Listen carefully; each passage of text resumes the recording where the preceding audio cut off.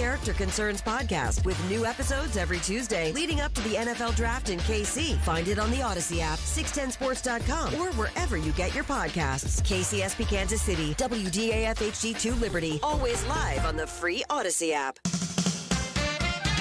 Welcome to Cody and Gold on 610 Sports Radio. On today's show, did Veach tip his hand on Thursday? Can the Royals offense get back on track versus Shohei Ohtani? And we analyze the Chiefs' top 30 visits. Now, two guys who are only concerned about one check, the one that comes every other Friday. Cody Tapp and Alex Gold. There certainly is no blue check mark for Cody to be worried about anymore. Those are long gone now. Those are in the past. Solidarity, my guy. Me and Patrick Mahomes, you know?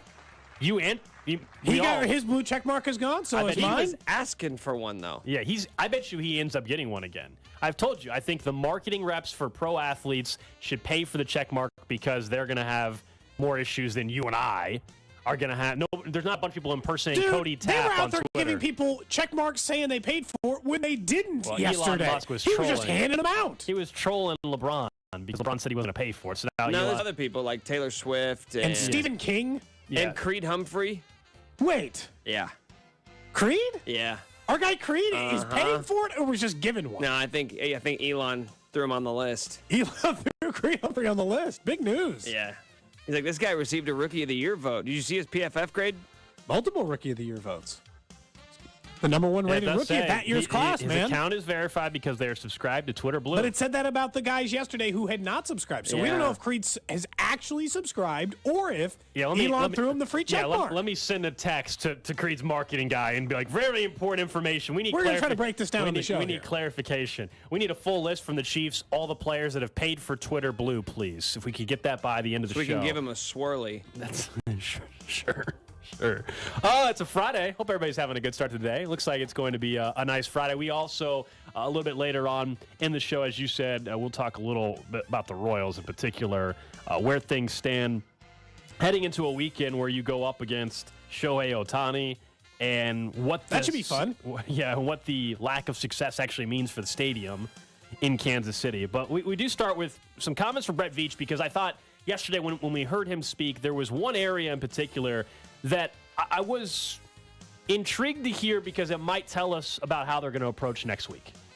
And it was when Brett Veach was talking about one of the Chiefs' free agent acquisitions, and that would be Charles Omenihu, who, of course, came over for San Francisco. And looking at the signing at the time, you knew he could play inside, but you said, all right, this is kind of maybe the Frank Clark replacement. He's gonna take some of those snaps. You also lost Carlos Dunlap. We all still acknowledge they need to draft a defensive end, but is there now more emphasis on defensive end? Because listen to what Brett Veach had to say about he views Charles Omenihu in this defense coming up in 2023. We're a little bit depleted there on the defensive line, so I think Charles was a guy that made a lot of sense. He can play a lot of base end on early rundowns, but I think the thing that really appealed to us was his inside pass rush ability. He's long, he's athletic, and again, we just feel like pairing him with Chris Jones inside on third downs is something that will be really beneficial for us. I mean, you maybe one side, at least that's certainly what they're excited about. And then the image on a third down where Chris Jones, so we know sometimes we'll line up outside, but you could have Omenihu and Chris Jones on the inside. Well, that means, okay, well then who's on the – you got Karlaftis on one outside, so then who's on the other one? Right now the answer is – Mike Dana. It's probably Chris Jones on the outside, Mike Dana in the middle on those third down plays, especially if they're pure pass rushing situations. Yeah, they'll be situational. It doesn't mean 100% of the time it'll be Chris Jones and many defensive ends only play 65% of the snaps. Right, like that is one of the positions you have to rotate. I took it. Is there another veteran, Carlos Dunlap, who's still out there by the way, that signs in June or July, or does this mean that they're going to need to draft an edge even earlier, or now is it more likely? So we've discussed the three positions. We've all discussed offensive tackle, an edge rusher, or a wide receiver / tight end at pick 1. Does this increase your likelihood that they take an edge? I mean, hearing that comment, that's part of the inside look at how their thought process with Omenihu. If he's not going to play quite as much outside, then whoever you draft on the edge, that player might be expected to come in and have more of an impact than we thought. No, I would think that but here's the thing. At 31, we just talked about what kind of impact they have right away. So if you're talking talking about that, you better be thinking about a guy like, like a veteran guy that you just talked about, like in Dunlap. Or do we have to go back to the same old thing, like, is this a smokescreen? And they really are going to play a Minihue on the outside, and they're going to take the chance. Because here's the thing. But what would the smokescreen be, right? They're not really that, they're not that desperately in need of, No. I mean, what are you looking to gain? Like, who are you trying to fool? If you were saying, hey, we're going to put him on the inside, you're signaling we're going for defensive end because you actually want offensive tackle. It's always the same thing. People do actually. I think Brett Veach is actually guilty of saying what things. Are you trying to accomplish by doing that? Are you trying to convince other teams to trade up? Or what do you? Typically, you're trying to convince them to take players out of positions you don't want. I don't think teams do that. Well, I think broadly teams do that. I don't think that comment, though, that we just played a couple minutes ago from Brett Veach, to me, that was just a nice little glimpse inside their thought process on Charles Omenihu. I didn't think that was like an intentional comment that he sat down before the press conference, like, this is what I want to make. I think there are things that they want to make sure they say publicly on purpose. Yes. I don't think this was that. This seems more like, no, Charles Omenihu, what we really actually like about him is he can play inside. I don't think it was like, hey, I want to make everybody think we really like him on the inside. And we actually don't. I don't think that's what was going on. I don't think the teams in the first round specifically are going to take players simply because they are worried that another team 10 picks later is going to take them. No, I don't think that it's necessarily that. It's just about the runs of positions you would prefer go somewhere else. Like, I don't think that Brett Veach, right? We know that they'll probably need a corner somewhere along the way, but it is down 4 or 5 on their list of definitive needs probably in the first round. Need a tackle, arguably more, a defensive lineman, arguably more, a wide receiver, arguably more, right, than that position. But then Brett Veach steps up to the podium yesterday and says, corner, it's I think that there's some stuff to that where they're trying to be like, don't take all the corners yet. It's deep. There's a lot of them. I think that teams do that. I don't think that it actually moves the needle for some of these teams sometimes because at this point, as Veach probably admits in these things, like there's so many mock drafts, there's so less secrets than there used to be. When you were probably doing this in the 80s and 90s and you're calling around and trying to convince teams you're doing something, there might have been some realistic convincing of those teams, and now we all have some general sense. The Omenihu part, they do need an outside guy. Omenihu was never going to be a full-time outside pass rusher. What's his career high in sacks? Like 4? Like that, to me, it's like we should have known that probably going into it. It's not, he is one of those upside guys where when you look at Charles Omenihu's stats, tell yourself, they're buying low, thinking that they can get more out of him, right? A contract in a way that if this doesn't work in year 1, they can walk. They can just walk away, and in year 2, he doesn't have to be a member of the Chiefs anymore. He has 4.5 sacks. Let's also remember there's a chance, and we don't know for sure when it could happen or if it was. There's a potential suspension at some point coming for Charles Omenihu. Yeah, stemming from an off-the-field incident. January, February? It was in the NFC title game right before it. There's been no update on that. We know the league's very slow on this kind of stuff, and then all of a sudden it ends up hitting you where you see it's week 7, right? And all of a sudden, a 2-game suspension. Something just to keep in mind. We don't have any idea of when that could happen, or if it happens this year, could be something that doesn't happen until the following season in 2024. But it's just something to keep in mind when we're discussing this. Other thing that you're always trying to look at, and how much do we value? We saw Zay Flowers was down in Dallas, or in Fort Worth, I should say, with Patrick Mahomes, and that was by request by the Chiefs. I don't know if that counts as a top 30 visit or not. If not, the Chiefs found a way to just completely skirt the system. Bravo. Which teams do a lot. But I bring it up because if you do look at the ones that you can find public knowledge of the top 30 visits, I was like, all right, is there a trend here? Like, what are they doing? If you go through and look, and I'll name off some of the guys, majority of the top 30 visits that each team can have for the Chiefs have been on linemen. And a lot of guys that are third-day guys. Going to be drafted on Saturday, second-day guys on Friday. And Brett Veach kind of answered this a little bit yesterday where he mentioned, look, at the there's a lot of these guys at the combine, we get the medical stuff. We need confirmation on certain things that we can bring him in for a top 30 visit, and that's where we can get some confirmation on some things we already knew. Or he brought up the example of Jalen Watson from a year ago where he said, hey, at the way things went at the combine, we weren't going to draft him. We brought him in for another visit, and we fell in love with the guy, and they ended up drafting him. So there's examples like that. But look at who they've had top 30 visits with. Anton Harrison, the offensive lineman, who might be a first-round pick out of Oklahoma. But then Maryland's tackle, Jalen Duncan, Darnell Wright, who we've discussed. I can keep going. There's there's like 5 offensive linemen out of these top 30 visits, Cody. There's so only they just two, not like any of them based on what Brett Veach is saying, and they're trying to find out that they do? I mean, 2 wide receivers have been on the official top 30 visits. It's Quentin Johnston and then the one out of SMU, Rashee Rice. Yeah. Then look how many defensive linemen out of the top 30. 1, 2, 3, 4, 5, 6 of the top 30 visits have been from defensive linemen. The only edge is out of that, name-wise, these are none of them are first-round edge rusher. These are all second-day, third-day guys. None of the names that we've brought up at all for first-round picks. And then they did bring in a linebacker and then a couple guys in the secondary that are safeties. But majority, with the exception of maybe Darnell Wright, most of these guys are second and third-day players they brought in for top 30 visits. To me, what it signifies is that they're trying to find out if they can more get away with not taking a defensive lineman or an offensive lineman in the first 2 rounds.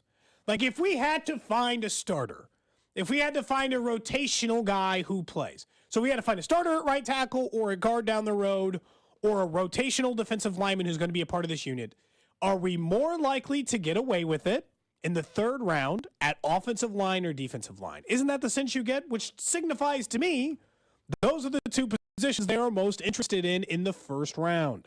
I know that they visited with a couple of wide receivers, but one is, again, an end of the 1st round guy, and the other is what? Rashee Rice, a 2nd, 3rd round? 3rd, 4th. 3rd or 4th? No chance. I mean, obviously these things jump around a lot. I don't think he'll go in the 2nd round. He's like the 10th best wide receiver. But so, 3rd or 4th round, so maybe there's a little bit of that. But I think it's pretty clear to me, this is why we talked about the wide receiver. I think they're going offensive tackle or defensive line. I'm not going to predict outside of that once we get to next Thursday and we're making our official prediction for who we think the Chiefs take at 31. I'm choosing one of those 2 positions based on this information, how Brett Veach has talked about this draft, and what's likely to be available at the end of the 1st round from a talent perspective. I think they're just trying to poke them out to find out what's going to be available from a talent perspective in day 2. I told you I'd have the updated odds on where it stands for the Chiefs' first drafted position, so I have that for you from Caesars. So defensive lineman / edge plus 150. That'll be the first position, whether it's at 31 or 22 or 55. It doesn't matter. The first position drafted for the Chiefs. The favorite is lineman, defensive lineman or edge at plus 150. Then it's offensive lineman at plus 190, but it's tied with wide receiver. You have the same odds the Chiefs take a wide receiver as they do an offensive lineman in the 1st round. And then after that, it's a huge drop-off. Defense, each book does it differently. Defensive back, Sure. one category at Caesars, so it's 12-1. FanDuel separates corner from safety. That's why you get it at like 20 or 40-1. And then tight ends 18-1. I still think there's value on tight end at 18-1. You know that some of the books now have Meyer as the odds-on favorite to be the first tight end taken, Nick. That's good news if you're a Dalton Kincaid fan. Better chance he'll be available later if the other guy goes ahead. By the way, maybe Tyreek wants to back too. Do you see on Twitter 3 minutes ago, he said you gave a blue check mark to LeBron, but you're not going to give one to the best quarterback in the NFL. Wow. So Tyreek Hill thinks that Patrick Mahomes is the best quarterback in the NFL. I don't know, man. Based on his podcast last year, I think he's talking about Tua still. I think he's talking about Tua. Podcast that need to be said. I actually don't think he's talking about Mahomes. Yeah. He's talking about Tua? I think he's talking about his quarterback. No damn way he is talking about Tua. I don't know, man. Last year he said, he was talking a lot about Tua. Feeling good about Tua. Who we'll talk about ourselves here in a little while, who was considering retirement, it turns out. Well, can you blame him? No, not at all. Not at all. I think you have to have those conversations considering how things went as well. So we'll get into that and into some more Chiefs in a little bit. Don't forget, though, next week it is draft week in Kansas City. We've been talking about it for really well over a year or so, the last month. In particular, our plans for the draft. Don't forget, Tuesday, join us up at the Landing in Liberty for Drafts and Drafts. It's Tuesday night at 6:30. The entire 610 crew, we're going to be hanging out up there. It'll be a full roundtable discussion, plus your chance to ask some questions for the panel of Nate Taylor, Mitchell Schwartz, and it'll be emceed by our guy, Nick Schwert. The event is free and open to the public. Hope to see all you guys up there on Tuesday night at the Landing in Liberty, man. Can't great wait. Food, great beer. It's what, maybe 10, 15 minutes from my place? There That's you go. close. There you go. A little further for you. Just a little further from me. The opposite. Actually, that's you. Liberty and where you are in like 2 opposite corners of the city. No matter where you're living in the city, hope to see you up there. Yeah, no matter what. It'll be fun. I'm looking forward to being out there. I'm a little disappointed you didn't get asked to be on the panel. Be nice if Nick supported one of the 2 of us, and I thought maybe you and Nick have a better relationship. Why do you think Nick and I have a better relationship? Well, he says less mean about you. We're closer in age. We are, yeah. It's hard to relate to you, Cody. You're so What do you old, mean it's man. hard to relate to me? Old, so Alex old. and I are going through, similar life experiences, and you went through those so long ago. Back in So the it's kinda 90s, is years ago. Yeah. I think technically this would be, God, I think this would be the, I don't know if they're doing anything, but this would be the 20th anniversary of my high school reunion this year. I don't think they're doing, I mean, I don't know. You don't strike me as the guy that has Never any been to a interest in reunion to this going. point, Yeah. So Look, they must have done for other years, but I don't know. So, and I haven't been to any to this point, so. my 10th would have been a couple years ago, but nope. There was nobody, the individuals that were in charge of that. We all never did have it. social media. I agree. We know what they're doing. I agree. There was no 10 year for our high school for whatever reason. I don't know how it didn't happen. But you're right. Social media, you have a decent idea of what's going on with people This if is the you 20th. really care to know anyway. No one's invited me anywhere, so I assume that it's not happening. You sure you didn't get taken off the list? Why would I be taken off the list? Some of the stuff you've said that went I on am at at least Winnetonka. Well, nobody, the kids who went there don't care. Murder, drugs. I have Sex, nothing to do lies. with this. I didn't have some of those things. I didn't have anything to do with the murder. I just knew those people. It's very different. Other people knew them. So I don't think it could be related to me. I think that going back to what you meant, you think you should be on the panel. Is that what you're saying? You think Panel? Do they do panels for this panel? No, I think you should. I think that's what you were suggesting. No, And you I were just upset think that that- Nick didn't invite you. I thought it'd be nice if you went. We're all gonna be, look. I'm looking forward to just hanging out, talking to people, drinking beer, and not having to do a whole lot. Yeah, that does sound nice. Sounds too. like a nice night to me. Nick's gonna have to be ready to go. Nick's gonna have to be sharp. I'll ask some questions from the audience. Very important ones, Nick, if Thank they need you. me to. Like, do they even need a wide receiver, considering how many they have on this roster? Yeah. I'm gonna try to get you to say on stage one of the names we can't say, so that you can know it's a buck. What? Oh, you want him to talk about the Rosses? Mm-hmm. You're not gonna fall for that trap? No. I try to do it without answering my question about it. So we'll see on The questions aren't intended for me, by the way. They're intended for the expert guests that we have Yeah, on but I'm going to stage. ask you a question, okay? Specifically it says for a me. Q&A. Okay. Can be for anybody up on that stage. Okay. So we'll see how that goes. Tonight, the Royals are off to L.A., and they are taking on the Angels. And Shohei Ohtani gets the start, and, of course, he will be as well in the game. His ERA is, what is it, like 0.48? I didn't look. It's something like that. It's something insane. It's sub-1. He's ridiculous. And he is, for me, and I think for many, on that, hey, must-see, stop-and-watch type of player in sports. And I was wondering, Especially when he's pitching and hitting. Well, that's what it is tonight. 0.86, by the way. 0.86. I was trying to help him out a little bit. 0.86. My bad. Honestly, that's embarrassing. Just Yeah. on the ERA you tried to get. That's right. Look, he's on that list. Like, is there anybody else that where you say I'm going to stop and watch because you recognize how special that player was? You can go back in history and name some of the players that existed for that. Baseball is unique for right now because you don't see anybody pitch and hit in the same game. He's the only player I've ever seen in my lifetime do that on a consistent basis, and not just do it, be amazing at it, as a matter of fact. Look, I'll say this. I think for some fans, Patrick Mahomes is turning into that because he's ridiculous thing. He doesn't just win. It's not like just watching Tom Brady, right? Tom Brady was great. He's one of the most dominant athletes in American sports history. But Tom Brady did it a lot less fun than Mahomes does it from just a visual perspective. Yeah, you're going to be able to watch highlights 50 years from now from Mahomes and be like, oh, I see why he was fun. Yeah, it's Brady, like watching the Barry Sanders watching Brady's like, hit a 10-yard slant. like, oh, okay. But he's got the how many rings though? Okay. Yeah, he's a technician, man. He just did it point A to point B better than any person ever.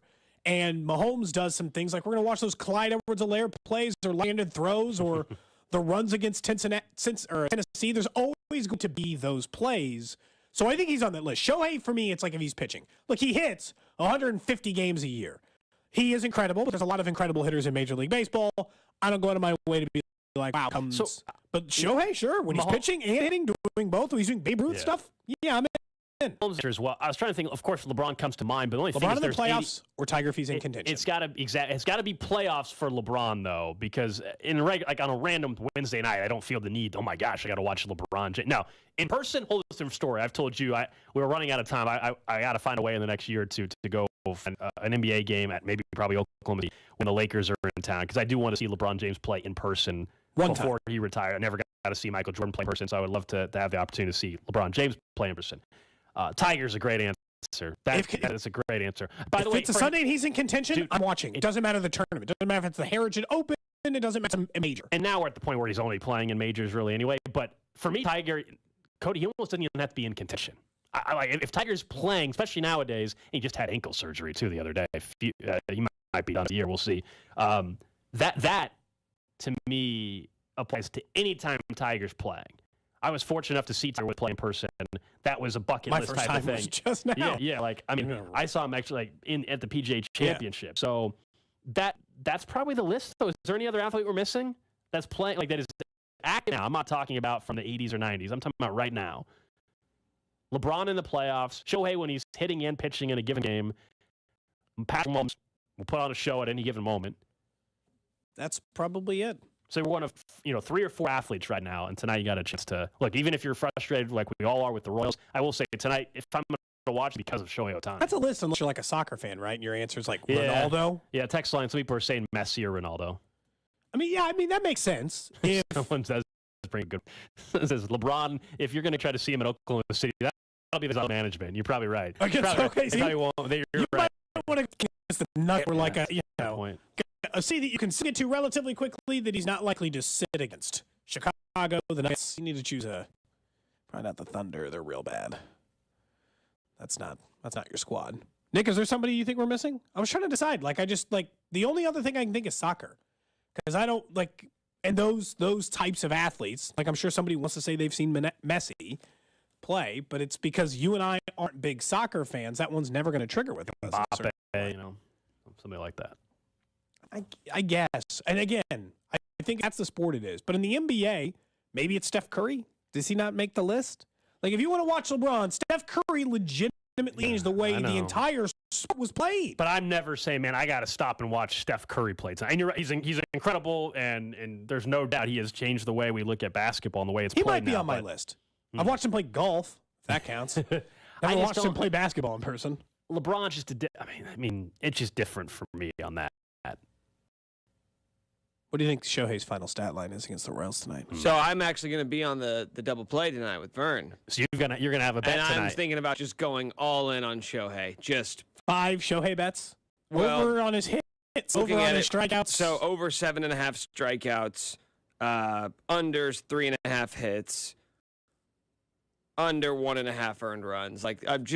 Why not? You're just going to hammer Shohei. He's the best pitcher in baseball going against the worst off. If there was ever a night for me, of all people, to be on the double play, it's this night where it feels like it's an absolute slam on just hammer shows this offense. Yeah, the player props is what's great. The Royals are plus 245. The Angels are minus 300 favorites. There's no value on taking the Angels just to win outright. If anything, the fact the Royals are plus 245, it's almost like you feel like you put $5 on it because it's plus. Because you don't usually get plus 245 in a big game. Because again, the best teams in baseball still are losing 60+ games a year. So even if you think it's this dominant team, they're still losing games they shouldn't lose. But yeah, if you're asking, what do I think Shohei's line is tonight? 7 innings, 1 run, 9 strikeouts, 6 1/3, 4 for 4 with 3 jacks. 6 1/3, 8 strikeouts, 2 doubles, and an RBI. Ribby? Yeah. And 6 innings of work. Well, that sounds like a Royals loss. And a 5-1 win for the Angels, unfortunately. I'd like the Royals to start playing good baseball starting right now. This moment. Right now. Be a good time, Wouldn't you feel better about this team? They just got some 10-3 win against Shohei tonight. Get a series win over the weekend. Finish 7-3 on the road trip. Come back home. What are you drinking? I don't know, man. Yesterday was 420. Not today. What's going on with you? Here's the truth. I don't want to come on this radio show every day and just bury them. But there's no other choice right now because of their play. They're terrible. They're playing terrible. Cody, there was an opener starting tonight too. Oh, to make matters worse. Look, I'm not pretending to you. Betting the plus 245, while logically sound gold because you almost never get those good of odds to win a baseball game under any circumstance. You think I'm going to lay money tonight against Shohei Ohtani with Taylor Clark opening for Ryan Yarbrough? No, I don't think so. All right. 0.0% chance. Just getting started on a Friday. I think of the Royals, though. What the in-season lack of success actually means for a much bigger project down the line. We'll get to that here on Cody and Gold. Cody and Gold on 610 Sports Radio. Brought to you by Gann Asphalt and Concrete. For asphalt, concrete, and parking lot maintenance, Gann Asphalt and Concrete. One contractor, all things parking lot. Trusted in Kansas City since 1994. Online at GANNasphalt.com. Rally House, shop every round, college and pro. Come on, it's time to go. We're on the clock, KC. Gear up at Rally House with the latest styles and shop 2023 NFL Draft new arrivals before the pick is in. Kansas, Missouri, Kansas State, Chiefs and Royals make KC great. Rally House, it's your city, it's your house. Pick your dress styles in-store and online at rallyhouse.com. Will you be ready? Business owners, do you know the ABCs of fire extinguishers in case of a fire? An ABC fire extinguisher is for small fires burning things that turn to ash. Flames involving liquids you could carry in a barrel, and the contents don't conduct current, so you can spray electrical outlet and wiring without danger. Call Keller Fire and Safety. Keller will make sure your business has the right equipment in the right places and the right service to keep you safe and keep the fire marshal happy. Keller Fire and Safety. KellerFire.com. If you like hunting and fishing, Outdoor America with Tommy Bench is your destination. Great guest hunting and fishing tips Saturday at 5 a.m. on 610 Sports Radio and the Odyssey app. Listen on demand at 610sports.com, weekend programming channel, presented by Wholesale Batteries. It's Spring Black Friday at the Home Depot, and we have laundry appliances that just fit. Fit your space, fit your needs, and fit your budget. Like a new Samsung laundry set with large capacity, so you spend less time doing laundry. And with sensor dry technology to automatically optimize time and temperature, you'll spend less energy on it too. Give us $600 on this Samsung laundry set in-store and online during Spring Black Friday at the Home Depot. How doers get more done.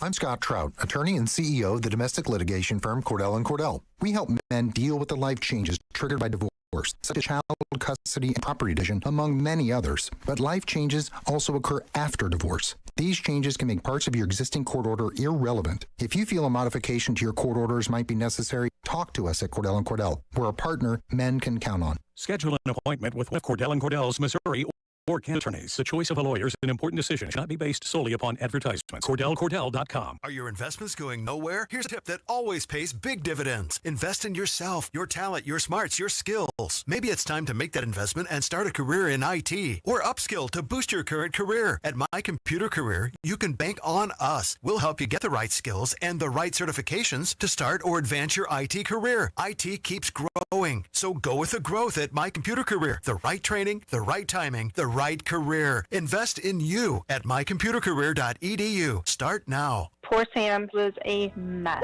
Always itching, licking. His paws were soaking wet. He had bald spots on his back. DINOVITE.com. 2 weeks after he started Dynamite, I started seeing great improvements. And today, 99% of his issues are non-existent. Dynamite is nutrition. Dynamite is thing. How happy your dog will be. I get my Dynamite from DINOVITE.com. Here's how we long for Skechers hands-free slip-in footwear. The world has gone hands-free. However, if you want to put on a pair of sneakers, you still need to bend down and help your feet in. Until now. Introducing Skechers hands-free slip-in footwear. You can reach down to help your heel in. You just step into them and off you go. So what's the secret? Well, there's a special smooth comfort pillow in the heel that helps your foot slide into place. And they stay on just like a pair of laced-up sneakers. Get hands-free slip-ins at a Skechers store, Skechers.com, or wherever stylish footwear is sold. It's Spring Black Friday at the Home Depot, and we have laundry appliances that just fit. Fit your space, fit your needs, and fit your budget. Like a new Samsung laundry set with large capacity, so you spend less time doing laundry. And with sensor dry technology to automatically optimize time and temperature, you'll spend less energy on it too. Save up to $600 on this Samsung laundry set in-store and online during Spring Black Friday at the Home Depot. How doers get more done. For the ones to ensure the job always gets done. For the ones wearing many hats. For the ones who are hands-on, even from far away. And the ones keeping business moving forward. We are Grainger, offering professional-grade industrial supplies, real-time product availability, and access to experts ready to answer your toughest questions.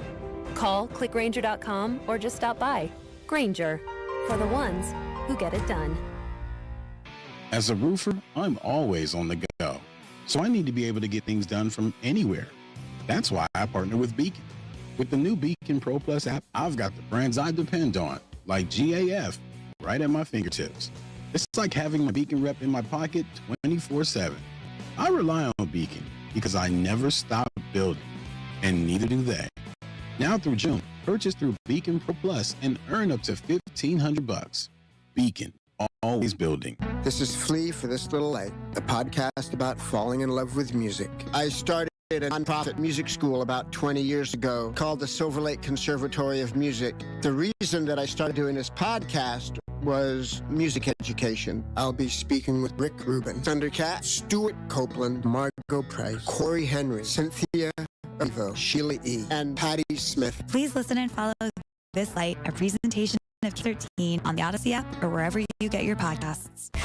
The 610 Sports Radio phone line is brought to you by our law lawyers. Visit getjim.com. Anthony Plumbing, Heating, Cooling, and Electric. Technicians you can trust with your house keys. Anthony's best deal of the year, just even better. Right now, when you purchase a new AC, the price is free. Plus, receive a 12-year parts and labor warranty and guaranteed next-day installation, or we pay you $500. Schedule online today at anthonyphce.com.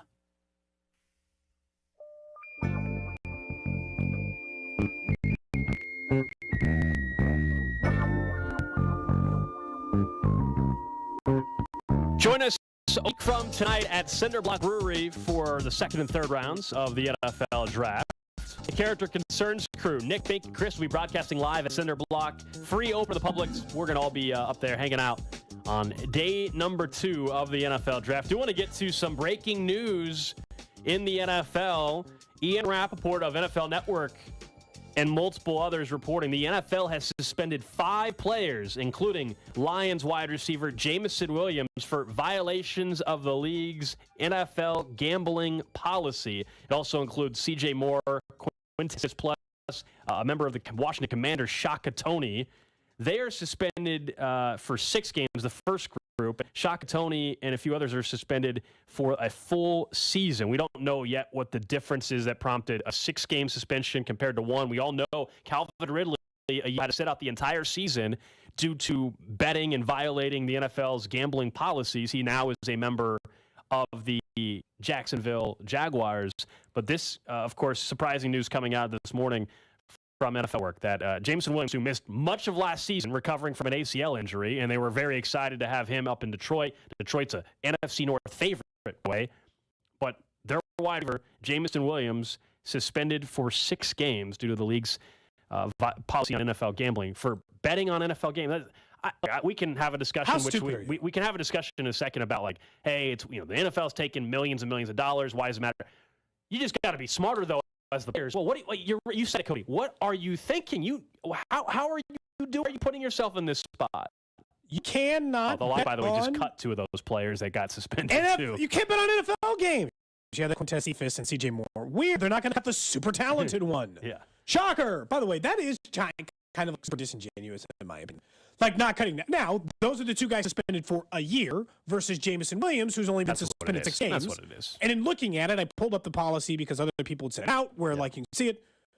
My guess is for why Jameson Williams got suspended is that he gambled not on the NFL, but at an NFL facility. That is the thing that is against the rules. It doesn't say Jameson Williams can't go bet on Shohei Ohtani's over for shots today.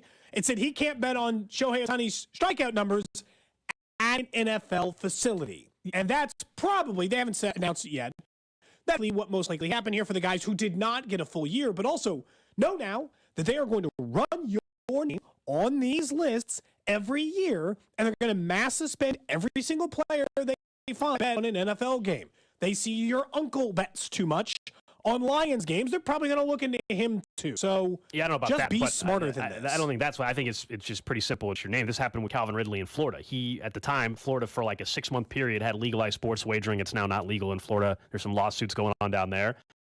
With Calvin Ridley, his name popped up through a legal betting market. By the way, this is why, if you're wondering, like, People are betting offshore, they're betting through their bookie, and why are regulated environments for sports betting better, and why should Missouri legalize this? It's because you actually are able to find out who's betting. Because long before this, you think there weren't other NFL players that were betting through bookies or still aren't betting through bookies? I can promise you that's going on.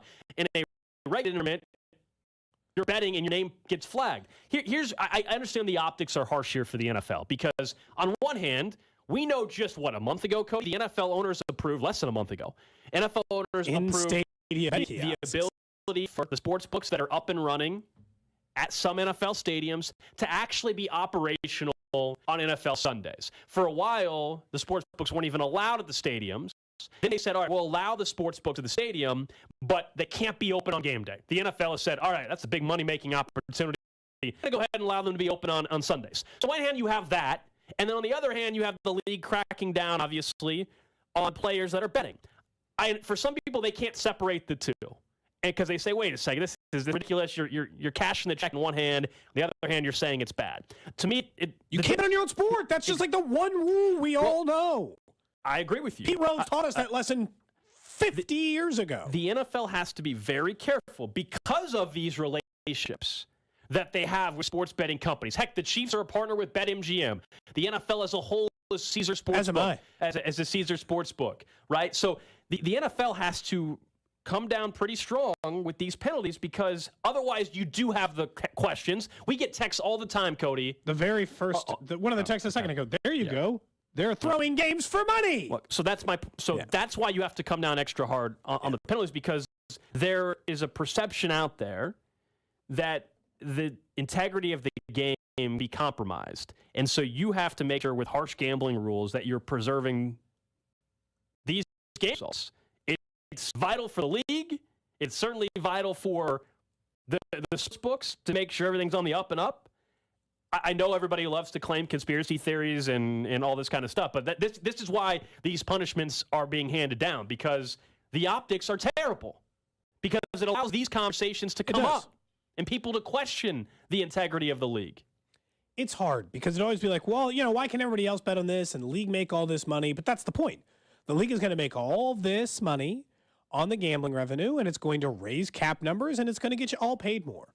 Like, you'll get your end of the gambling money, especially in a sport like the NFL. Like in baseball, arguably gold, it's a little bit different. The extra income they get from sports betting rights do not necessarily end up in your pocket in baseball. They should, right? Hypothetically, there's more money in the league, more people are going to spend, but because they have no salary floor and no salary cap, it's not a guarantee that money is going to be spent. In the NFL, you kind of have to spend. So the revenues that go up, it lifts all, the rising tide lifts all boats, right, is supposed to be the argument. But it's just like the one thing we agree upon. You cover sports gambling all the time. Obviously, you've talked about it a lot on the show in the 3 years we've been doing it. But the one rule we all know is you can't bet on your sport. Like, that's it. No one's saying you can't bet. No one's saying you can't sports wager like anyone else. No one's saying you can't do it in a game anymore. Hell, it's legalized in how many states now? Yeah, well, north of 30-something, 35 plus now, I think. Yeah, and it'll probably get up to 45 in the next decade, right? So, great. We'll see if Missouri's one of them. They get their you-know-what together in the next 3 weeks. I'm still threatening. Are you still going to go down there? Yeah. Next week, I think there'll be some movement next week. So it turns out that day that I was threatening to go down, that May 8th, that day's not going to work. But I am going to go down that week still. So someone that was really committed would find a way to make sure they were down there. Come on, man. There's a thing. There's a thing that I have to do that day. Okay. All right. I'm still going to go down to Jefferson City. They'll hear my voice. So, again, news out of the NFL. Some breaking news. We'll keep an eye on the rest of the day as more details come out. Ian Rappaport reporting the NFL suspended 5 players, including Lions wide receiver Jameson Williams. Of course, the headliner name, if you will, here, based off of where he was drafted. We talked about him a ton last year, guys, around this time. We were saying, hey, is it worth, drafting a guy that might not be available for a year because of an ACL injury? And he, of course, flashed at the end of the season when he was healthy, and the Lions were extremely excited and still are, but to have him ready for the season, well, now he's going to have to wait six-plus games at least to get back in the full. As for the others, as you said, the Lions have cut a couple players that certainly not nearly the star power as Mr. Williams, C.J. Moore, and Quintez Cephas. Lions, 12-5 against the spread last year. You think they were betting on themselves? The NFL said that they have, I believe the NFL will come out with information much like Calvin Ridley, where Calvin Ridley did not bet on Falcons games. I think we'll probably learn that they bet on the Though the Commanders player that got suspended for a year, I'd be curious to see why his is a year. Was he doing it at a facility or was he betting on his own team? The league has come out with a statement, though. I'll read you this from the bottom of it here. A league review uncovered no evidence indicating any inside information was used or that any game was compromised in any way. Well, they want to make that clear. Well, again, that goes back to the whole integrity part of it. Well, if they're going to take on this gambling money, their next 10 years thing is to shake that stigma, right? It's just about shaking that stigma. Also, I did kind of want the Chiefs to draft Jameson Williams. I'm feeling... In 2 years, he's going to play in at max because he played in 3 or 4 this past year. So at max, he'd get 12 this year. He's going to play in 17 games at max in his first 2 seasons in the league. Best case scenario. Because the most he could get is not even that. Because the most he could get this year is there's 17 games and he's going to miss 6. I mean, he's already in trouble. He can miss 11 games, 14, 15 games. Yeah, so 14 or 15, I guess, then would be the max he will play his first 2 years in the league.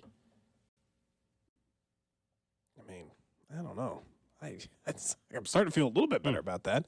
Anytime you get that amount of time, it's just hard to kind of get your bearings as an NFL player. But I'm not surprised that, look, the NFL's doing a good job at least by investigating it every year and then doing a rash of suspensions. Honestly, I kind of thought Calvin Ridley would teach you a lesson. But you never think you're going to get caught until That's you do. exactly. Like, by the way, this is just crime. Let me just think generally about crime. I was going to say, what you just said can apply to everything. You would think that the person that ended up going to jail for the rest of their life for doing blank, you would think everybody else would realize it's not a good thing to do. It just doesn't work. Look at bank robbers before me, they got caught. No, it's not how it works. It does not work that way. You're right. All right, we'll get to Nick's on the windows coming up in about 6 minutes or so. We were planning on talking about a little bit of baseball and, of course, where the public is at. Not only just on the Royals as a team on the field right now, but certainly we know the looming question of eventually one day there being a question for all of Jackson County to answer, which is, do you vote yes or no on blank tax increase for blank amount of money for stadium at blank location in downtown KC-Mo? And based off of the on-field success, it is more of an uphill climb. I still think it's going to happen, but the PR battle is brutal right now for the Royals. This would be maybe the worst time ever to ask for the money. And I don't think that it's an accident that they have not yet announced their plans because they are on borrowed time now. They finite amount of time in order to announce a new stadium project if they want to get it on the ballot measures for August, which seems like a long shot at this point, or to get it on the ballot measure in April, which is John Sherman's stated timeline, right?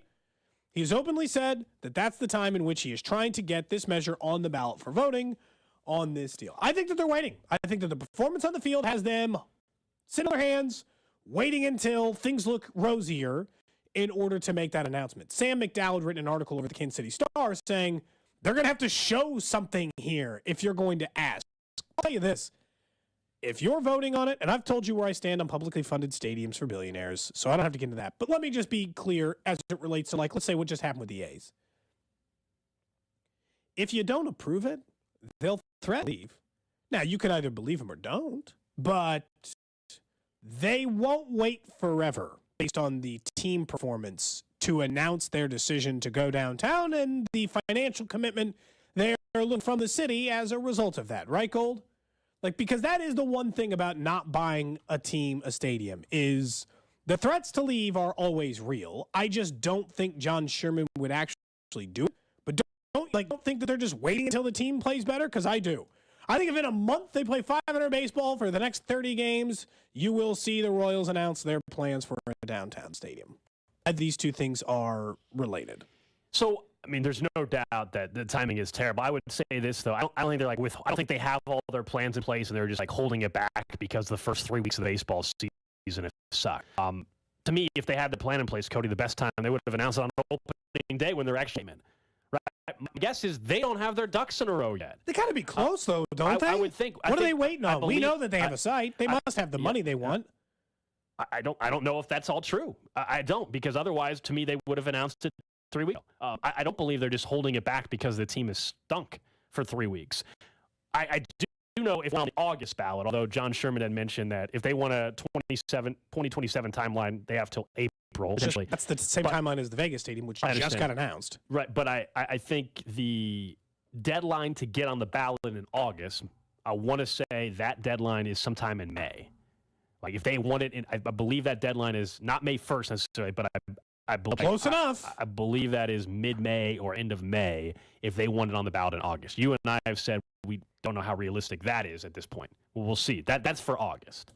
So then the deadline by logical calendar would be August or so to get on the April ballot measure. So, I mean, potentially, I'm not saying that they don't have a little time on this, but if you try to directly equate that team success to the stadium ask, you have not been paying attention to how these things go down. Right? Gold? Bad teams ask for stadiums all the time. Like, sure, it's easier. Like, if the Chiefs came to you today and said, we'd like a ballot measure to a new Arrowhead. All right, well, they got 2 Super Bowls in 5 years. Nobody's going to bat an eye, and the Chiefs are the more popular team in town as it sits right now. So it's not going to be hard for them but that's what you to have vaccination. But you're right. That's the issue. Is for those that are obviously frustrated with the Royals, which is everybody, I think, and frustrations around, then asking for money for the stadium and all this. If you want the Chiefs to get taken care of, though, the Royals stuff has to get resolved first. That's what you're saying, which I agree with. I mean, that's just fact. The Chiefs can't do anything until the Royals situation gets resolved with the stadium. They should use the Chiefs to get weight behind them. Well, they should have the Chiefs, when they make the announcement, they better have the Chiefs lined up behind to be like, we love this idea for the Royals. We support our boys in blue and their quest to go downtown. They should have Patrick Mahomes wearing a Royals jersey talking about how dope downtown baseball will be. I mean, yeah, Mahomes is one of the owners. No, I know. I'm saying I'd exploit that. He's part of the ownership. I don't think they're going to do it this way. We had discussed this, go back probably 6+ months when it became like official that they were going to move ahead with this idea. The renovation, they're not going to do this. Have the ballot combined. Have the measure combined. The Chiefs want to drag their feet. I know. But like, to your point about getting the public perception and where everybody's at, Chiefs versus the Royals right now, you tie the two together in a direct vote, there's no way that vote doesn't pass. By the way, for the record, still think even if they took a vote in a month from now, as much as an uphill climb, I do think it would still pass. And if it didn't, guess what happens, Cody? They'll threaten to leave. They go to Kansas. That's what they'll threaten. They'll threaten to go out. By the way, some of you listening are like, fine, I don't care. No matter how frustrated we are with the Royals, staying in the region is so important. You do not want to lose a professional sports team. All right? We talked about this with the Chiefs. It is way less of a big deal for the Chiefs to end up in Legends than baseball. Baseball is in suburban. Like deeper, it doesn't work as well. That's why all these teams have moved to downtown areas. It's not an accident that the entire league is like downtown baseball is how baseball works.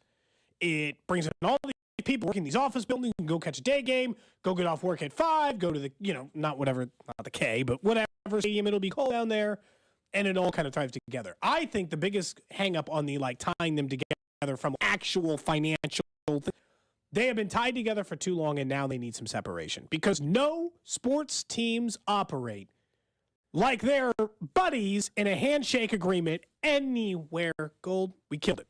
We killed the idea that these arenas are built on the same site, which was a cool idea at the time, and certainly has created a lot of fun memories at the Truman Sports Complex.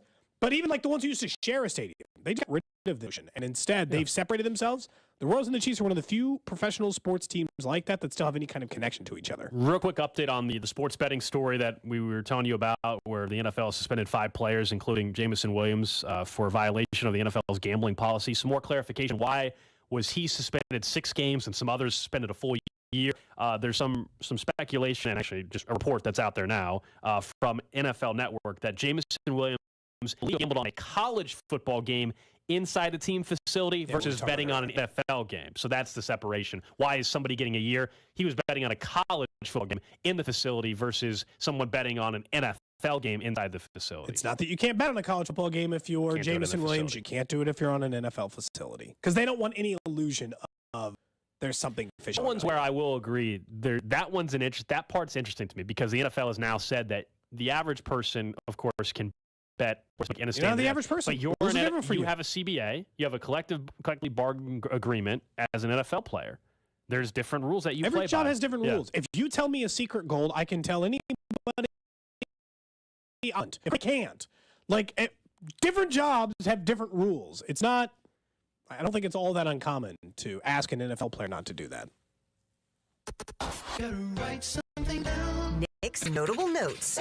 Well, guys, if you want my 2 cents, I think Jameson Williams needs to stop betting on football and start betting on himself. That's a good point, Nick. That's smart, Nick. Good advice, man. You know, that's just kind of a principle that I live by. All right, guys, the NFL draft now officially less than a week away. That feels cool to say, right? Yeah, this time next week, people will be freaking out about the pick, or they'll think that it's the greatest in Chiefs history.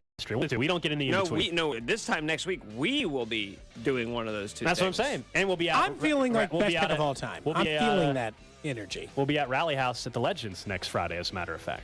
So I'm not even going to get to see you guys in person the day after the draft. To my understanding, our showtime won't even be. Yeah, we will be. Yeah, we'll wait to that. But yeah, is that not announced? I don't know. But we will have different time slots a little bit, or different timing of our shows next Friday.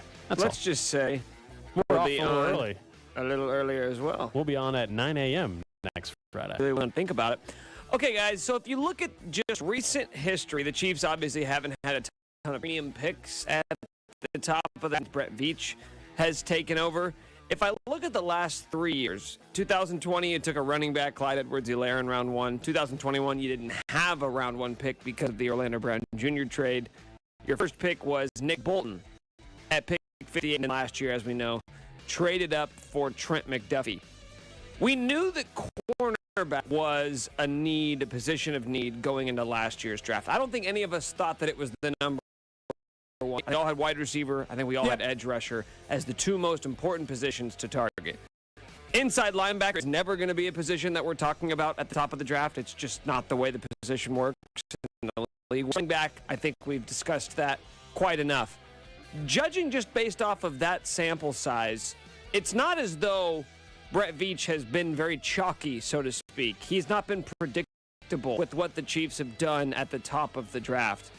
What would be that version this year, based off what the team has, based off of the positions that will probably be available at pick 31? Corner again. That'd be the one I would think that would throw everybody off the scent because they just drafted 3 corners last year. Wouldn't necessarily think it's a big need, but L'Jarius Sneed's a pending free agent next year, and the other 2 guys were 4th and 7th round rookie. Yeah, you go through all the other ones, and it's tough to think of any. Like tight end might qualify, interior defensive line might I just don't qualify. think they're taking a safety. I just don't think they're taking a rook. So, of the other ones I give you as a stunner, I don't think they're going to take him. I think they're taking Will Levis at 30, right? Yeah. Just certain positions I think you can just safely rule out. I think you're more likely, Nick, from what you're asking, is to get into the 2nd round, like a 2nd round safety. Yeah. You know what they've the other kind of model, if you look at it, is kind of saving the darts for later, where you're going to say, okay, we don't really need another edge rusher here. We really need another wide receiver here, but we like this player. So we don't really need a running back here, but we like the player. We just took a cornerback 2 rounds ago, but we like the player. That, to me, is more of like day 2 and 3 stuff. It's tougher to sell it on day 1 when you're talking about the premium players and your premium draft equity. So that's where the whole trading down thing at 31 comes to play even more. Like that's where as much as we talk best player available and all that kind of stuff. To what you're saying, I'm really good with that in the 3rd round, and 4th round, and 5th round. Even if you weren't planning on drafting, I'll just use your favorite position, linebacker. Sure. Even if you weren't planning on drafting a linebacker, but if somehow you're like, this guy, how is he here still? We had him at their 23rd best player. Pick 50. Yeah. Okay, so later in the draft, I'm good. At 31, I'm not doing that as much. Okay, let's just pick 31. Okay. Right now, do you guys think it's more likely they're picking at 31 or literally any other number for their first draft 31. selection? I think 31 is the if we're just doing like the odds here, 31. I think I'm leaning towards it being down. Something else. To me, 31 and then trade down and then trade up would be my in order of I just think there's a lot of value at 31 this year versus other years at positions of need. But we don't know. But you don't know. I mean, I think there will be. Yeah, you're right. I know, but depth at defensive line is really good, so the odds are that there'd be someone at that level that would be just. And the offensive lineman, the offensive tackle market is very good there. So it's like, just feels like the value is there at 31. That's all. Going into next week, I'll make a list. I'll have to make a power rankings of the most mock players. Okay. To the Chiefs. Right now, just off the head. Anton Harrison out of Oklahoma. He's got to be near the top of that list. Tackle. He's really the number one tackle that's been mocked to them. I would say maybe Felix and Uzama, Keon White out of Georgia Tech. These are all guys, by the way. Nate Taylor's latest. He does like a big board per round. And those were all players that he has mentioned. That's like the 5th time I've seen Keon White mentioned last week, so he must be the hot name on the docket. I'm thinking, especially the guys when it's not just random draft guy, when it's dudes are kind of plugged in with the Chiefs like Nate. I also think, going back to our very first conversation to start the show today, when you hear Brett Veach yesterday say that we like Aminu, but we really like him on the inside of this defensive line. Does that mean that they feel like they got to go get an impactful edge earlier in the draft at 31 versus trying to wait until the 2nd or 3rd round? Or do they already have the veteran one-year guy in mind? I still think, to that point, I still think Carlos Dunlap or somebody could sign in June or July after OTAs because some of those vets don't want to go to minicamp or anything like that. Those are Nick's notable notes. I knew you would ask on the text line from the 816. I want to give you some weather looking for the draft. Glad you asked. Nick loves when I do this. 63 degrees next Thursday for the draft. 35% chance of rain. There you go. Coming up next, though, we get to the 11 o'clock hour. And that stands out about the first rounders of the last decade and what it tells us about how important that first round 5th year option is. You're listening to Cody and Gold. He's so good, and everyone knows it. Brought to you by Gann Asphalt and Concrete for asphalt, concrete, and parking lot maintenance. Gann Asphalt and Concrete. One contractor, all things parking lot. Trusted in Kansas City since 1994. Online at GANNasphalt.com. Get ready for wild savings at NFM this weekend only. Our selection has everything you need to take home today. Hurry in to save 50% off suggested retail on furniture, carpet, and area rugs. Don't miss out on top brands of appliances and electronics. Save store-wide this weekend at NFM. Plus 24-month financing. It's a wild weekend at NFM. Save 50% off SRP or take 4% off current price, whichever is lower. Minimum monthly payments required. 18% APR. Some exclusions apply. See store for details. Do you like to shoot fireworks? How would you like to get paid to shoot fireworks? J&M Displays wants you. Shoot 4th of July at Sporting KC and a variety of other exciting events in the KC area throughout the year. Like to travel? J&M covers Nebraska, Kansas, and most of Missouri. J&M offers free training and great daily pay rates, which makes it a perfect part-time job. And seriously, there's nothing like hearing the cheers of the crowd at the end of the show that you helped shoot. Be a part of the action. Visit jnmdisplays.com and click the Join Our Team tab to find out more. What makes for a great vacation? Depends on who you ask. Are you looking to get away or bring everyone together? Do you want to get outside and play or see a play at the plate? Fortunately, however you operate, I'm the destination you've been looking for. The name's Missouri, but you can call me Mo. And I have just one question. What's your MO? Come see me at visitmo.com. Hey guys, it's Nick here. I have been on this fitness journey for about a month now. I'm feeling better than I have ever felt in my life. I really mean that. And it's thanks in large part to 213 Flashpoint. I start every day with it. I don't have the midday cravings. I don't have those crashes around 2 p.m. And it just me feel better throughout the day and get done the stuff I know I need to do. Last week I went into Supplement Superstore monthly checkup. I wanted to see the progress I've been making, and I stepped on the scale, and I found out that I've gained about 5 pounds of muscle and almost 4.5 of fat in 4 weeks. The results were shocking to me, but in reality, they shouldn't be, because if you have a good plan and you stick to it, these kind of results are easily obtainable. And I wouldn't have been able to do it without Supplement Superstores. I never had a plan before. They helped make me a plan. They introduced me to 213 Flashpoint. Now I feel like I have this routine that works for me. Try 213 Flashpoint. It's made a huge difference for me. I think it can help you too. Check it out at any of the 8 Supplement Superstores locations in the KC metro area. With your choice of select sandwich, nugs, fries, and a drink, Wendy's $5 Biggie Bag is your go-to. Your nugget wingman. Your hot and crispy fry co-pilot. Just like us. We're like the bag boys. What? Bag boys, what you gonna do? What you gonna do when we bring your food? For a deal you can count on, bet on Biggie and choose wisely. Choose Wendy's. Bag boys. Price participation may vary. Includes choice of double stack JBC or crispy chicken sandwich with 4-piece nugs, junior fry, and small soft drink. Third-party delivery pricing may be higher. Whether you own a local business or a global one, you're always looking for ways to position your operation to create opportunities and move on them fast. fast.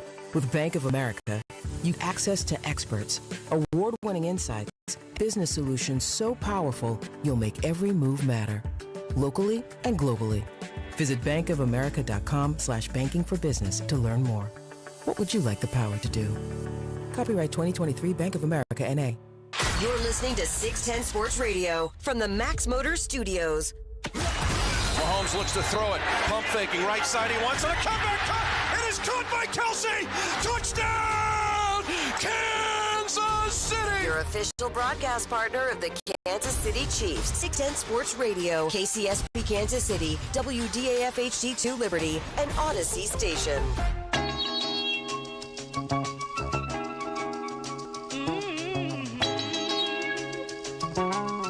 11 o'clock hour here on Cody and Gold, hanging out on a Friday. Al Gold, Cody Tapp, Nick Schwartz with you. Get back into the story of the day in the NFL. So that is the NFL suspending 5 players, including Lions wide receiver Jameson Williams, for violations of the NFL's gambling policy. 6 games for him. A couple of the other ones, Cephas, Shohei Ohtani, a full season in particular for Shohei Ohtani. And this is now the 3rd instance of the NFL suspending players, and also the Lions fired a few staff members, I guess I didn't realize this a couple of months ago, for being part of sports betting as well. Damn. So it's a big issue up there in Detroit with that. Yeah, it's the organization. Yeah. Maybe there are some rules about sports wagering and the facility. I mean, if I was a team or an agent for a player, I would real quickly just screenshot that part of that agreement that says you can't, and here's the punishment if you do. I would also say get a different hobby. You know, or just what I mean. It's not even just that. Just you can't be betting on NFL games, man. Hey, you know, you play in the NFL, you can't bet on the. Why? I mean, you play in the NFL, you can't bet on the NFL. If there's no example for us. I mean, I was going to try to come up with something. Let's bet on radio. Let's find a way. Cody, you can't bet on your radio show, okay? I'll be the book. Oh, gosh. And you guys can bet on things that happen in the next press conference. Will they? But I get to set the odds. You tell me the thing you want to bet on. Oh, I was thinking more radio. I was thinking more like you can't bet on radio, but other people. Will they go to break on time? They go to break over under 25 and a half each half hour. Yeah. That's a good one. Will Cody say gum bucket ever again on the show? Over under how long a question is to Brett Veach from a certain person in sports. I mean, I think you can cover that. Will Nick eat at 12:01 or 12:03? Over under the time of the show before Nick eats on camera. Although you usually turn your camera off. He's smart. He does that. He definitely does that. And by the way, the Chiefs do play the Lions next year. We don't have the schedule. That will be in May, but Jameson Williams spend 6 games. If the Chiefs play the Lions, prefer it's the first 6 weeks now. Chiefs couldn't even gamble in the facility if they wanted to. Because it's not legal in Missouri. Because they can't get off their ass. That is accurate. That it's not. You get off their ass part? One person in particular. Yeah. Oh, well. So we're about to have a show enemy. I'm going to ban them from the show. Like, you weren't on the show. You weren't on the show the day we went on that whole conversation. But anyway. It's only got one day. What happened? A lot happens when you're gone sometimes, man. A lot happens. When I feel like it happens either way. You just never know, man. You just never know how things are going to go down when Dusty was filling in. Anyway, you had found this information about the first round in drafts and what usually happens with these first rounders. I think it's interesting is like Nick's asking us the players we think they might take at 31. But only half of the first round of the last decade get a second deal with their team. And if you're talking about it, pick 31. By the way, the odds do go down the further down the draft you get. It's an even lower success hit rate as you get further and further down towards 31. Not way lower, but it is lower because we know top 5 guys who bust don't get a second contract with their teams all the time. Hell, there was just a corner who got taken in the first round, just got traded out of Detroit a couple of weeks ago. Oh, to Atlanta. Yeah, so it happens. It consistently happens with a team.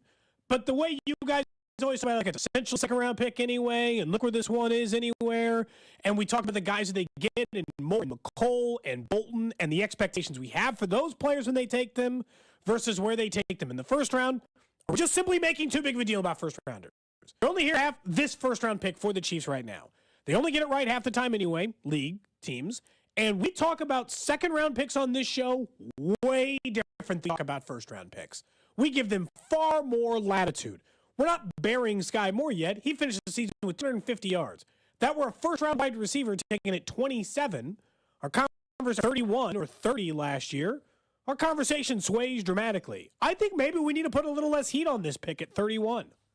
Well, there's certainly less pressure at 31 than if I'm the Houston Texans at number 2 overall or even overall, or if I'm a team that has the 15th overall pick. I think that absolutely I agree with. Is there less pressure against the likelihood of you actually pick or finding what was viewed as the 5 is far less of finding it at pick 31. I mean, it goes without saying. There's always the exceptions. We know there's always going to be T.J. Watts of the world, yeah. For sure. That's going to happen. Nobody's taking it 30 or something around yeah, there? I mean, heck, look, Isaiah Pacheco was a 7th-round pick last year. I mean, so we know that doesn't mean you can't find very talented. Sometimes, in some cases, the greatest quarterback of all time, as a matter of fact, late in the draft. That happens, but there's definitely less pressure as you get further along. Now, pick 31 versus pick 60, yeah, that's 30. I mean, ideally, if you're evaluating properly, I still would rather have 30 pick a head start waiting to the 60th overall pick. Sure, if you just go to last year's draft, I'm not even giving you a 10-year sample size. It's about the same. It's about a 50-50 success rate of guys who actually had any kind of impact at all in their first year with the team. Kyer Elam was a scratch a huge chunk of the time. Jermaine Johnson finished the season with 2.5 sacks. Daxton Hill barely played. I mean, I can find you plenty of examples of guys who weren't an impact for their team. Now, there are guys who were, right? We've talked about Loftus obviously quite a bit on this show, or Tyler Lindenbaum, who was one of the league's better centers in his rookie season last year.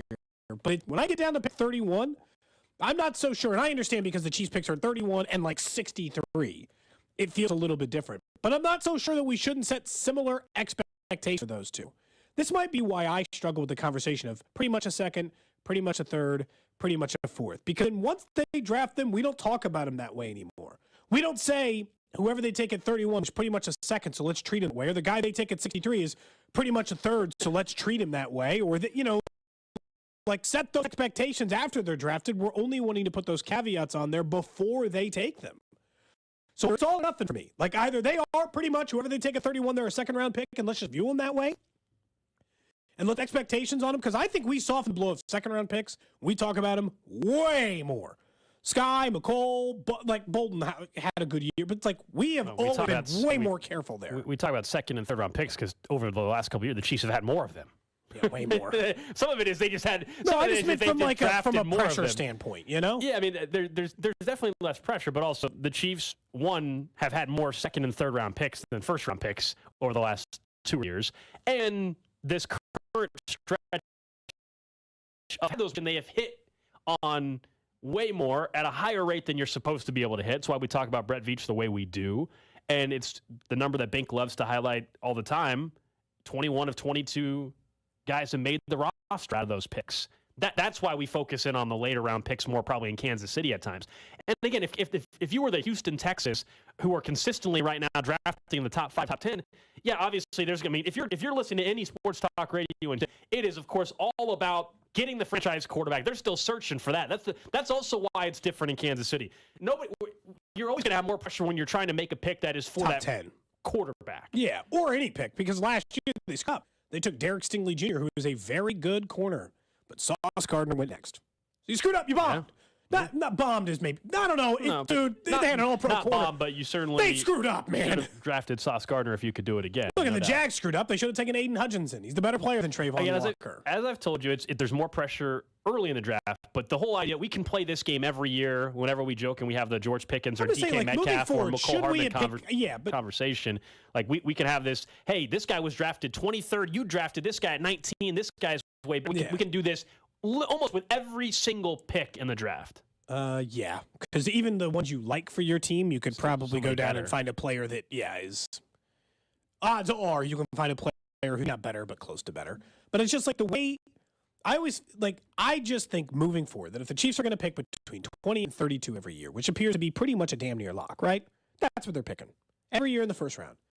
That we need to start treating these players in year one like second round. You shouldn't be thinking.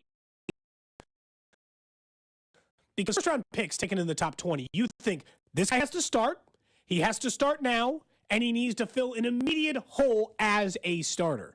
I'm not sure that we should be talking about whoever the Chiefs take at 31 in that regard ever again like that. if that's not the way we're going to talk about players they take in the second round, is guys that are immediate fills. And I know that there's a difference between pick 31 and pick 54. Yeah, but there's not like a chasm between those two picks. 31 and 54, there's a gap. That's what they took Sky Moore at last year is why I mentioned it. I mean, I'm sure what'll happen. I mean, we were joking about what the conversation will be a week from today after the first round. Let's say at pick 31, the Chiefs draft an offensive tackle. And he turns out to be pretty good, but he's an offensive tackle. And it turns into a guard. Then at pick 38, a wide receiver gets drafted, and in his rookie year, he has 800 yards for a crappy football team, for the Houston Texans, let's say. There will be plenty of people. Well, should have drafted that wide receiver. Should have done it. I just know that's just kind of stuff that happens every year, man. Every team, every fan base. You just don't accept it? Well, I just know that's what. Because I do still think they should take T. Higgins instead of Clyde Edwards-Helaire. Well, the Clyde pick the Clyde pick is terrible. Nobody's defending the Clyde pick. The Clyde pick was terrible. Well, we tried to defend it for a little bit. Well, yeah, because I think after 1 year it was silly. Want him to take Bijan? I'm just curious now. If he was there at 31, no trade up, just Bijan Robinson sitting there, pick 31. Yes. Over any other player that you think would be available at 31. That I think would be available, yes. Like if it's him and then somebody else falls too, it's like, okay, well, like if Miles Murphy's there, then no. If Lucas Van Ness is there, so no. So if it's Kincaid in a dream scenario, it's Kincaid or yeah, Bijan. Over your draft crush? What? Wow. Yeah. No thanks. I'll take Kincaid. Stunned that I know that Bijan Robinson will be good for the next 4 years. And guess what? I don't care what happens after that. I don't ever sign a long-term contract. He'll be a top 5 running back for the next 4 years. In fairness, sign me up. In the NFL, you should never think more than about, 3 years in advance? Because then you're just dreaming. The NFL doesn't work that way. About 3 years. That's about as far as you can further in the NFL. Baseball, play out 10 years. I don't care. But in football, if I can have Christian McCaffrey or Saquon Barkley for the next 3 years, I'm good. Yeah, as I've said with the running back draft, this was leading into the Clyde Edwards pick even a couple years ago. If you draft a running back in the first round and you really think it's a generational talent, depending on where you are on the draft, to me, you can talk somebody into it more often than not, as long as when you make that pick, you already basically in your mind have already made up and said, we will not give that guy a second contract. Like you have to promise me when you make the pick that you're not giving that guy a second contract. It's like the idea of Brett Veach going to the podium and be like, we took Bijan. Honest God, he is a top 5 talent in this draft. We are stunned he was available at 31. We couldn't help ourselves. Yeah. This is going to make our running game so big. Just you what. But also, I would like to make a promise today. Yeah. That in 4 years or 5 years, he is not going to be a member of the Kansas City Chiefs. But we're happy here for the next 4. That's very important. It's not even. I'm not even telling you that I don't think Robinson's going to be good. I think the first 2-3 years in the league, we're going to be saying, man, he's a top 5 running back. Yeah. Yep. Don't doubt that. And you're saying, well, then why won't you want to draft him? Because 31st overall pick, I do not need a running back in this offense. I got one already. The offense, I don't need Bijan Robinson. And also, I do think after what happened with the Clyde pick, I don't know if you want to make another running back pick so soon in the first round if I'm the Chiefs. I would have to go back and look. Honestly, legitimately, we should actually do this research real quick at some point. How many teams have drafted a running back in the first round, or 2 running backs in the first round in a 4-year period? It can't be many. It cannot be, man. 0? I mean, it's got to be 0. In the last 3 or 4 years. 0. It's got. I'll even say in the last 15 years, how many teams have drafted 2 running backs in a 3 or 4 year span? Yeah, exactly. In the first round or second, first and second, it's got to be 0. It just doesn't happen, and there's a reason for that. Because the league doesn't care about them anymore. League's made it very clear they don't care about running backs. Look at the free agent market, and it's also just incredibly talented. There are a ton of talented running backs, and they're all cheap and free. So it's just like, why would I spend the money? We'll get to the trash of the day in about 5 minutes or so. But Louis Riddick from ESPN was on with The Drive yesterday, and I thought it was a great interview. They covered quite a few topics. One of them I wanted to focus in on. We can get to his thoughts on Andre Hopkins in a second as well. But they asked Louis Riddick about offensive tackle in the first round and what he senses from the Chiefs organization on the likelihood of the Chiefs taking a tackle at pick 31. I'd have a hard time seeing that one, only because I know how they feel about Lucas, and I know how they feel about Jawan, and I think they believe that the transition from right to left will be something that he'll be able to handle, and that they may in the end were with Orlando, and that's not to take a shot at Orlando in any way, shape, or form, because I know they offered him a lot of money before the franchise was something that he played on and left ultimately. I know that. I know they liked him. So I think that position is one where the core of that position is is locked in solid with Joe and Creed and Trey. Lucas, Darian, these guys will be guys that they develop pretty well. I think they'll be fine there. They'll still be a top 1 or 2 offensive line in the NFL. I'd have a hard time seeing them spending a first round at that position. And look, Louis Riddick, very connected, not only across the league, but I would say specifically within the Chiefs organization, ties to Brett Veach and Andy Reid, and going back to the Philadelphia days as well. So I certainly, when Louis Riddick says something about the Chiefs, we all pay attention, understandably so. Thought that was interesting. It kind of echoes a little bit of what Brett Veach said about their feeling on Kennard and that Yang. They think that those guys can compete for right tackle. That's not coming out of nowhere. That was an interesting comment from Louis Riddick on, like, he said he doesn't believe the Chiefs would spend a first-round pick on a tackle. I don't think they should. What they do and what they should do for maybe for me or you is different. For me, should they take a tackle at 31? Yes. I don't know if that, like, I would say it's less likely they take a tackle at 31 than they take an edge rusher. I think it's more likely they take a tackle than a wide receiver, though, if Quentin Johnson are off the board. I blame you for wanting this, but what you're trying to do and take, or what other fans are trying to do and having the Chiefs take a pick at 31 is build the dream team of offensive lines. Like that's really what you're asking, perfection. And what I think Chiefs might be looking at, Riddick is right, is we have 4/5 of a great offensive line. We got a guy, and let's just say Jawan isn't right or left. It doesn't matter. We got a solid NFL tackle. We have the best center in the league, the best left guard in the league, and one of the best right guards in the league. Adding offensive tackle to this in the first round, when there are so many other directions to go with the pick, is really asking us to create the dream offensive line, the very best service. There's a reason why that happens. To protect my $500 million quarterback, also an NFL executive just 3 weeks ago said the Chiefs have found the cheat code, which we've all acknowledged, which is protect Patrick Mahomes. I don't think it's a they didn't have strategy. the dream offensive line last year. They were still a top 5 offensive line. They were still one of the most, and they just had like Andrew Wiley playing right. Yeah, you got to be forward thinking though. No, I understand that. I understand, and they're worried about the possibility of what would come from if one of these guys were to get hurt one of these times, or if Jawan Taylor can't do it. But I mean, I'm telling you, like on paper right now, without taking, if they just let Niang and Kennard battle it out, they have a top 5 offensive line right now. Taking your first round pick at a position that is already top 5 in the NFL is necessary.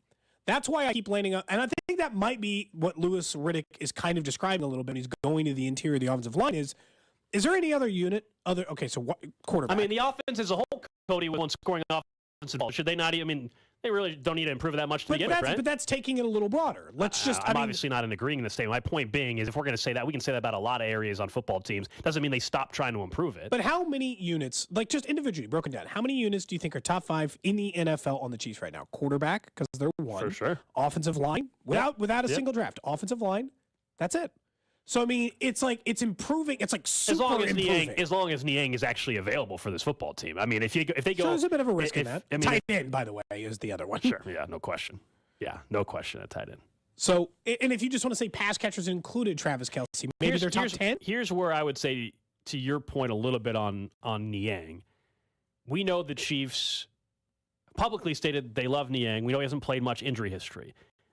They of course know way more on the health. You know, you and I disagree sometimes, like what the team knows. But the one thing they do know more than you and I 100% is the current health. The current health. They have a medical report on that. Maybe our medical doctor of the show, Nick, has this information too. But we know the Chiefs know that Lucas Niang, where he's at health-wise, and their confidence level. And I think that also informs their decision way more than the information we have access to right now.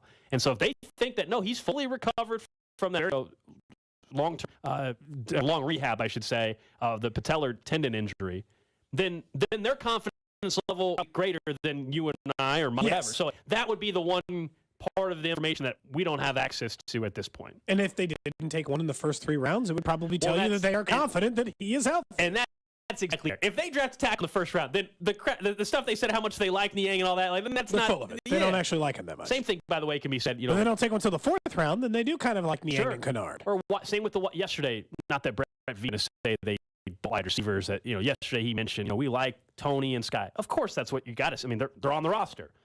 If they take a wide receiver in the first, it also tells you they're still a little concerned about the current wide receiver group. I would say it's the most damning thing on Sky Moore. If they take one in the first round. First, you're giving the middle finger to Sky Moore. That's the guy you don't trust. Like, it's fairly obvious that's the guy you don't trust. They talk about Kadarius Toney like Calvin Johnson.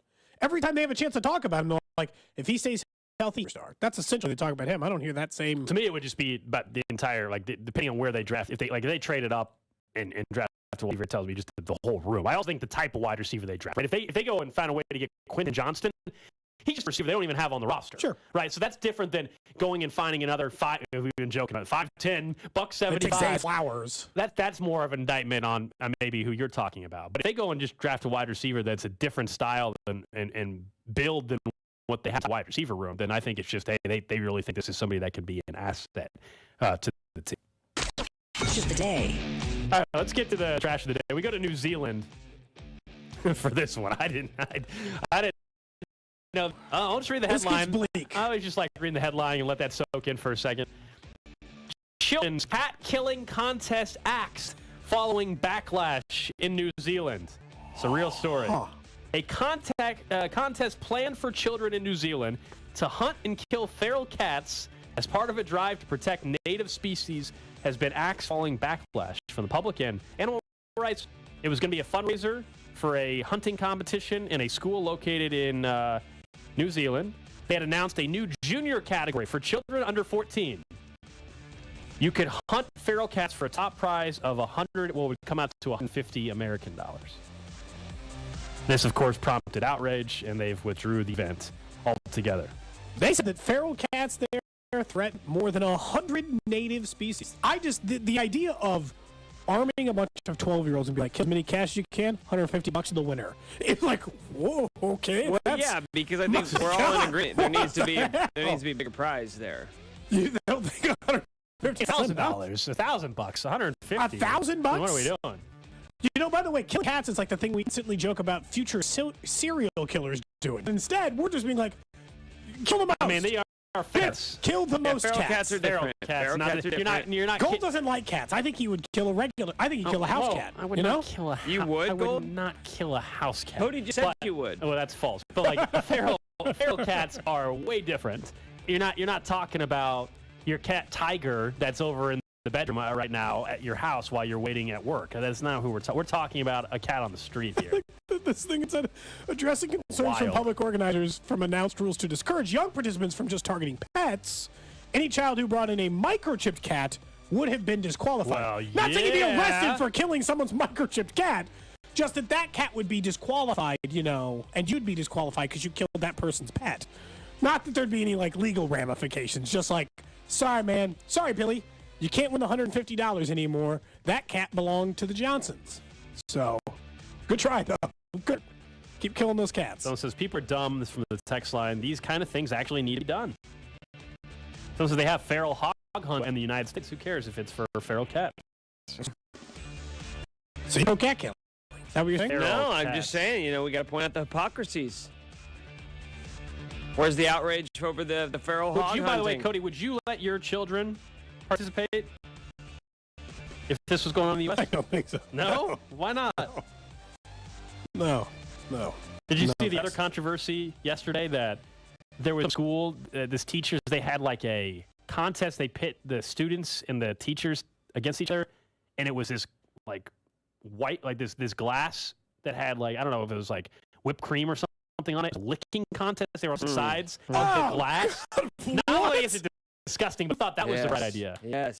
Have you done that, Nick? No, where's the video at? You can on the internet. It's on the internet. Can you send it to me, please? You can Google it. There might be more than one. I need to see specifically which one you're talking about. Washington State Middle School arrested for highly vile licking between staff and students. Is that it was a licking competition. Students and staff at a middle school in Washington State came to place during an assembly, and basically the video shows students and teachers simultaneously stream off of opposite sides of plexiglass. That's just disgusting. The idea that other people, the whole concept is disgusting. And then someone didn't think that, the optics COVID just never happened. The optics of the teachers on one side and the students on the other, and they're both licking at the same time on the opposite side of the plexiglass is not a good. That doesn't matter. It's not a good. That's not. Glass in between. It's not a good idea. It's not a good idea. It's visually. They're not making out. It's not a good idea. But it kind of looks like it, which is a problem. Not a good idea. This is king shaming. King shaming? I mean, middle schools and their teachers? That's the only time in which this show's allowed to do that.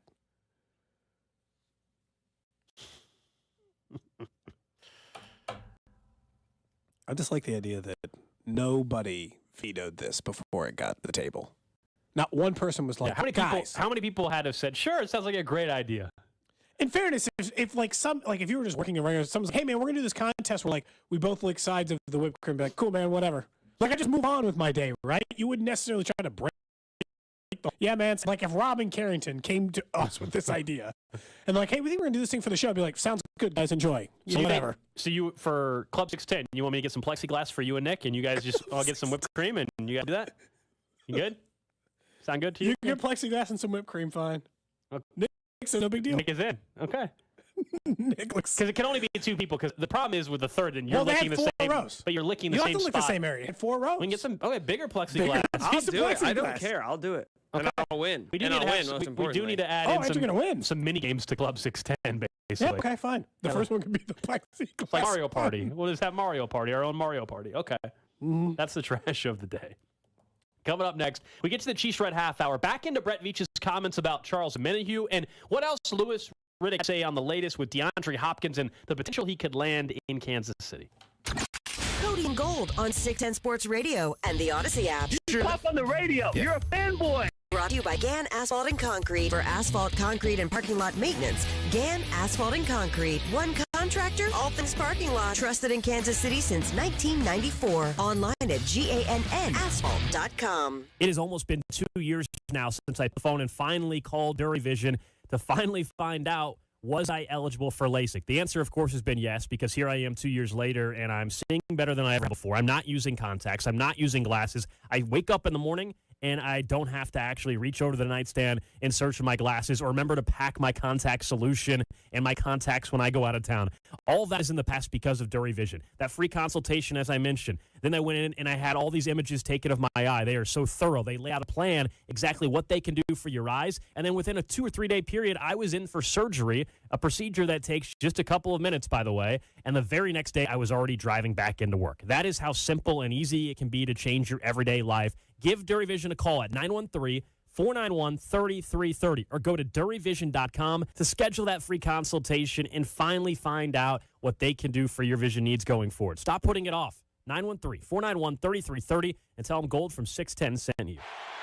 Chiefs Kingdom, the NFL Draft is in our city, and to celebrate, Bud Light is throwing epic watch parties around Kansas City for the first round. On Thursday, April 27th, head to County Road Ice House or Streetcar Grill and Tavern, both in downtown KC-Mo, to enjoy ice-cold Bud Light drink specials as we welcome the newest players to our Kansas City Chiefs. Bud Light, presenting sponsor of the NFL Draft and the official beer of your Kansas City Chiefs. Must be 21 plus. Please drink responsibly. It's Spring Black Friday at the Home Depot, and we have laundry appliances that just fit. Fit your space, fit your needs, and fit your budget. Like a new Samsung laundry set with large capacity, so you spend less time doing laundry. And with Sensor Dry technology to automatically optimize time and temperature, you'll spend less energy on it too. Save up to $600 on this Samsung laundry set in-store and online during Spring Black Friday at the Home Depot. How doers get more done. Scott Trout, attorney and CEO of the domestic litigation firm Cordell & Cordell. We help men deal with the life changes triggered by divorce, such as child custody and property division, among many others. But life changes also occur after divorce. These changes can make parts of your existing court order irrelevant. If you feel a modification to your court orders might be necessary, talk to us at Cordell & Cordell. We're a partner men can count on. Schedule an appointment with one of Cordell & Cordell's Missouri or Kansas attorneys. The choice of a lawyer is an important decision and should not be based solely upon. Hey, it's Josh Klingler. You had a solid retirement dream. Sell your home in a few years, bank the equity, downsize, and travel. But inflation and recession has you wondering if all your hard-earned equity will still be there. What if you could recession-proof your equity right now? You can with TrueHold. TrueHold will buy your home for its best current value before a recession can erode it. You get to bank all the cash now and live in your home for as long as you want. And TrueHold covers all property taxes, insurance, repairs, and maintenance. And since TrueHold pays your home's current value in cash now, it's yours to do whatever you'd like. Don't wait for inflation, recession, and interest rates to erode your home's value. Visit TrueHold.com and discover how much TrueHold will buy your home for today based on its best current value, not what's coming. Call 1-855-300-9993 or visit TrueHold.com. the smarter, faster way to cash out your home's value without having to move. That's Truehold.com. Without the ones like you, who work tirelessly to keep things running, everything would suddenly stop.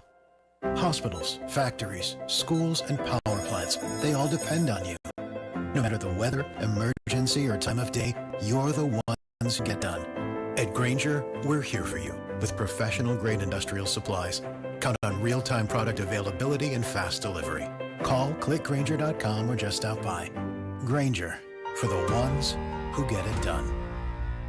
Meet Joe A, Joe B, and Joe C. What's up? 3 everyday Joes perfecting their banking with Chase. Joe A is locking his lost debit card with the Chase mobile app. Joe B is cruising toward his new ride with AutoSave. And Joe C's Chase banker is helping him budget to go back to school. Tools that help protect. Support for what's next. One bank that puts you in control. Visit chase.com/checking. Chase. Make more of what's yours. Chase mobile app is available for select mobile devices. Messaging and data rates may apply. J.P. Morgan Chase Bank, N.A. member FDIC. Prescriptions require an online consultation with a healthcare provider who will determine if appropriate. Restrictions apply. See website for details and important safety information. Subscription required. Price varies based on product and subscription plan. Hey guys, did you know there's a generic form of Viagra that works just the same, but is 95% cheaper? Just go to 4hims.com/joy. Through Hims, you'll get free medical consultation, discreet shipping if prescribed, and the process is 100% online. To start your free online visit, go to 4hims.com/joy. That's FORHIMS.com/JOY. When making a real estate purchase, partner with an agent who is a realtor. We're experts in what we do, with access to exclusive tools and proprietary market data. We're Realtors, members of the National Association of Realtors. That's who we are. Sunny with few clouds, breezy, high today 61. Weather brought to you by Auto Trader. Shop millions of new cars, used cars, and electric cars on Auto Trader and find your 1 in a million car. Finally, it's easy. Auto Trader. The 610 Sports Radio phone line is brought to you by Onder Law Injury Lawyers. Visit getjim.com. Chiefs coverage brought to you by Max Motors. 9 major vehicle brands to choose from. MaxMotors.com. Max Motors got me financed when the others couldn't. And they got me a great car at an affordable payment. Plus, there were so many options to choose from. It's worth the drive from anywhere. Make the smart buy and save in MaxMotors.com. Hey, Royals fans, it's Vern, and I want to let you know that on Thursday, April 27th, you can hear the pregame show, the Royals game, and postgame on Alt 96.5 starting at 5:30. For one night only, we're moving the Royals broadcast during a historic night in Kansas City. You'll still get Denny, Jake, and Stu, and you can still listen to the game on the Odyssey app as well. Don't forget, listen to Royals Baseball Thursday, April 27th on Alt 96.5 following the Church of Laszlo. Chiefs Kingdom. This is Mitch Holtis, and welcome into the Chiefs Red Half Hour on Cody and Gold. Every day at 11:30 on your official broadcast partner of the Chiefs, 610 Sports Radio. Don't forget to be hanging out with us next Wednesday afternoon at Jefferson's in North Kansas City. All of us from 610 going to be out there to watch the Royals starting at 2:30. Nick said he'll be watching something on television, even if it's not the Royals. Grab some wings, grab some beer. It's all open to the public. And if you wear your favorite team's NFL jersey, your fried pickles at the North Kansas City and Lenexa locations for Jefferson's. We have North KC location starting at 2:30 next Wednesday. They also have a draft special, $8 Bud Light pitcher during the entire NFL draft. That's also at both the North Kansas City and Lenexa locations. So we'll be seeing everybody around town a lot next week for draft week in KC. Got some great events planned. Looking forward to hanging out Wednesday afternoon. It'll be a good time, obviously, all week long. You and I have got plans for what? Tuesday night we'll be there? You good? Wednesday night? Yeah, I'll be fine. And then Thursday, obviously, we'll be at Rec Deck. Yes. What's going on? Nothing. I just had allergies. No, I think I'm a little sick. Oh. But I didn't think you guys would believe me if I called in sick on a Friday. On a Friday, you know. After being here on. When were you planning on telling us that you're sick? I don't like being around sick people.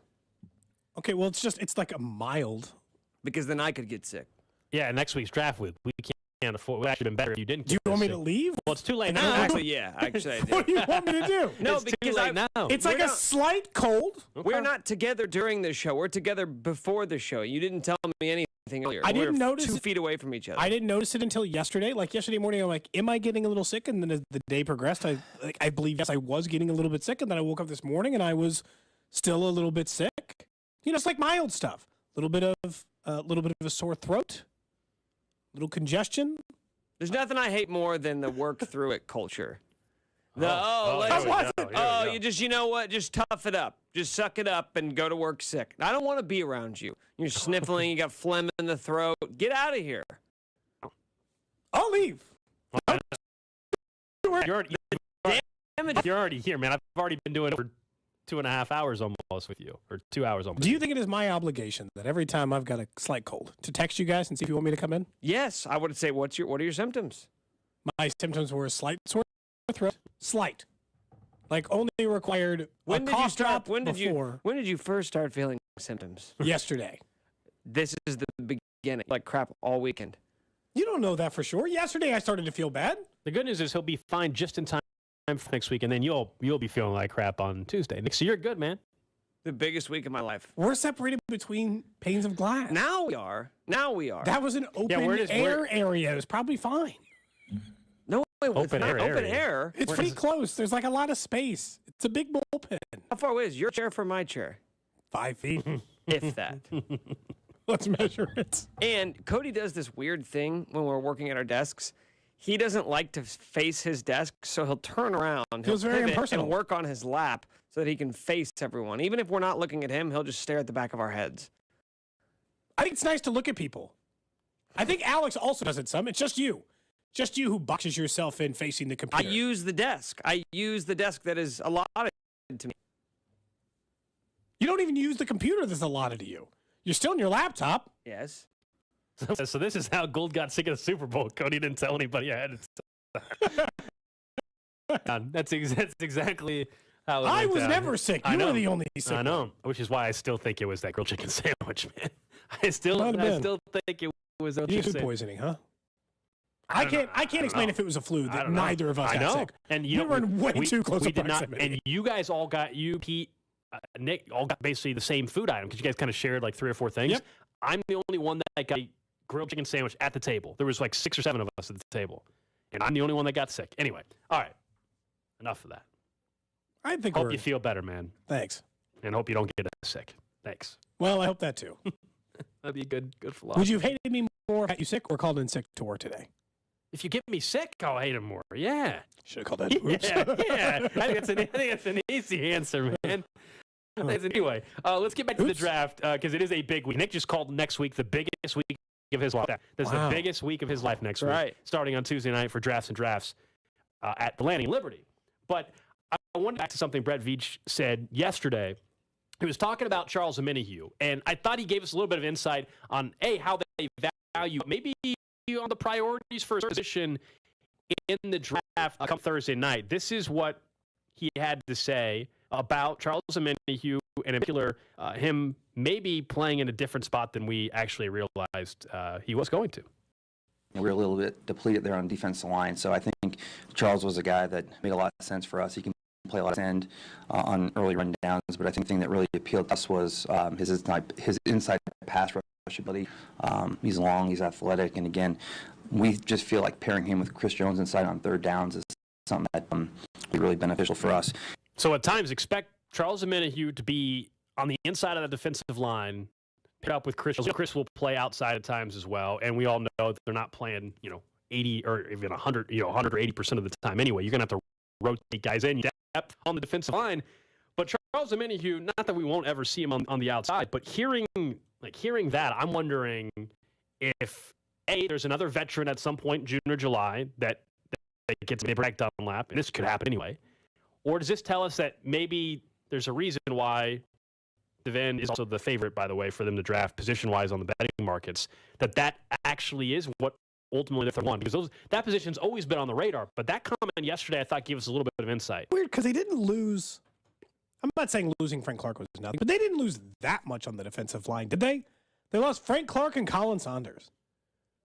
Dan is still there. Chris Jones is still there. Karlaftis is still there. They don't need a defensive lineman because we talked about it as being a need in the NFL draft, but between Dana and Karlaftis, Omenihu, and Chris Jones, I know they don't have the additional outside guy to go opposite of Karlaftis at the moment, but they also don't operate that way all that frequently. Dana plays inside and out. Jones playing out. Karlaftis. I assume Omenihu will follow the same line of thinking. I think this is a bit posturing. I don't think that their Omenihu is an inside pass rusher. That's how we're going to use him more. I think they'll use him a lot of their defensive linemen. Why I think at the end of the first round, they need to target the speed rush, true pass rush outside guy. It's like the one thing on the defensive line they don't have. The true, I'm just going to beat you speed guy on the outside that Frank Clark was when they first traded for him. I understand in the later, that was still his style, but that wasn't what he was in all of the time unless the playoffs kicked around and then Frank Clark showed back up. But that's what they're missing. They're missing that one guy. So he still hasn't signed with anybody yet, by the way. Yeah, and to that point, Gold, like what you're talking about from the Omenihu, maybe there is some truth to like, he's still saying the same thing. An outside edge rusher, that means we should just limit some of those guys who, not the guys who are flex players we've talked about before. Like Keon White is an inside-outside guy. It doesn't make sense if you want a traditional outside pass rusher. Nick, it'd probably be better to ask about the traditional pass rushers for the guys who might be available there. But it's not guys like him. I've mentioned B.J. Ojulari, who is more that style, but it's like the outside linebacker in a 3-4. Could he be an, to me, it's like it'd be easier to name than the guy who is logically to play inside. So Charles Omenihu, in addition, one way or the other, I think they're going to be counting on him in a pretty significant role, though, because whether you listen to that and you think, okay, that means it's 50-50 split, or it's going to be 60-40 on the inside compared to the outside. Like Charles Omenihu, if we're looking at free signings after Juwan Taylor, there's no doubt he's the second biggest free agent signing, and otherwise pretty quiet off-season Kansas City free agent-wise. No, I've told you, I think Mike Edwards as a safety might end up being a bigger factor than we think. We're fast into October, and all of a sudden he's playing some corner for this team as well. But they get a good depth Juwan Taylor and Omenihu by far the two guys that they signed that are going to have the biggest impact for this football team in 2003. Or they need Karlaftis to take some huge leap, and he's a 10-sack guy. Because then it doesn't really matter. I'll tell you right now, if Chris Jones is normally his 10-sack guy and Karlaftis jumps up to 10-sack guy, then they don't need that much help elsewhere. They can get 35 sacks, 4 sacks at a time from linebackers, safeties, other pass rushers. It's like, damn, Dirk Warren's good for 2. Whichever veteran free agent defensive lineman they get's good for 4. The safety position is always good for like 4 on this team. They'll get the rest of them if just those 2 guys are big for this team.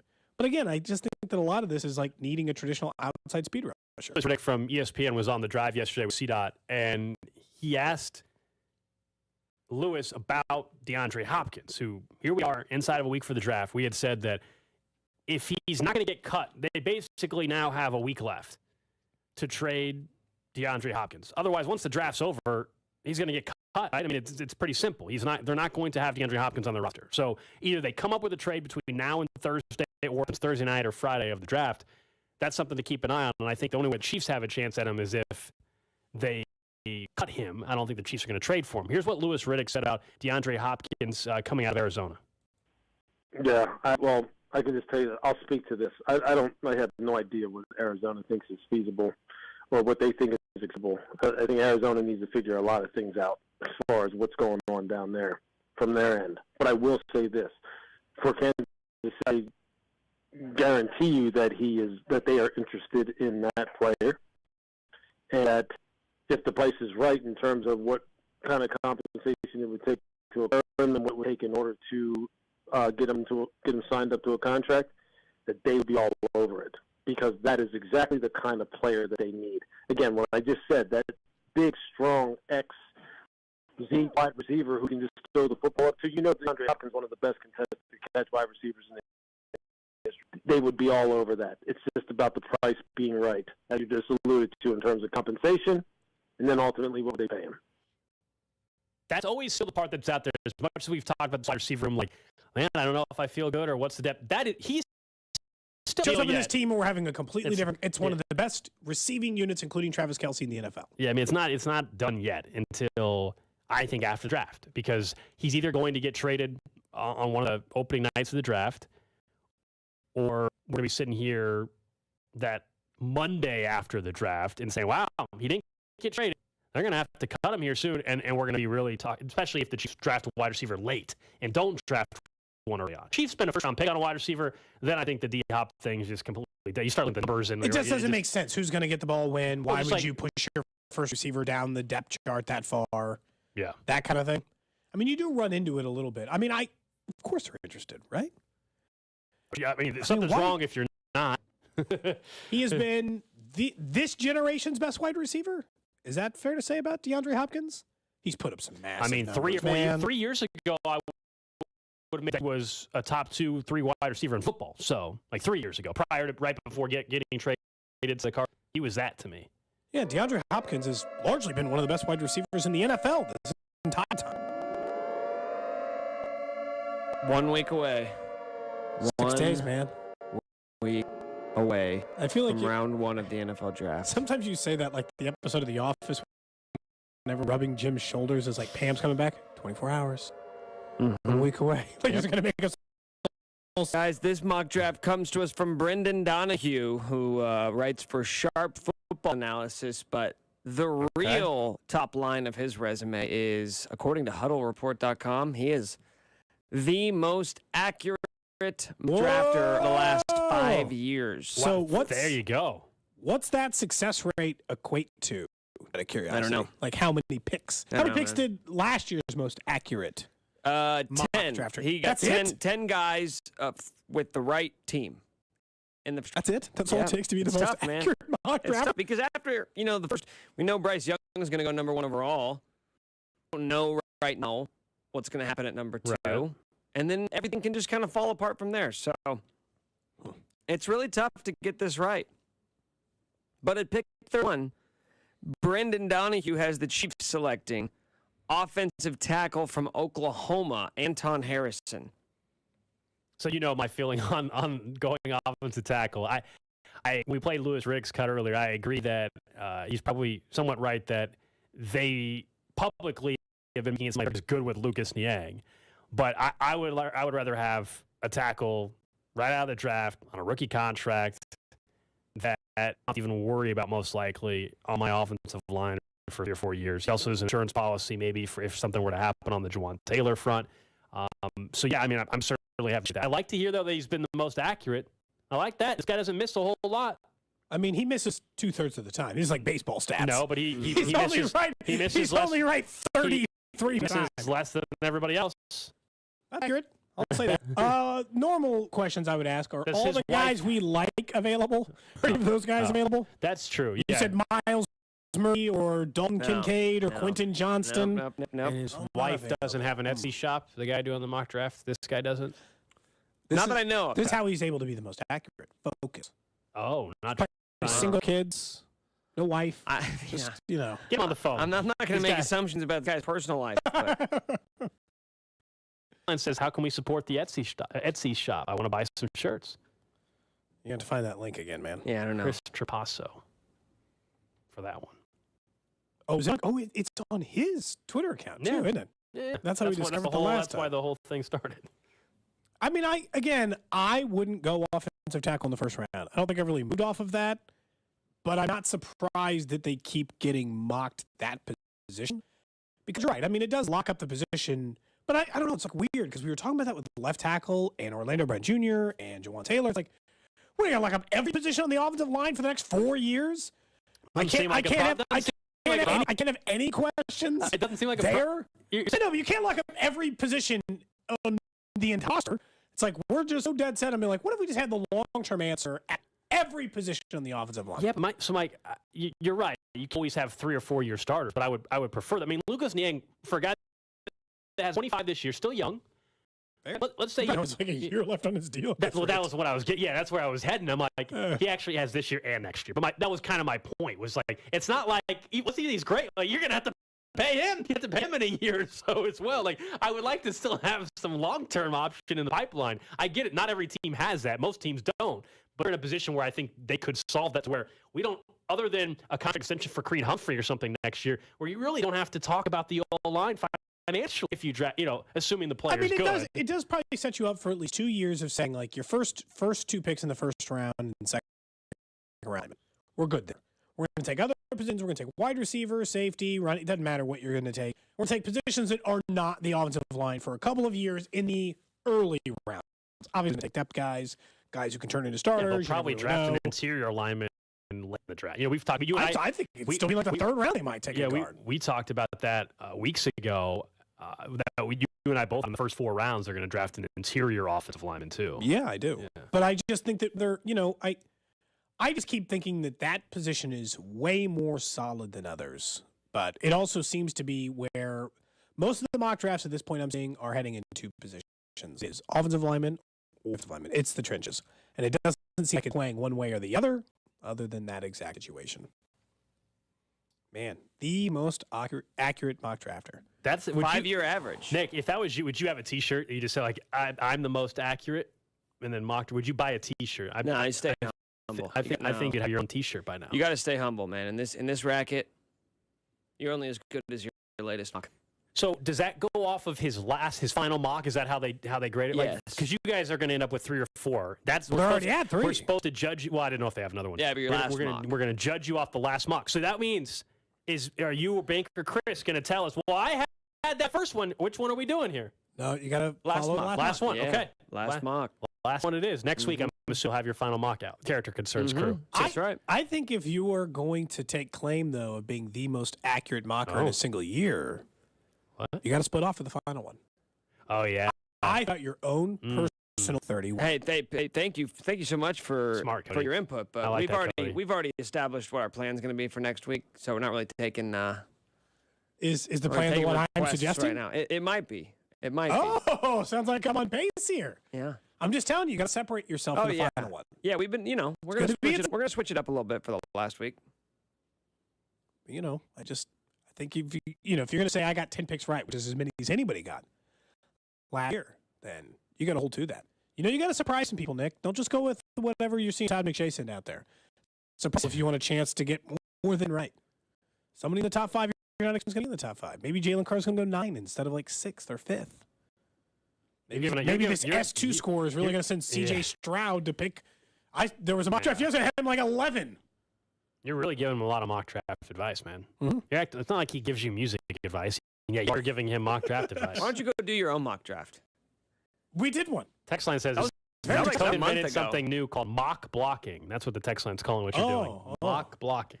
You guys haven't done a mock for. We just do one. It's just our one. We stand by our first one. We stand by our mock. Who did you have him taken? Cody didn't like it, but DeJuan Jones at pick 31. But it's possible. Very possible. Well, I mean, he'll definely be there. I think he's probably more of a day 2 guy. 31, we had DeJuan Jones. You went with, who was the second pick? Later on, we took, you took the out of Auburn. Hall? Yeah, Derek Hall? Yeah. DeJuan Jones looking like a day 2 guy. Now looking more day 2-ish? Yeah. Hey, Chiefs, trade back out of 31 for the second day of the draft. Someone said, will Cody and Gold be grading Nick mock against the real draft? Oh, yes, we will. Don't you worry about that. Yes, we will. Oh, yes, we will. The week after the draft, we'll take a look back.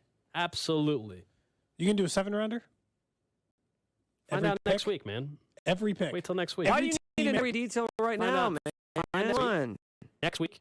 Character Concerns podcast. There's a lot of secrecy around like you're mocking and the Character Concerns podcast right now. It's a lot of like saving it. These things could happen, or maybe someone will be, there's a lot of mystery. Just saying, maybe we could have some transparency on the show. Why don't you just let me do my thing, man? Why don't you just let me do my thing? Fine. I hope you're as right as Brendan Donahue, which is a pretty generic name. For just how is that how is Brendan? That's like Tim Smith. Yeah. Brendan Donahue. It sounds like he sold you your insurance policy. Okay. Such a weird stance. Not a stance. I mean, Todd McShay's way more way more straight and narrow than that. Either way, there you go. That's another mock draft here on Cody and Gold. Coming up next, though, we get to what's trending and back into what do these visits actually mean in the NFL. The Chiefs, of course, like every team, gets top 30 visits. There's a trend positionally with what they've done. We'll take a look at that next. Cody and Gold, brought to you by Gann Asphalt and Concrete for asphalt, concrete, and parking maintenance. Gann Asphalt and Concrete, one contractor, all things parking lot. Trusted in Kansas City since 1994. Online at GANNasphalt.com. Subscribe and download to the Character Concerns podcast right now on the Odyssey app or wherever you get your podcasts. 610 Sports Radio. Feeling the pinch of high gas prices, so Hy-Vee is revving up savings. Hy-Vee is celebrating Christian Lundgaard's number 45 Indy car with a 45-cent fuel saver discount. Just shop Hy-Vee on Monday, swipe your fuel saver card, and earn a 45-cent per gallon discount when you spend $45. It's that easy. Rev up your savings and race to Hy-Vee this Monday. Valid in store only in your Kansas City area. Hy-Vee. Must use lookup code 80012. See store for details. Hey, it's Josh Klingler. I'm here bragging again about my Hy-Vee Fuel Saver card. You just shop for groceries at Hy-Vee, and they're going to find ways for you to save money at the pump. I think I filled up the other day, saved $1.10 per gallon. I'm actually headed to Hy-Vee on Monday to save 45 cents a gallon on gas when I spend just $45 on groceries. Now, that's in honor of the IndyCar number 45 that Hy-Vee has with Christian Lundgaard. So rev up your savings this Monday only at Hy-Vee. See you there. Some people don't do well under pressure. At Northern Tool and Equipment, we do it best. Whether you're spraying down the shop or getting the winter grime off your house, a Northern Tool pressure washer says you're serious about spring cleaning. From an all-electric power horse to a Honda-powered North Star, we'll help you build your perfect cold or hot water package with all the chemicals, attachments, and everything you need for the job ahead. Northern Tool and Equipment. We're made for this. Come see us in store or shop online at northerntool.com. Hi, I'm Rex. And I'm Crystal. We're KC Real Estate Buyers. And we buy houses for cash. If you own a house and want to avoid the hassles, sell fast, and at a fair price, call us today at 816-330-6000. We can pay cash and close quickly. We buy houses in any condition, any price range, and in any location. We're private real estate investors who buy several houses a month, and we want to buy more. We buy inherited houses, divorce houses, behind in payment houses, smelly and outdated houses, tired of being a landlord houses, vacant houses, your grandma's shag carpet houses, foreclosure houses, hey, even perfectly fine, great-looking houses. If you want to avoid the hassles, get a fair price, and sell your home fast, call today at 816-330-6000. That's 816-330-6000. Call us today or go to rexbuyskc.com. That's rexbuyskc.com. Don't forget the number, 816-330-6000. Icon is seeking healthy, non-smoking men and women ages 18 to 55 to participate in a clinical research study at our facility in Lenexa, Kansas. Volunteers must be available for one stay of 4 nights and 5 outpatient visits. Participants may receive compensation up to $5,400 for time and travel. Call Icon today at 913-210-5900. That's 913-210-5900. Do not miss the boxing event of the year this Saturday live on Showtime pay-per-view. It is power versus speed as Gervonta Tank Davis and King Ryan Garcia meet in the match of the undefeated. Saturday, April 22nd. Two of boxing's biggest names will go toe-to-toe, leaving only one with the crown of undefeated. This highly anticipated fight to the finish will keep you on the edge of your seat from the opening bell to the final countdown. Go to sho.com/PPV. Front row right now. That's sho.com/PPV. For the ones finding new ways to ensure the job always gets done. For the ones wearing many hats. For the ones who are hands-on, even from far away. And the ones keeping business moving forward. We are Grainger, offering professional-grade industrial supplies, plus real-time product availability and access that's ready to answer your toughest questions. Call, click Grainger.com, or just stop by. Grainger, for the ones who get it done. Diamonds Direct's biggest sale all year is going on now with an extra 20% savings, an expanded selection, in-store designer appearances, and special financing. Imagine 20% off stocks already value price on rings, earrings, bracelets, bands, colored gemstone jewelry, and thousands of engagement ring mountings. Meet the designers who've flown in with all new collections for spring. It's the most exciting event all year with extreme savings and exceptional value. Don't miss this once-a-year jewelry extravaganza. Details, showroom directions, and more at diamondsdirect.com. Hey, I'm Andy. If you don't know me, it's probably because I'm not famous. But I did start a men's grooming company called Harry's. The idea for Harry's came out of a frustrating experience I had buying razor blades. Most brands were overpriced, overdesigned, and out of touch. At Harry's, our approach is simple. Here's our secret. We make sharp, durable blades and sell them at honest prices for as low as $2 each. We care about quality so much that we do some crazy things, like buy a world-class German blade factory. Obsessing over every detail means we're confident in offering a 100% quality guarantee. Millions of guys have already made the switch to Harry's, so thank you if you're one of them. And if you're not, we hope you give us a try with this special offer. Get a Harry starter set with a 5-blade razor, weighted handle, shave gel, and a travel cover. All for just $3 plus free shipping. Just go to harrys.com and enter code JOY at checkout.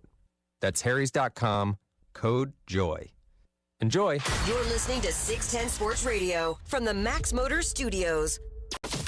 Join Nick, Bink, and Chris live from Cinderblock Brewery Friday night, April 28th, starting at 7 for live NFL draft coverage on your official broadcast partner of the Chiefs, 610 Sports Radio.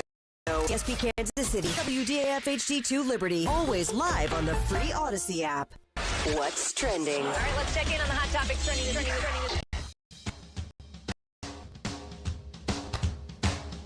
Number one on what's trending news out of the NFL. They have suspended 5 players, Lions wide receiver Jameson Williams, for violating the league's gambling policy. So that is Jameson Williams, Quintez Cephas, Stanley Berryhill, Moore, and a Commanders defensive end named Shohei Ohtani. 6-game suspensions for Williams and Berryhill. Cephas, Moore, and Toney all suspended indefinitely, much like Calvin Ridley, so it'll probably be a year suspension. The NFL, in a statement saying, quote, a league review uncovered no evidence indicating any inside information was used or that any game was compromised in any way. In the case of Jameson Williams, it's been reported, and his agent also now putting out a statement, that he did not get suspended for betting on an NFL game. He bet on college football, but he did it from a team facility. That is what is the issue here. Look, we can talk more about this in greater detail after what's trending if we want. Obviously, we know more than ever these leagues, including the NFL, are partnered up with these sports betting companies. They're taking in millions and millions of dollars. Heck, even a few weeks ago, they said they're going to allow betting on game day at stadiums that have sports books. So we know they're in bed with the books as well. So if you're in bed with the books, then you sure as heck cannot have players with even the optics of perhaps betting on their own sport. I know that's not what Williams was doing, but like that's the issue here. The integrity of the game. You have harsh penalties. And so I get the issue of, hey, he should be able to college football game. Absolutely, I agree with that. But if the rule is that you can't do it in the team facility, then don't do it in the team facility. Like, just you got to be a little smarter. Why jeopardize 6 games of the second year of your... Go home! Yeah. No one cares. I don't care that Jameson Williams was betting on a college football game. No. That doesn't mean anything to me. What I do care about is that you have rules.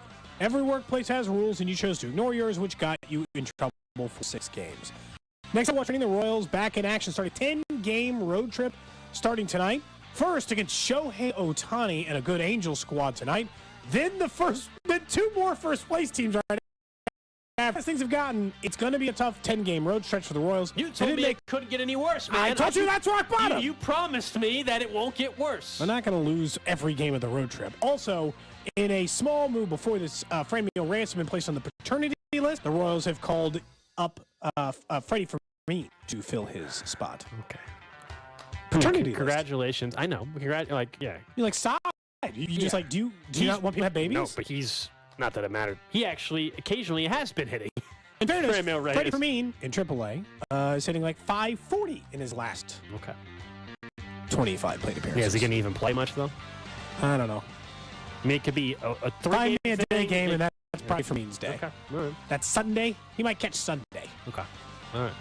Next up on what's trending, news in the NBA. Nick Nurse has been fired by the Toronto Raptors. Of course, won a championship for them years back. After their coach of the year got fired. NBA. Former Celtics head coach Ime Udoka, the favorite to land the Toronto Raptors. Pretty much every team who has an opening in the NBA right now would like Ime Udoka, who was fired for obviously the very public affair he had ended up having with one of his staff.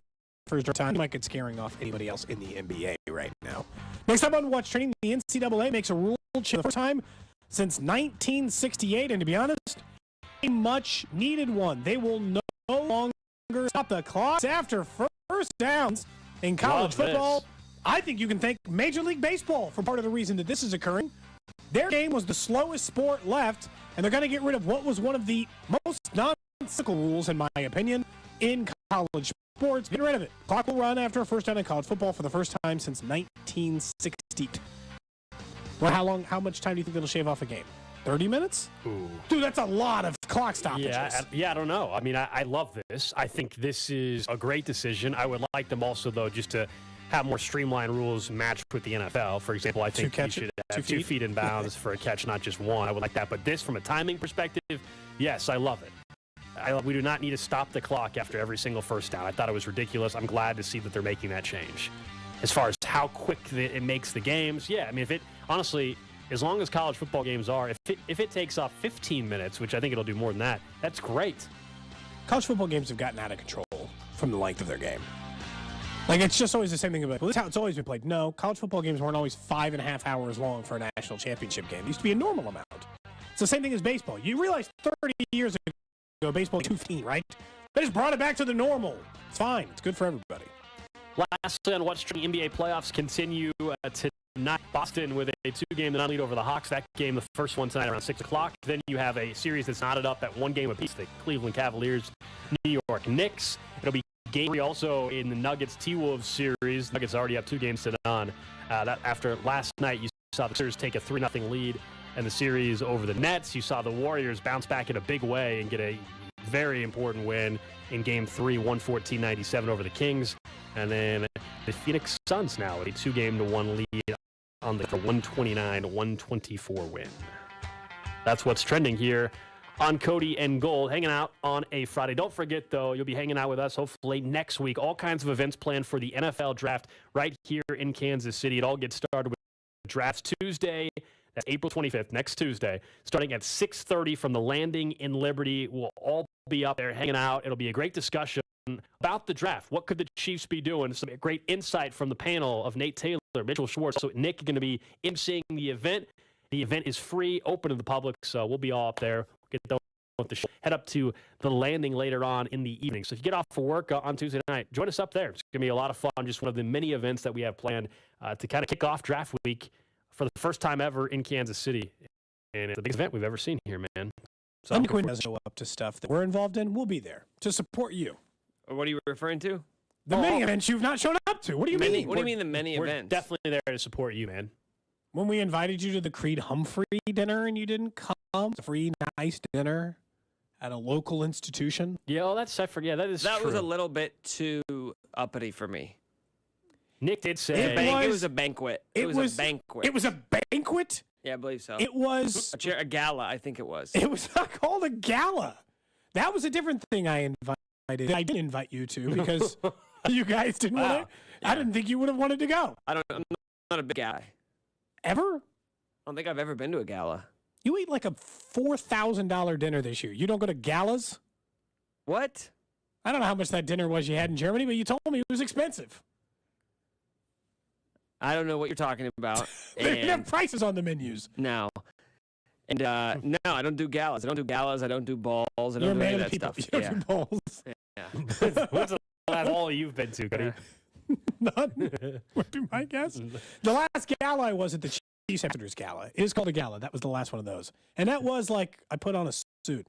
I skipped the tie, though, so that's got to count for something. Okay. It's like I wore a tuxedo. That's how we want Dusty dressed for his time on the red carpet. Drafts at the Landing. A very casual environment. That's how I would describe it. Will your shirt have buttons? I think it'll have at least one button. Minimum of one button? Yes. Maybe probably anywhere from 1 to 3. I like to say one. Like, are there shirts that they don't have maybe like a Henley or something? I was going to say, what shirt has one? Yeah. button? No, you're probably right, though. Yeah. It's like a collar. Just like, that's it. Exactly. Shirts have more than one button. Okay. Either way, it's going to be a great event, obviously, at the Landing. Really looking forward to it. So we were taking a look at the Chiefs in the prep heading into the draft, and we all know these teams get these what they call visits, right? And I still don't know if the Zay Flowers one down in Texas, where he was down there working at TCU's facility, and the Chiefs invited him. So does it count as a top 30 visit? Boston College wide receiver Zay Flowers. If it doesn't, it's a great loophole that teams should just do all the time and have a quarterback offsite and meet. So I don't know exactly how that goes. The point is we were taking a deeper dive into the topic, and there's clearly 2 positions that they focus in on. Now, if you look at the names, there's really only 1 or 2 guys that have a chance to be first-round picks. You know, Darnell Wright, Anton Harrison, is mentioned. The rest are all projected, at least, as second day, so Friday or third day, Saturday of the draft. And yes, they had mentioned that there's a lot of guys that, they want to get some confirmation on, or maybe they couldn't get medicals because the combine, and so that's why they're bringing them in. They just want to have more information at their disposal, right, heading into the draft. But looking at this, of the 30, at least 10 plus are offensive or defensive linemen. Now, look. The trenches covering a wide area. If you look at the 53-man roster, that's where the bulk. I get it. That's for 20 of the 53 yards. But it's not, my point being, it's not like they have a bunch of wide receivers coming in or on top 30 visits. In fact, it's 2 ones. Again, I don't know if the Flowers one counts. At last check, I don't think it does. It was Quentin Johnston at TCU, and then Rashee Rice out of SMU. I think that it tells you exactly what you should be thinking right now. That the Chiefs value and the value pick 31 are on offensive and defensive line. And look, when Brett Veach talked about this yesterday, the thing he said was, maybe they don't think it's, like it could say this, maybe they don't think it's quite as deep and they're trying to find a guy they're in love with. Because the way that he described it yesterday was, a lot of times they use these top 30 visits on players whose college tape they loved. And then they went to go see him at the combine and they were like, maybe the interviews weren't that great or the workout wasn't that great. And they were like, I don't know, man. We still love the way this kid played college ball, so let's take another look. The example he gave was Jalen Watson, a player who they said they loved the college tape of, went to the combine, the setting didn't make sense, made it uncomfortable, feel like I'm in a room in a top 30 visit, and fell back in love with the kid. And so what happens here is that I think that they're probably trying to find out which of these positions are as deep as they think they are, because I think they want to try to get away with not taking one of those as early. I think they'd rather find the defensive line or line depth, not having to take those 1-2, right? Not first and second round. Maybe there's better value in the offensive line, and they're like, screw it, we went to the third round, fourth round. Or defensive line, and they're like, we go to the third, fourth round. I think they're just trying to buy time on one of those two spots. The only thing we'll sometimes see, though, there's plenty of examples, and I think we heard it last year from one of the players the Chiefs drafted, where you don't get a top 30 visit with that player. You may have not even interviewed with that player at the combine, and yet they ended up drafting you high even, and they're like, we love the guy. And I was like, did the Chiefs contact you during the process? No, I actually never even got a phone call from them. And they drafted him. So because they loved him. They saw him in the combine like, this guy's great. So he's on our list. So that happens a lot. That's where it gets a little confusing and the smokescreen stuff too, because sometimes that's intentional. Like you're trying to you're not trying to let everybody on earth know that you actually really like X player. Although Brett Veach said yesterday as well that in today's day and age, when you've got so many mock drafts and the coverage and everybody knows, even the 6th-round guy out of fullback out of North Dakota State that Bink's mocking. What's his name? I don't know. Lupke, something. I don't know. Nick, what's his name? The fullback? Lupke. There you go. That guy. Is he a premier fullback? Would you say he's the premier fullback in the NFL draft this year? H-back, fullback. But, oh, man. Can he catch? Oh. It's a catch you've never seen I was before. listening to the Character Concerns live show last night with Bink, Chris, and they had Matt McMullen on. Like just at your house or I was driving around. If I'm in the car, I'd pop down real quick. And Bink said he has great hands. That's what Bink said. He said he has great hands, Cody. That's Bink's guy, by the way. Very, very proud of that pick, that player. Bink likes grit. You know? Fullbacks, they show grit. I don't know what other gritty players Binkley mocked in the last one, but I imagine they tough guys. All of them, man. They're all gritty in Bink's eyes. He wouldn't mock them. So you heard him talking about his exact fullback yesterday? Oh yeah. Wait, did you guys go into depth on this guy? It was just Matt, Chris, and Bink. They were talking about it. Okay. Well, I'm happy. I'm happy for Bink. I hope that they get the fullback of their dreams. I just hope that he's undrafted. See that? Thank you. That's exactly what was my point. I said, I don't want them drafting a fullback. He's like, he's not just a fullback. He's an H-back. But they're never going to use him that way. Well, again. Let's say for quarterback sneak plan. Look, if he's going to be the permanent quarterback guy I'm in, well, then just Blaine Gabbert. Just let Blaine Gabbert can just do the QB thing. It doesn't like they ever do that. No, they don't. They'll be like, well, it's too obvious. It doesn't matter. It is. No play. Even if the play is obvious, if it's 90% successful, no one cares. Like, I don't care how obvious it is. They can't spit. Literally nothing they can do about it at all. So just run it. I want to go back to what we did in What's Trending with Jameson Williams and multiple players suspended from by NFL for violating the NFL's gambling policy. This is now the third instance since 2018 when spending became a state-by-state issue, that the NFL has suspended players or staff members due to this. The Lions also, in addition to having Jamison Williams suspended for 6 games, they fired multiple staff members. It sounded like there was a group of players/staff members that were betting on sports in the team facility. Again, under the rules of the NFL, it's not that you can't bet on a college football game in the case of Jamison Williams. It's that you can't bet from a team facility. This applies across the entire league. That was what got him in trouble. That's also why his suspension is 6 games versus one of the players with the Washington Commanders who's going to be out for an entire Calvin Ridley. Like, you can't. It's not just that you cannot be betting on NFL. And the good games. news is for you, if you just say you're sorry, you're likely to get back in the league because they've now set that precedent with Calvin Ridley. Right. And by the way, I think that it's intentional. It's by design, and they're trying to lay down harsh penalties because what naturally happens anytime we talk about sports betting in the NFL, especially when there's questionable calls, certainly anytime a player gets suspended, it is like, oh, see the game, players are, the game's rigged or it's compromised, the integrity. You cannot have that if you're the NFL, the optics of that. And so if they just slap these guys on the wrist for betting on the NFL, and it was like a game suspension, nobody takes it seriously. They're hoping it deters other players, of course. Do I think they should be able to bet on other sports? 100%. Even the in-team facility thing, I'll be honest, I don't know why it really meant that much, but it's because you don't even want the optics. Because it's on NFL grounds. You don't want the optics. And also, there's plenty of businesses that don't allow certain things on their grounds, and that's the rule the NFL has. I just can't get over the fact that whether it's the agent, maybe it's the player, maybe it's the team, man, I would be having so many conversations making sure everybody is fully aware of what you can and cannot do at the facility. Like, this just cost you one of your best receivers on your team if you're the Lions. 6 games in a year where you're the favorites to win the AFC North. I think I know some people want to be like, this is hypocrisy. Right. The NFL has opened its doors to gambling in a huge way. No doubt. Not only are there massive sports betting partnerships, but like you've said, you can now gamble on site on NFL Sunday inside an NFL stadium. So why can't Jamison Williams bet on a college football game while he's sitting in his presuming chair based on the NFLPA report from the Chiefs? Because he can actually have an impact on the game if it's an NFL game. I can't. Me betting on the stands does not actually. To me, it's very cool. It's because your job has different rules because you hold a higher position of power than me. We are different people. It's the same. To me, it's the same thing as if you're the McDonald's CEO, you can't sell your stock while you're sitting there. Like, they're just rules. There are different rules, Gold. Well, you can sell your stock. You just can't. You can't sell it right after you got through a meeting where everyone said stock's getting ready to go down. Yeah, you right? can sell it. Yeah, but yeah. It's just the rules dependent on your job. What allow you to do what and where. No one is telling Jamison Williams he is not allowed to sports wager like every other American who has the opportunity in legalized sports wagering state. All they're telling him is you can't bet on football because that's the one rule we've set up across the board. You can't bet on your sport. And they're saying you can't do it while you're here.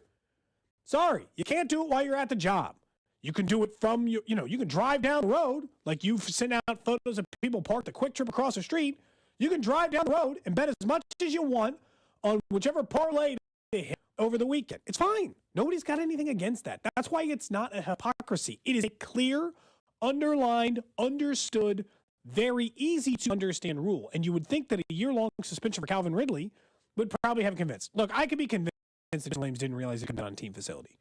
That they probably had one meeting one time, it got mentioned in passing, and the bigger point was don't bet on football, stupid. And then when they got to that point, they didn't think that it mattered that it said on a team facility. He didn't think he was going to get burned by that. Maybe, right? Maybe. But the betting on football one, there's no excuse. How you're getting caught doing that, that's embarrassing. You know that that's against the rules. NFL was, by the way, very quick to say it did not impact any. Of course. How could you even determine that? Like, because what? Because those guys bet on a different NFL game they're not involved in? You can't? Yeah, I mean, What'd you do? Like, did you subpoena the phone records to make sure they didn't text their buddy to tell them they got $2 million on the game? Like, no. Well, if someone else asked, like, how do they know where they're at? It's because on these apps, it's location tracking. Yeah, I mean, I can't bet MGM from my couch because they know I'm not in Kansas. Yeah, it's geolocation tracking, and also if you're betting through the regulated books, every bet you make is recorded and kept on file. It's also, not only can you see it, but it's kept on file. Like, they have to first X amount. Like, each state's different. Some are a year, some are 2 years, whatever. They know, like, if they want to find out what Cody B. Tap bet on a FanDuel app on March 5th of 2023, they can find out exactly what wagers you make. Like, it's not that challenging. I was telling you right now, they probably just plug in every player who plays on any NFL roster and their date of birth, and they hand it over to their sports betting partners and like, hey, run this list of 500 names, and if any of them pop, just let us know. Yeah, there's actually there is a company, I don't remember the name of it because we talked about this with Calvin Ridley at the time a year ago. There is a company that the leagues pay in general to monitor, like across the board. They're already monitoring look for names. And it's already in the system, and it just flags names that make wagers. And so even though we're just now finding out about this today, this is probably something the league's been investing for quite some time. It's just the punishments came down today. And thank goodness it's not anybody on the Chiefs. It'd be a crappy way for you to lose your star receiver for 6 games. I will say it is awfully rich if you want to take the all sports wager, so it's going to sound. But like, if you think that this means NFL games are rigged, come on. That's what the NFL. That's why they're suspending them a year, so that you don't even kick around the notion. Well, it's the optics. There's a lot of money in sports wagering, enough that you could probably convince someone to throw a game, but it's not whatever Quintez Cephas has been betting on. That didn't cause a team a game. And the sports, like, it's proven over the history of just like pretty much anything, any activity like this. Like, it comes to like legalized marijuana. It turns out less people buy it illegally if it's legal, Gold. Less people try to fix games if they have legal access to sports wagering. Less shady, nefarious, underground stuff occurs when things are on the up and up, which is what the NFL is trying to do. But they have to hammer these players, otherwise people will have those conversations more, right? Like, if you don't suspend them a year, Gold, everyone's going to be like, oh, only got a couple games there, huh? Probably the league fixing it. Yeah, Calvin Ridley, of course, has since been reinstated after being suspended a year ago, and now he's a member of the Jacksonville Jaguars, and we'll see how his career continues to progress. But definitely a setback for Jameson Williams, who barely played last year, as we were talking about him around the draft, and would the Chiefs draft him, and he was coming off the ACL injury. Looked good in a couple games at the end of the season for the Lions, because I think he only played in like 3 or 4. Chiefs play the Lions this year too? They do, and so 6-game suspension. I mean, the schedule comes out next month. Yeah, I hope we play the Lions first 6 games. Probably got a 33% chance he's not going to play in that game, because just based on the number of scheduled games they have. By the way, after all of this, do you now think that the Lions screwed up by taking Jameson Williams? Because they knew he was hurt. When they drafted him, they knew he was going to miss a majority of last year's games. And he could still play in, like 11 of 17 this year. So, I mean, I don't know if I would just be like, that's a bust. They screwed up the pick. My question is always judgment. I always question people's judgment when they make mistakes like this. It's less egregious than the other 2 guys who were betting on the NFL, right? Like, I'm a lot more loose with Jameson Williams, who did what a lot of us did, bet while they were on the job. Gold, do you ever bet at work? You ever bet at your job all here? the time, man. Constantly, all the time. right? Turns out Odyssey does not have a policy that says no betting. No. It's the opposite, probably. They actually encourage it. It's actually part of our content. I would argue it enhances at times what we do. We won a lot of money betting on golf on this show. It's part of our it's part of our content. But I just wonder what Cody was doing edibles on 420 yesterday. I mean, this is part of the content. Text line, by the way, when you said you were sick, they think that your throat being sore has to do with your activities yesterday. Huh? What activities? 420. Oh, they think it's that. I can read your text. Hmm. That's what they actually think happened. Not that you're sick, which I would be happy. They said Friday after 420, Cody's just high still from all the edibles. Someone else said harsh blunts make for a sore throat. Were you at 420 Fest? I was not. Okay. You can confirm? I did see that Ric Flair and Mike Tyson were there, so that would have been cool. I saw someone with a Mike, I think it was Guy Snacks, had a photo of Mike Tyson at the airport, so that explains why he was in town. Okay, I was wondering what the story was there. Do you think you'd die if you took one Mike Tyson punch to the face? Just one. As hard as he could punch right now. I mean, there's always a chance. If he hits you in the right spot, you can obviously die from that. I mean, you're definitely, at minimum, you're out. Duh. You're out. But die, there's a chance for sure. There's a higher percentage chance than I would willing to risk. I'll tell you that. You have to have a certain amount of money to take that chance. How That's much? how Harry Houdini died. How much money?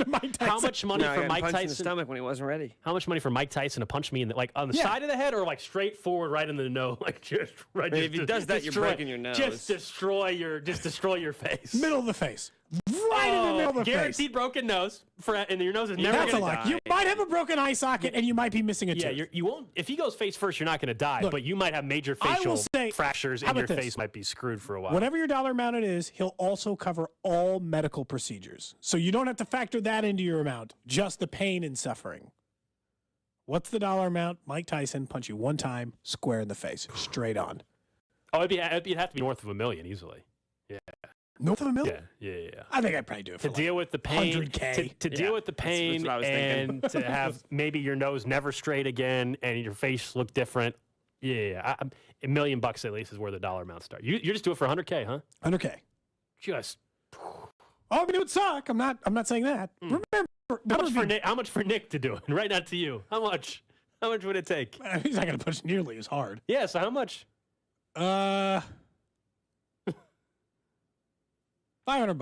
Wow. Can we 500? Do you think we could raise $500 for that punch to happen? Yes, we could easily do it by the end of the show. But I'm going to need some. I need some money too because I'll probably break my hand.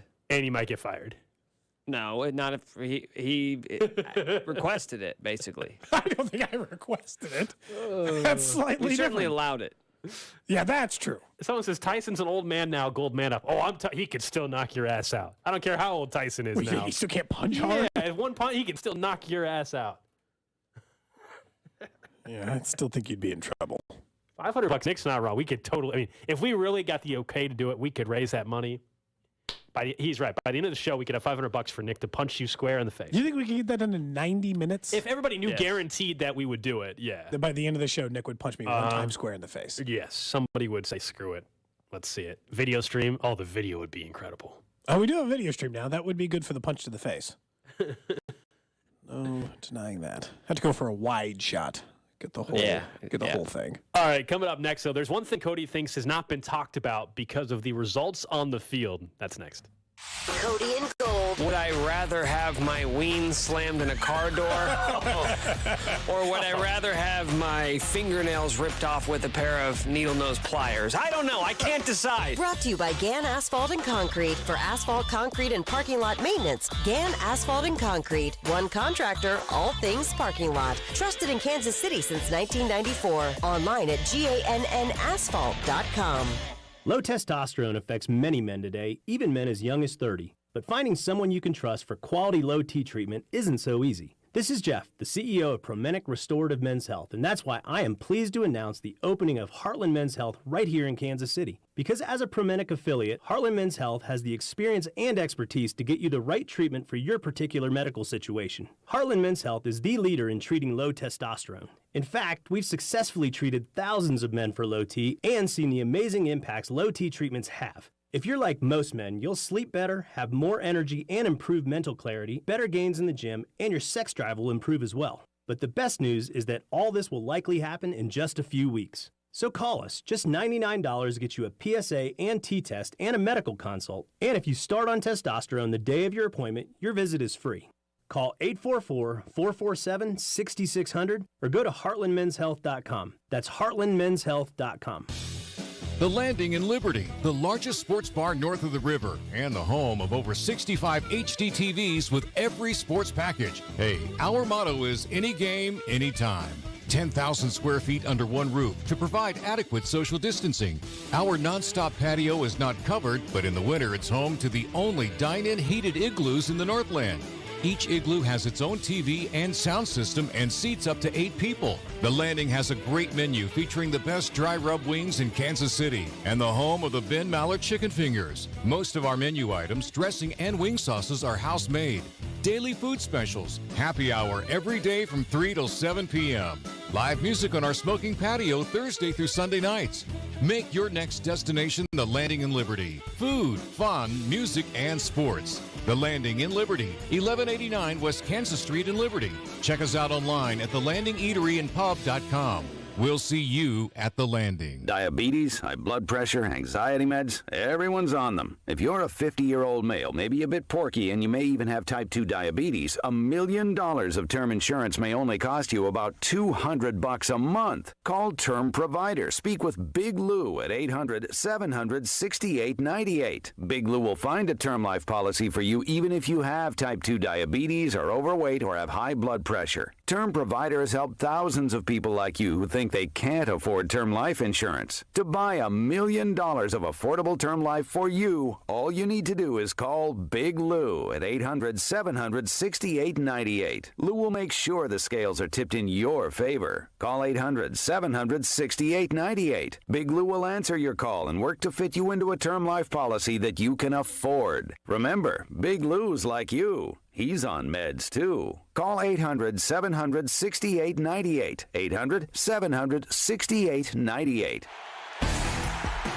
Chiefs Kingdom. The NFL Draft is in our city. And to celebrate, Bud Light is throwing epic watch parties around Kansas City for the first round. On Thursday, April 27th, head to Tin Roof in Westport or Taps on Main in downtown KC-Mo to enjoy ice-cold drink specials as we welcome the newest players to our Kansas City Chiefs.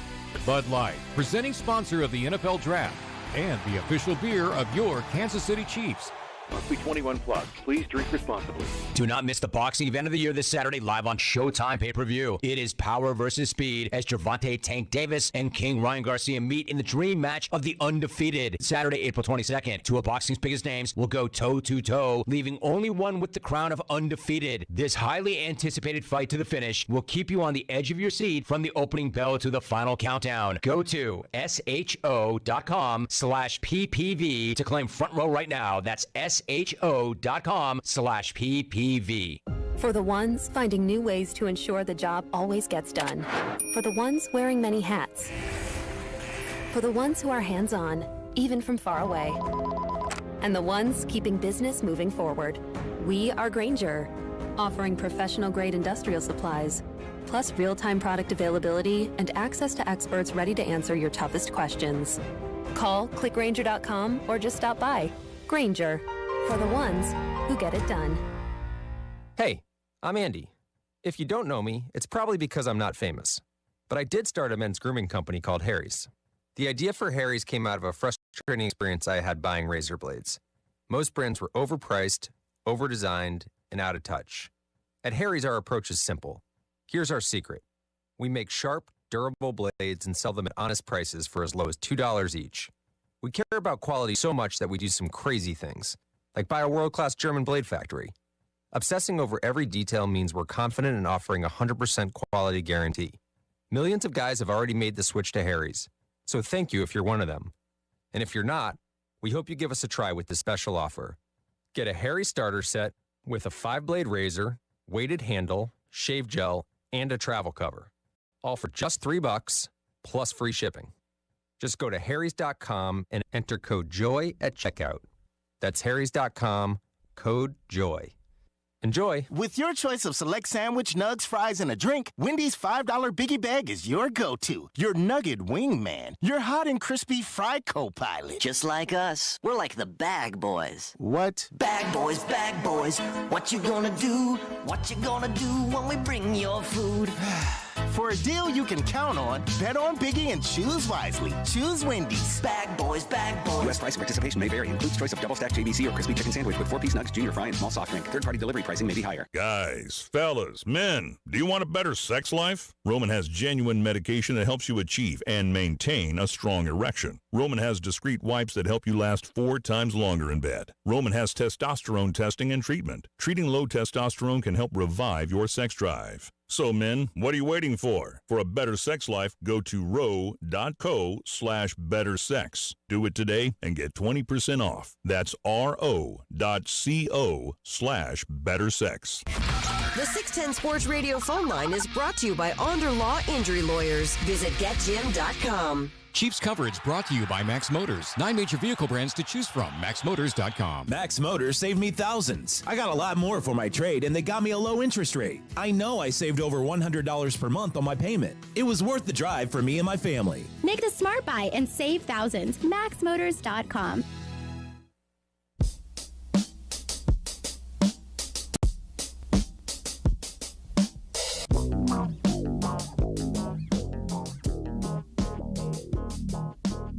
Starting next week, check out the NFL Draft Experience. Chance to see all 3 of the Chiefs' Vince Lombardi trophies. Free autographs from NFL players and legends.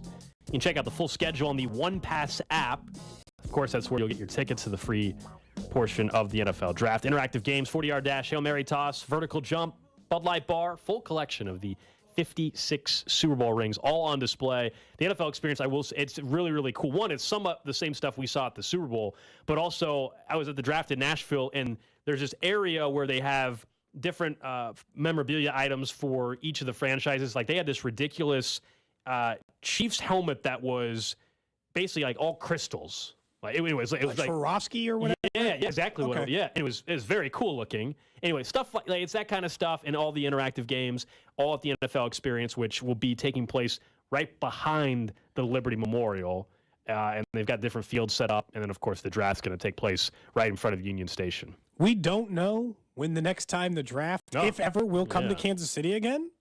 So this is a massive opportunity for the city to put themselves on display in what you've described, and I think it's probably accurate, the biggest sporting event Kansas City has ever hosted. Just the sheer number of people, the number of eyeballs on the NFL in general, and the number of eyeballs that go on the NFL draft. This is a massive sporting event ahead of, a few years from now when they get to do the World Cup. Right. But, I mean, this is just such a huge opportunity for the city. So we're going to be doing stuff all week, but definitely check out the NFL Draft Experience. Check out any of the different sites. Go down there for part of it. Come meet us at some of the other locations for part of it. There's so many different opportunities across the city. Yeah, hope to start seeing you guys with our draft coverage starting again Tuesday night at the Landing in Liberty. Then Wednesday afternoon, we'll be at Jefferson's watching some Royals baseball, having some beer, having some great wings. And then, of course, Thursday night, we are all over Kansas City. We are going to be, Cody and I at least, at Boulevard at the Rec Deck, broadcasting live. Nick, Chris, Bink, and be anchoring our coverage right here in our studios. You're going to see C-Dot and Rob on our social media channels throughout the evening. Bob and Josh are going to be at Messenger Coffee. Dusty's going to be on the red carpet. Nate and Pete are going to be at Arrowhead. So truly, wall-to-wall coverage all across the city on Thursday night for opening night of the NFL Draft. I want to talk, though, a little bit before we get to the random question of the day here in 6 or 7 minutes about, on-the-field product for the Royals. We've talked about that and the terrible start to the season. They're 6 losses in a row. They're out in L.A. But what does that actually mean for the bigger conversation that we know that everybody's keeping an eye on, which is that stadium project that we still don't have a ton of details for, by the way, either? Do you think that this is the biggest question. I think Sam McDowell was asking from the start. Now I've been asked by people just in talking about the stadium because the frustration with the team is now boiling into frustration with the stadium. And look, I'll be honest, if you're frustrated about the team and then the stadium, you're probably already not wanting to foot the bill on a downtown stadium, because I don't think these two things should be directly related, is they are two different business things. I think there's a lot of people who wanted to be like, John Sherman cares more about the downtown stadium than he cares about winning on the field. Now, I think the Royals just knew that they weren't going to win this year, so they were careful with how they spent. And it had nothing to do with the fact that they've been talking about this stadium, and John Sherman bought this team knowing he was going to move them downtown. Long before he ever got to the year 2023 and what the on-field product was going to look like, he was thinking about this. But the question Sam McDowell, I guess maybe not even question, that statement he makes in this thing is, I guess I'm curious if this is how fans feel. 913-586-7610. Do you think the Royals have to prove something to you in a competitive standpoint in order to get your vote for a downtown stadium, or the two things unrelated? Because if they have to win, if they have to prove that they can win, committed to winning, are going to put a functional team on the field, whereas the beginning part of the season has been really ugly for Kansas City, to get your vote, then they're not getting your vote this year. The team's not good enough. There's not enough talent right now. They're struggling mightily. It would be a long haul to assume that that's even possible. It's connected in terms of the PR battle, right? And we can all recognize just the timing could not be worse based on the performance. I think they're kind of holding back. I think that the timing is a deal. Do I think that they're directly correlated 100% to all the votes? No, because I would flip it and I would say you're not. If we're all being honest with ourselves, whether you're for voting for the stadium project or not, which again we don't even know the dollar amount and for sure the location, even though we think we know the location of East Village. If this team, Cody, was 5 games above 500, if people are being honest with themselves, would you suddenly be a yes vote? I mean, be honest with yourself for a little bit. Because I've made it very clear with me. But that's my point in general. I bring that up only because as frustrated as we all are with the team and the product stinks, I don't believe if this team was 5 games above 500 that it would be as big of a swing in votes as people are acting like it is, that they're not competitive the way they are right now. Does that make sense? Maybe I'm way off base. It was like, just be relevant. Wait. Maybe I'm way off base here, but I don't believe it is as simple as that, where it's like, if this team was 5 games under 500 right this second, that I wouldn't be bitching and moaning about the stadium project. People would still be doing that, I'm arguing. But right now, the optics of it are terrible because the team has been dreadful. I don't think they will announce their plan to be on a ballot or to make this move official until they are playing better baseball. Like, let's say they have all their ducks in a row by 5 o'clock tonight. They're good to go. Mm-hmm. They got the site. They got the amount of money they're going to ask for. They know which ballot they're going to put it on, whether it be August or April. They're locked. Mm-hmm. They feel good. They know they feel good. I don't think they'd announce it until the team's playing better.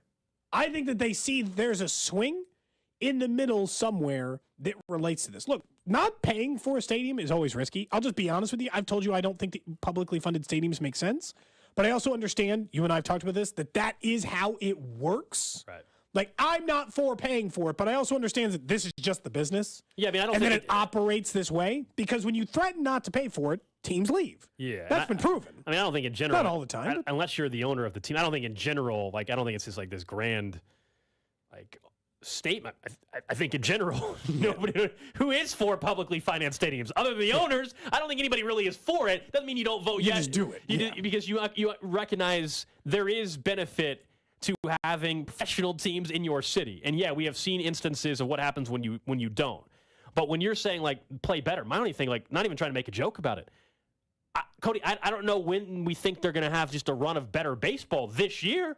What is a 4-game winning streak enough? I mean, that's not enough for it to swing. So I get what you're saying. I mean, winning 12 out of 20, at least not this. Dude, swinging better baseball is very relative to what they've gotten in the first 3 weeks of the season. No doubt. And look, I think no matter what happens, I think eventually, whether it's on the ballot in August or next April, I do believe the project will pass, and we'll be talking about it moving full steam ahead at some point in time. Doesn't mean there won't be more backlash to the process of it. I think that's true. But I do think they will end up having the votes to get it done whenever that day comes. I think if they are, I also don't believe they like the idea of downtown baseball. I'll be honest. Yes. I also don't think they have everything in order yet.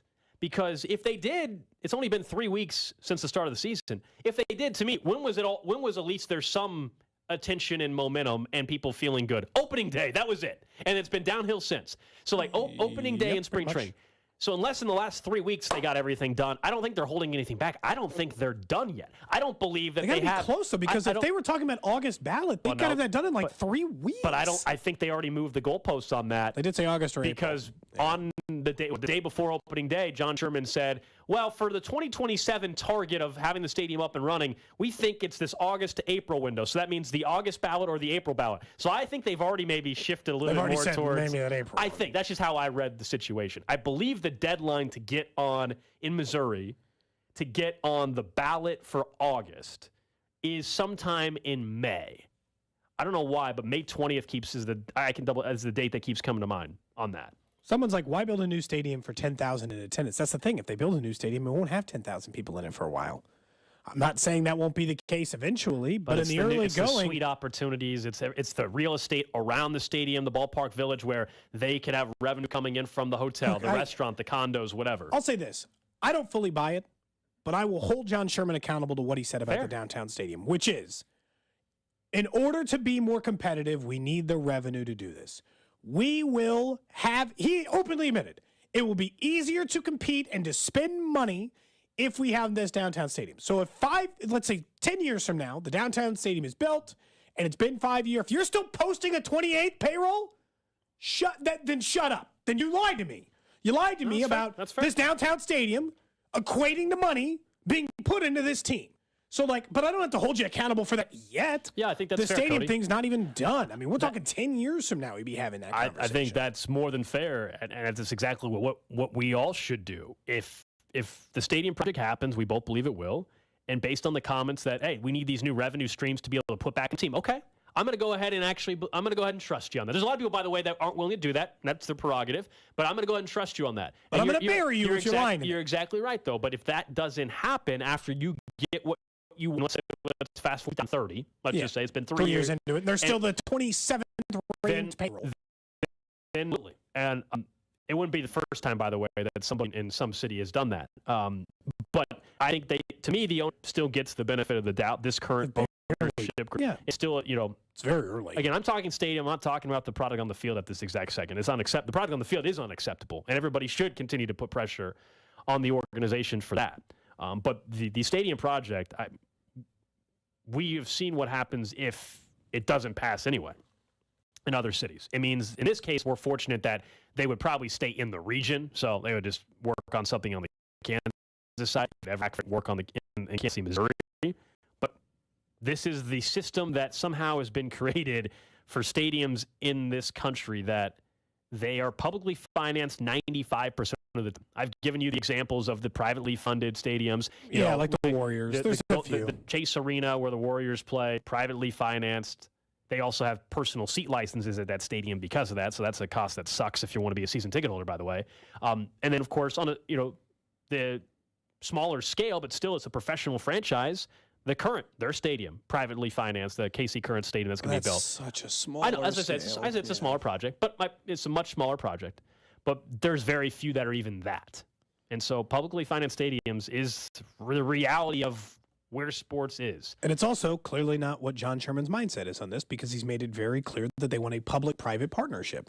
Now, I'll say this. I like that at least he's admitting that they'll fund the full $1 billion for the downtown ballpark village. You kind of have to, because that is directly like you're just going to cash it. That's your meal ticket. That's why they got to pay. That goes back to where the whole financing, the way they will phrase it will be very interesting, because if the whole project, Cody, is $2 billion, and they're going to put up $1 billion of it, which is going to be for the ballpark, there's $1 billion left that has to be accounted for. Of that, what's the public ask? If it is, hey, $500 million, then that's 50% from the public on the stadium, but they'll say, well, the whole project's $2 billion. We're only asking for 25% of the whole project. And so they'll use that, yeah. So that's what's always interesting. Of course they're going to use that. Yeah. Obviously. I mean, that's probably where it's headed, by the way. That feels like the number, honestly. They haven't made it public and nobody's reporting on it, but if you're going to make me guess, they'll ask for half of the stadium. So a quarter of the project. Yeah, from the 913, we'll get to random question of the day. So you can only be competitive with a new stadium. Lies. Look at Tampa. No, I'm not saying that's the only path, but I think if you believe tomorrow John Sherman, or even if David Glass was still owning this team, if you think tomorrow they're just going to wake up and decide all of a sudden, you know what, we're ready to we're just going to start spending $180 million a year. Like, that's just never it's just never going to happen in Kansas City. By the way, no owner. I don't care if the owner is from Kansas City or not. In this market, no owner is going to consistently spend $150, $180 million. It's just not going to happen. Not unless I win $10 million. Then I'm in. You know? You in? Yeah, sure. Your $10 million's nothing in the grand scheme. I said $10 billion. Oh, I thought you said $10 million. I'm like, that's nothing, $10 Cody. million? No, I don't get to have any sway at that. Like, $10 million. $10 billion? Okay. Can't even cut 100. Well, don't worry about the baseball team at that point. Just go ahead and start the NBA franchise talks, please. If you're all of a sudden $10 billion. But I love the Royals. Well, go ahead and get the NBA franchise going, please. Interesting. Okay. Random question. For you, Gold. For you, Nick. Over in the J Southland Tow Service text line, 913-586-7610. Text line. Oh. Someone says, hoping the Royals' credit score is under 720 so they don't have to pay a higher interest. You mean over 720, not under? Anyway, go ahead. Yeah, same difference. They know what they meant. Well, I assume that's what they meant. Either way. But so the random question for you two today is, what is the last show or movie that you watched that you're like, why didn't anyone tell me this was really great? Because I'm watching one right now and I'm like, nobody ever mentioned this show to me. And it's really good, and I'm not sure why no one mentioned it. That is Station 11 on HBO. Came out a couple years ago. Station 11? It is a mini-series. It is like 10 episodes long. It's fantastic. How come nobody told me this show was so good? I still don't know what exists. Sitting on this well, I'm telling you now, it's really good. I don't even know what it's about. It's normal, like it's dystopian, post-apocalyptic stuff, but it's done really well, and it's done in a very creative storytelling difference. But it's so do you like this or Last of Us or whatever? Better. They're different. Those are both dystopian. Yeah, but for in very different ways. I mean, look, there's always the human element of there are bad people when it turns out the world ends, but they explore that way less than just like these main characters around this book that was written here as well. But it's really good. It's like I've been glued to it. I think I'm convinced, but I'm just like, why didn't anyone tell me this was good? You know that there are always those movies or TV shows that every once in a while you run into and you're like, nobody's talking about this.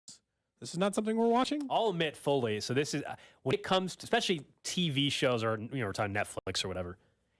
For most of those, unless it's a documentary, I'm pretty mainstream on like the shows I watch. You don't go exploring and like I just stumbled on this one. I was like, it looks kind of interesting. Need a new show to watch.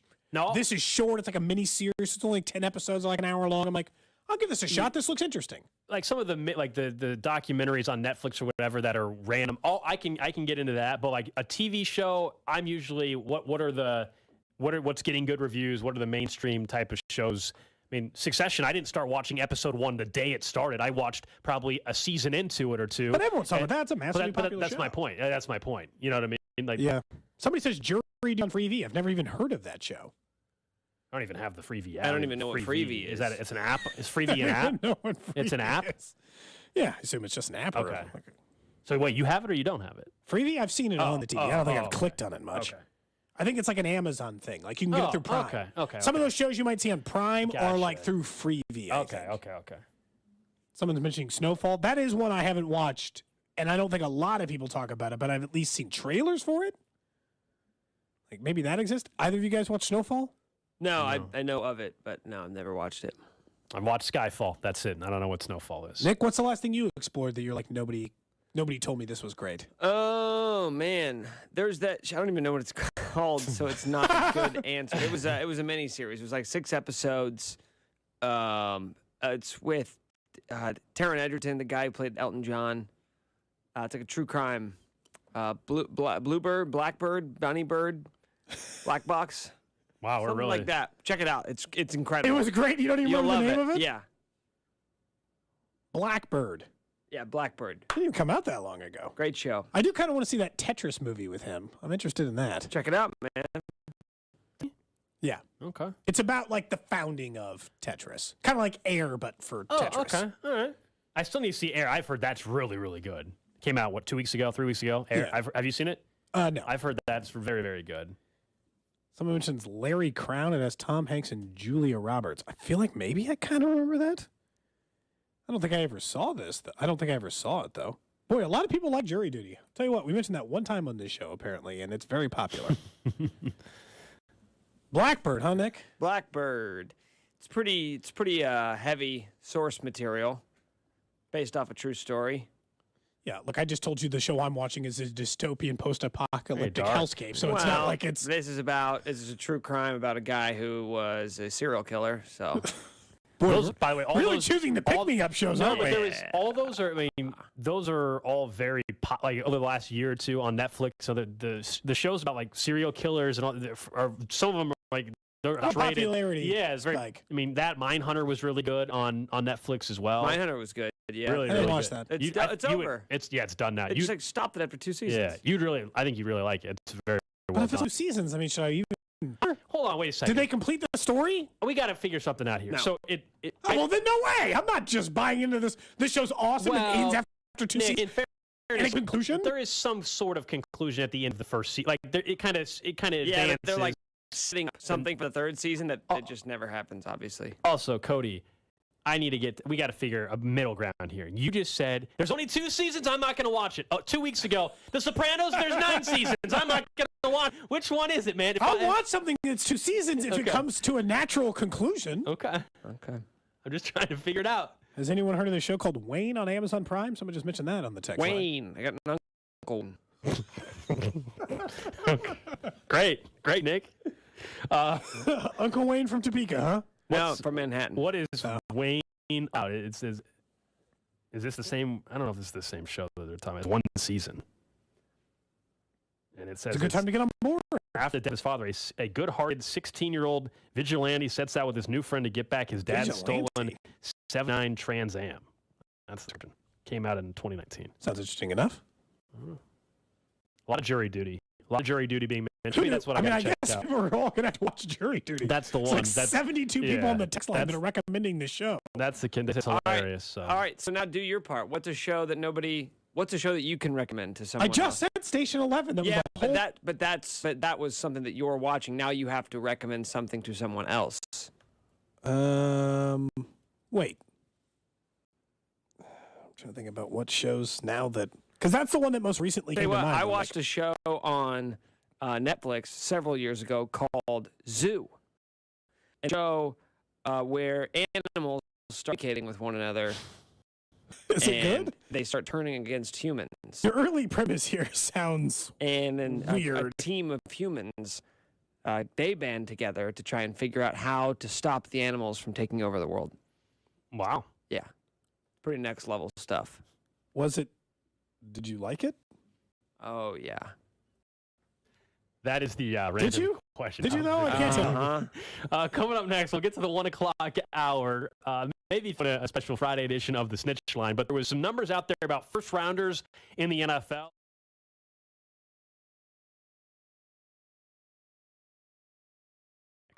Cody and Gold. Hey, it's Scantino. Even though I have a real beef with Nick, tune in to Cody and Gold weekdays starting at 10 o'clock right here on 610 Sports Radio. Brought to you by Gann Asphalt and Concrete. For asphalt, concrete, and parking lot maintenance, Gann Asphalt and Concrete. One contractor, all things parking lot. Trusted in Kansas City since 1994. Online at GANNasphalt.com. Hey guys, it's Nick Schwartz here. I have been on this fitness journey for about a month now. I'm feeling better than I have ever felt in my life. I really mean that. And it's thanks in large part to 213 Flashpoint. I start every day with it. I don't have the midday cravings. I don't have those crashes around 2 p.m. And it just makes me feel better throughout the day and get done the stuff I know I need to do. Last week, I went into Supplement Superstore for a little monthly checkup. I wanted to see the progress I've been making, and I stepped on the scale, and I found out that I've gained about 5 pounds of muscle, and I've lost almost 4.5 pounds of fat in 4 weeks. The results were shocking to me, but in reality, they shouldn't be, because if you have a good plan and you stick to it, these kind of results are easily obtainable. And I wouldn't have been able to do it without Supplement Superstores. I never had a plan before. They helped make me a plan. They introduced me to 213 Flashpoint, and now I feel like I have this routine that works for me. Try 213 Flashpoint. It's made a huge difference for me. I think it can help you too. Check it out at any of the 8 Supplement Superstores locations in the KC metro area. Look, the first inning is unpredictable, but you can place a no-run first inning wager with confidence at BetMGM. Make a no-run first inning prop bet on any Friday MLB game, and if one run is still scored in the first, you'll get your stake back in bonus bets up to $25. So take big swings all season long with BetMGM, the king of sportsbooks, and an official sports betting partner of Major League Baseball. Log into your account or sign up with BetMGM today. BetMGM and GameSense remind you to play responsibly and offer resources to help you make appropriate choices. Visit BetMGM.com for terms and conditions. 21 years of age or older to wager, Kansas only. New and existing customers offer. Opt-in required. All promotions are subject to qualification and eligibility requirements.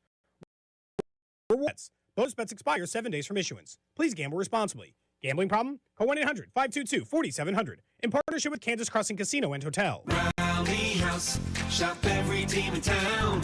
College and pro. Come on, it's time to go. We're on the clock, KC. Gear up at Rally House with the latest styles. And shop 2023 NFL Draft new arrivals before the pick is in. Kansas, Missouri, Kansas State. Chiefs and Royals make KC great. Rally House. Rally House. It's your city, it's your house. It's the Rally House. Pick your draft styles in-store and online at rallyhouse.com. Texting enrolls you into recurring automated text messages. Consent not required to purchase. Message and data rates may apply. Hey, Dan, how you doing? Haven't seen you around the gym. Yeah, I've really fallen off. Since I turned 40, I just don't get the results I used to get. Could be lower testosterone. I went through it a while back. I got Nugenix Total T, and it's made a huge difference for me. I've seen that on TV. Is it for real? Oh, yeah. The patented key ingredient is something called Testofen, which helps boost free and total testosterone levels to help you trim up and stay lean. And it's made a difference for you? Man, I feel like I'm in my 20s again. At work, in the gym, and in the bedroom. Are they still giving out complimentary for themselves? Yeah, you just need to send them a text. Text JUDGE to 321-321 right now for your complimentary bottle of Nugenix Total T. Plus, text now and we'll include a bottle of Nugenix Thermo, our most powerful fat incinerator ever, to help you get back into shape fast. Absolutely free. Text JUDGE to 321-321. That's JUDGE to 321-321. Products and statements have not been evaluated by the FDA. These products are not intended to diagnose, treat, cure, or prevent any disease or illness. Spring is in the air, and that means one thing. Dandelions are coming. Don't let those annoying yellow weeds invade your lawn again. This year, trust your lawn to Ryan Lawn and Tree. This is Larry Ryan. No other lawn care company delivers the results that Ryan Lawn and Tree delivers. More than just providing a beautiful dandelion-free lawn. Your trusted pros in the clean red trucks make sure your entire landscape is healthy, strong, and ready to look great no matter what nature throws at it. And unlike the other guys, the pros at Ryan Lawn and Tree are employee owners, full-time professionals going above and beyond every day with 5-star customer service. Call us or click ryanlawn.com today. And as a new customer, you'll save 50% on your first lawn application. Enjoy a worry-free, effort-free, dandelion-free lawn this year with Ryan Lawn and Tree. Hey, it's Josh Klingler. You had a solid retirement dream. Sell your home in a few years, bank the equity, downsize, and travel. But inflation and recession has you wondering if all your hard-earned equity will still be there. What if you could recession-proof your equity right now? You can with TrueHold. TrueHold will buy your home for its best current value before a recession can erode it. You get to bank all the cash now and live in your home for as long as you want. And TrueHold covers all property taxes, insurance, repairs, and maintenance. And since TrueHold pays your home's current value in cash now, it's yours to do whatever you'd like. Don't wait for inflation, recession, and interest rates to erode your home's value. Visit TrueHold.com and discover how much TrueHold will buy your home for today, based on its best current value, not what's coming. Call 1-855-300-9993 or visit TrueHold.com. The smarter, faster way to cash out your home's value without having to move. That's TrueHold.com. At Fisher Investments, we do things differently, and other money managers don't understand why. Because our way works great for us. But it may not work for your clients. That's why Fisher Investments is a fiduciary, obligated to put clients first. It's the highest standard for a financial advisor. So, what do you provide? Cookie-cutter portfolios like the rest of us? No cookie-cutter portfolios here. Fisher Investments tailors portfolios to meet each client's goals and needs. But you do sell investments that earn you high commissions, right? And make commissions when you make trades for your clients? No, Fisher Investments doesn't sell any commission investment products, and we never earn commissions on trades. So what's in it for you? Fisher Investments fees are structured so we do better when our clients do better. When it comes to helping clients achieve a comfortable retirement, we're clearly different. Visit FisherInvestments.com to find out why investors like you switch to us. Fisher Investments, clearly different money management. Investments in securities involve the risk of loss. You're listening to 610 Sports Radio from the Max Motors Studios. Hey, it's Brett Veach. Make sure you keep listening all season long on your official broadcast partner of the KC's 610 Sports Radio. KCSP Kansas City, WDAF HD2 Liberty, always live on the free Odyssey app.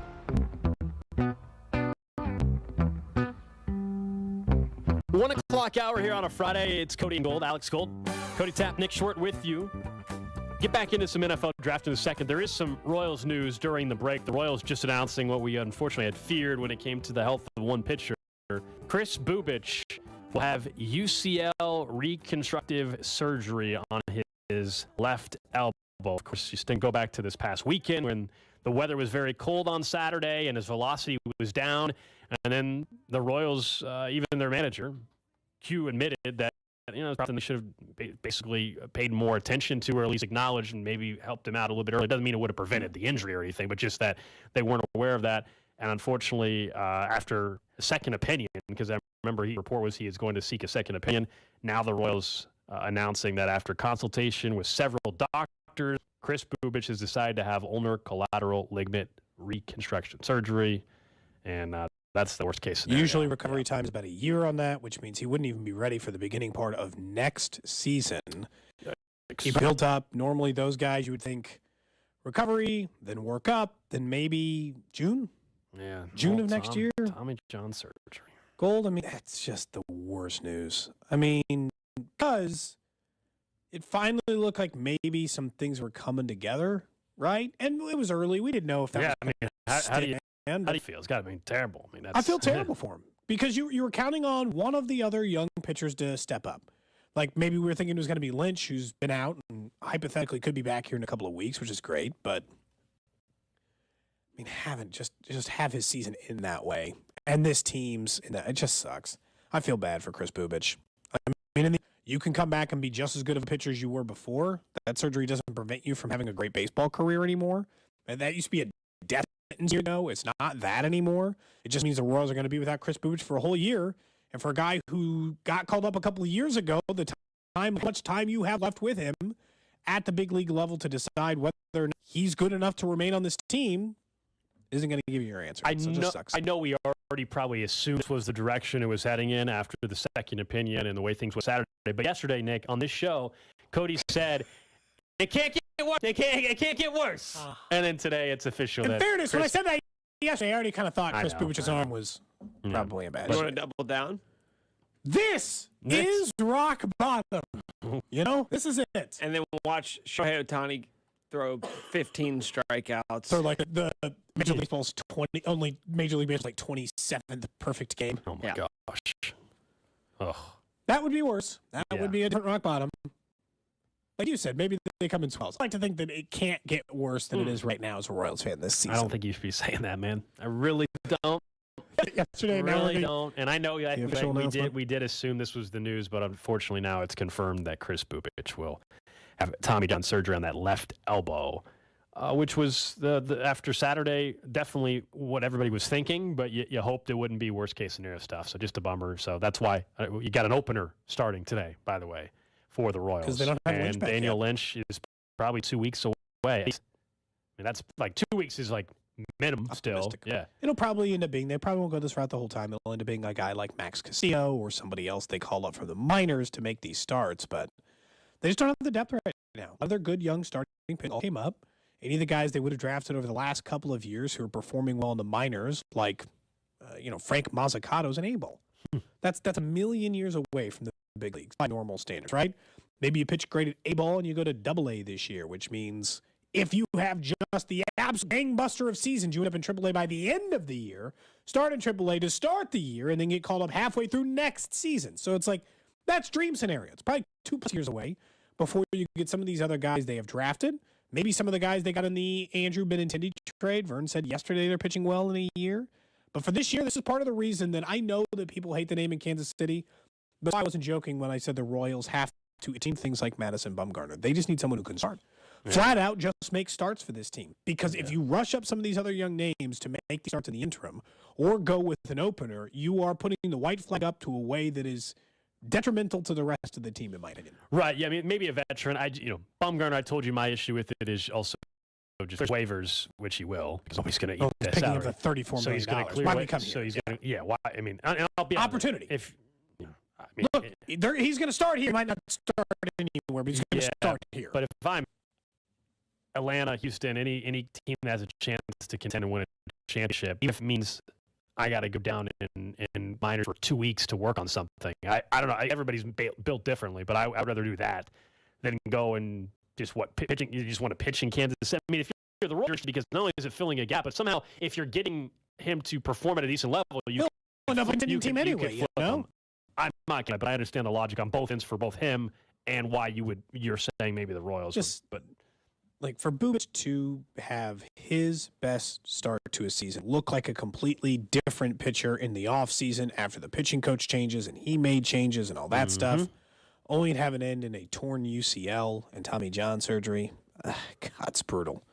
Just absolutely brutal. And that was even like in the outing he went, the 5 innings. Again, I don't think Cotrero catching it would have solved it, but it's just like, he had a sub-4 ERA that includes him getting kind of shelled in that April 15th game where it turns out he had a blown-out elbow. So that's the news of the day on the Royals. And unfortunately, Chris Bubich, Tommy John surgery on the left elbow.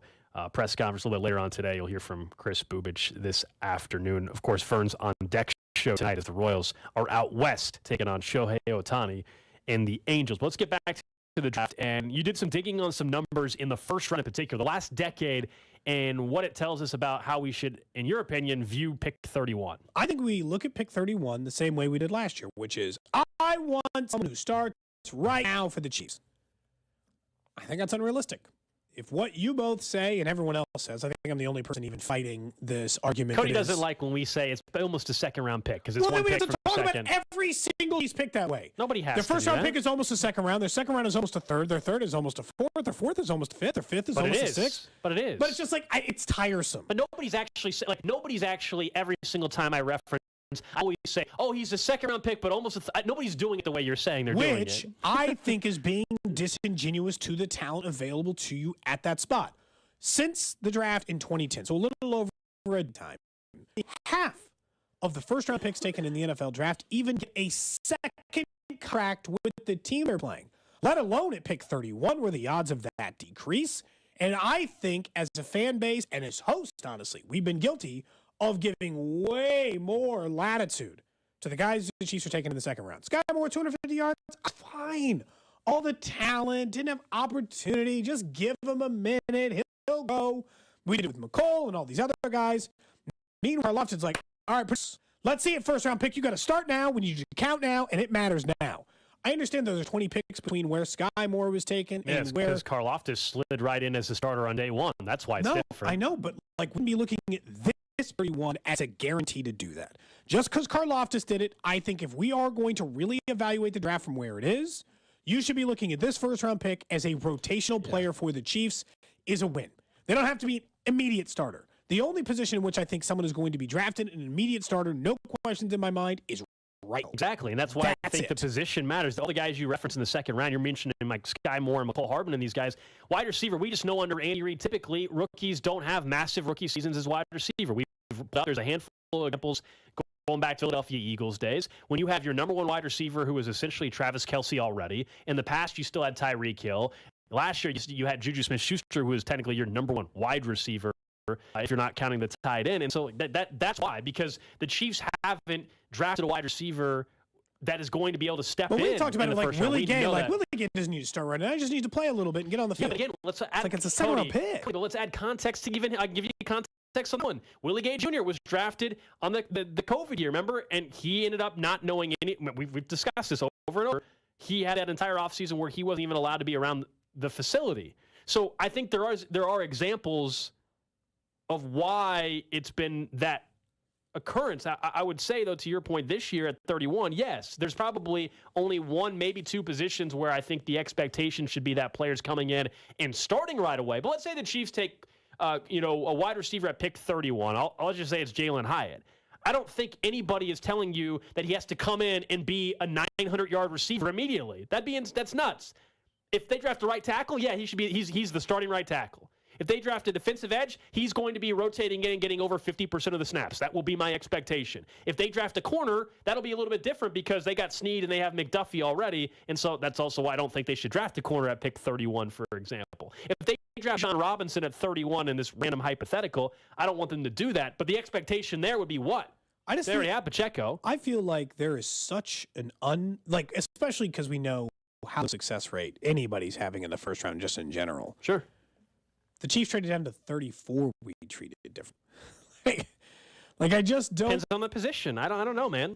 Like you're speaking for yourself, obviously, versus the group, and I'm trying to speak for the masses, which is not an easy thing to do, obviously, because people's opinions vary on this. But like, I don't think it's as simple as we should be assuming that. Like, maybe they take a tackle right there, and yeah, offensive linemen, the way they work is if you get drafted in the first two rounds, you're pretty much expected to be on the field right away. But that's the only position that we regularly do that for. That and quarterback, right? Or running, like you mentioned, maybe running back. But I mean, it's not like you say that about tight end or defensive lineman or corner or safety. A lot of times those guys have different expectations. I guess my question is, what are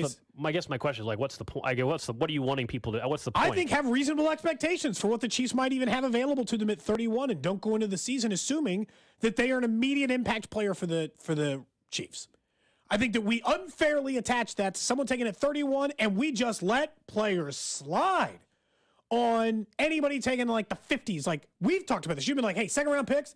It's a second round pick. Yeah, whatever. I'm like, the guy was taking at 50. It's the top 50 players in the NFL draft. I expect him to kind of like I don't know if either all or nothing. I don't know if I've ever said, oh, he's a second round pick. Who cares? I don't think I've ever uttered those words. No, but I mean, I think Sky Moore is actually a really good example of that. I understand there are people behind him. We are barely making, or it doesn't seem like anyone cares, that he only went for 250 yards last year. He didn't matter for the Chiefs. He was an unimportant player. He was like their again. I'm asking you, what do you 46th most important player. I'm saying it's not crazy if the guy picked at 31 is the 40th most important player for this team. Don't freak out. But go back to Sky Moore. I guess I'm asking, what did you want? Did you want to say that he's the biggest bust in Chiefs history already? God, no. I guess I'm confused. Like, what? I told you. I'm just saying, like, Sky Moore, I thought he was going to be a 550-yard receiver as a second-round pick last year. He obviously wasn't. Was it a disappointing rookie year? 100% it was. I guess I don't know what you're expecting people or me to say about the second-round pick Sky Moore. You want me to be holding his head to the fire more? I don't know what you're. I guess I'm confused by the whole premise. Equal promises. Okay. I don't care if you're holding his head to the fire, but at pick 31 is the 40th most important player. Quentin Johnson gets 250 yards. Keep that same energy you had for Sky. I think people will. I don't think. You insane? No way. Yes. No way. Yes, they would, Cody. If Quentin Johnson gets drafted at 31st in this team's offense, with not even having a real number one wide receiver other than what the Chiefs are trying to tell us in Kadarius Toney, if Quentin Johnson had 200 yards next year, you don't think Chiefs fans would be critical of Quentin Johnson? Absolutely they would be. Okay, so I was saying they will be, but I think fans have let Sky Moore off the hook. I don't think so. I think he got, during the season, plenty of people were critical. During the playoffs, he got off the hook a little bit because everybody was enjoying the story of the punt return and felt like he made a huge, impactful play, which he did. I think the only time they got criticized was for punt returns. They never were like, hey, Sky, maybe catch more than 7 yards today. Sky Moore, they said, yeah, this guy shouldn't be. People were saying, get him off the field on punt returns. That's being pretty damn critical. It was fair, but that's critical. I think that was just the one, but that's not his primary. His primary job is wide receiver. You know, I understand. You're right that the punt return stuff was part of there. But I think that they, like, even like Nick, I know you're still high on Sky Moore. You haven't been like, I don't know, man, he only got 250 yards. Probably not going to happen for Sky. We've all admitted now the nations have loaded for him, and then we all just hide under this thing and be like, well, you know, he's just a second-round pick, so it's fine. Again, like, if we're going to handle it 31. Wanting us to be upset with everything. I'm just very confused by like what you're wanting the reaction to be. Like I'm just saying treat pick 31 fairly. Okay. All right. You guys are gonna call it nearly a second. Okay. Let's have reasonable expectations going into it. Yeah, I mean, like let's just like truly, if they drafted Quentin Johnson at 1, I would be happy the next day if they did, and I would tell you I would expect him to have. Probably much like Sky Moore as a second-round pick next year. I would say I would expect Quentin Johnston to have well over 500 yards next year. And if he had 200, I would say, what the hell happened? I would. I mean, think about Sky Moore. Have you ever said what the hell happened with Sky Moore? I feel like you haven't ever had that much visceral towards his season. I don't make it personal if you want me to make it personal. I feel like you want me to be on the, like, what a terrible player he's been all his entire life. Like in fairness, he was a bad player last year. I have said he shouldn't be on the field on kickoff returns. I said I had said, how can they keep putting him out there? We had segments on that during the season. But I'm sorry, after 1 year, you're damn right. I'm not going to tell you he's a bust. Like, you want me to be telling you he's a bust after 1 year, and I'm not going to do that. I'm sorry. You're the same guy that wanted me to call Willie Gay a bust after 1 year as well. I don't make quick judge reactions like that. I don't think I said that about Willie Gay. Okay. Also, he's fine. He's fine. He's not a bust, though. I feel like if they're not a superstar, we're supposed to either be bust or superstar. There's no in between for you on players that get drafted. I don't think so. I would say that guy more closer to bust than superstar by a mile. His first season, he's trending more towards that. Absolutely. Again, you're acting like people think he's still going to be a superstar. I think people have recognized it was a disappointing rookie year, but it doesn't mean you just give up on him ever being something in the league. I don't think it's that either. No, I definitely don't think it's that. But that's the whole point, is that I feel like if Quentin Johnson finished the year, he played for the Chiefs at pick 31, this year with 250 yards, people would be so much faster to be like, screw this kid, it's over. Like, way faster than they were with Sky. I feel like there's been, maybe you don't feel that way, but I feel like there's been way more forgiveness and like, oh, it's fine. You know, just think harder on Quentin Johnson, too, because even if you told me the Chiefs traded out of the first round and they drafted him at 35 in your example, and somehow he's on the board, I think they'd be more critical as well because they're, at least on paper, name recognition-wise, it appears to be much easier to get the target share. At least in the Chiefs organization, they would probably went from disagree. Juju to Richie James. There's like 400 more yards. Right now, you're saying it would be as hard to leapfrog Richie James and MVS or what could apply to Sky Moore this year too. Like that's it. Whereas last year you still had Kelsey and you had Juju and you had MVS. Sky Moore was going into the season their fourth wide receiver. That's why it's also probably a little bit different. But like, look at the rest of the draft class. I mean, for some reason we're just focusing on the wide receivers. But like, that's an easy one to be disappointed in. But I think defensive end would be to finish the season with 1 sack, even though they took him at 31. It's like you wouldn't necessarily panic if the guy you took in the second round at pick 45 had 2 sacks in his rookie year. Yeah, last year nobody thought Sky Moore was jumping being the number one wide receiver or number two for this team. And if they did, they were out of whack from the very beginning. Because I told you my expectation was 550 yards. That's not number one or number two wide receiver. That's like that's number three or four. Yeah. So I guess I don't know. I don't know, man. I don't know what to tell you. I'll be upset more for you. Good. I will. I'll be I'll be way more upset if you would like. Did you see, though, Tua was talking down in Miami the other day? We mentioned the tweet from Tyreek Hill earlier today. He was talking about how the quarterback in football is going to have to pay for his Twitter blue check mark if he wants it. And we were joking about, is he talking about Tua or Patrick Mahomes based off his podcast? Tua was talking and he admitted that he had a real conversation considered about retiring, which I don't blame him. I don't know how you couldn't have had that conversation considering the health risk. He is going to play, though. That's the plan going forward. But how could you not have had a conversation? Of course. Here's the problem. Once you admit that, that's going to be the entire focus of your career with the next one you get, which is, as you know, once you've had a couple of concussions, you are more likely than anyone else to get another. And they track it in the NFL. You're not going to be steaming out there picking up 37 of them in your career and then admitting it later. Yeah, this is what Tua had to say about that. I think I considered it, for a time, having sat down with my family, having sat down with my wife and having those kind of conversations. But really, it would be hard for me to talk away from this game with how old I am, with my son. I always dreamed of growing, playing as long as I could to where my son knew exactly what, he was watching his dad do. And, it's my health, it's my body, and I feel this is what's best for me and my family. So, I love the game of football. If I didn't, I would have a long time. I think it's very easy for you and I on the outside to just say, dude, you got your $19 million signing bonus already. You got a kid. Just live the rest of your life. You're young. Just go. Right? From the Keep outside. your brains screwed on. From the outside, I'm like, yeah, dude, just you signed. I've looked at his contract. You signed a $19 million signing bonus. You made $8 million last year. You're still in your 20s. You can say you got drafted where you did, and you made it and be done. But these guys are built different. They're whole, they're to play the sport that they play. You got to be different. Number one. Number two, this is all he's known his whole life. So it's so easy for us from the outside to just be like, dude, just hang it up. But I can't imagine trying to make that decision if you're him. The next time you have a concussion, man, you're going to have to think about it again. Mm-hmm. Which means you're going to have to walk. You can't let them build up, man. You can't just keep letting them, you've seen the videos of yourself at this point having the fencing response and then going down again and getting wobbly again. And look, maybe he's lying to himself and saying that first time that people were like, oh, that wasn't a concussion. He couldn't walk. He just lose his balance. Clearly something happened there. Maybe you didn't think it was a concussion at the time because you snapped back out of it pretty quick.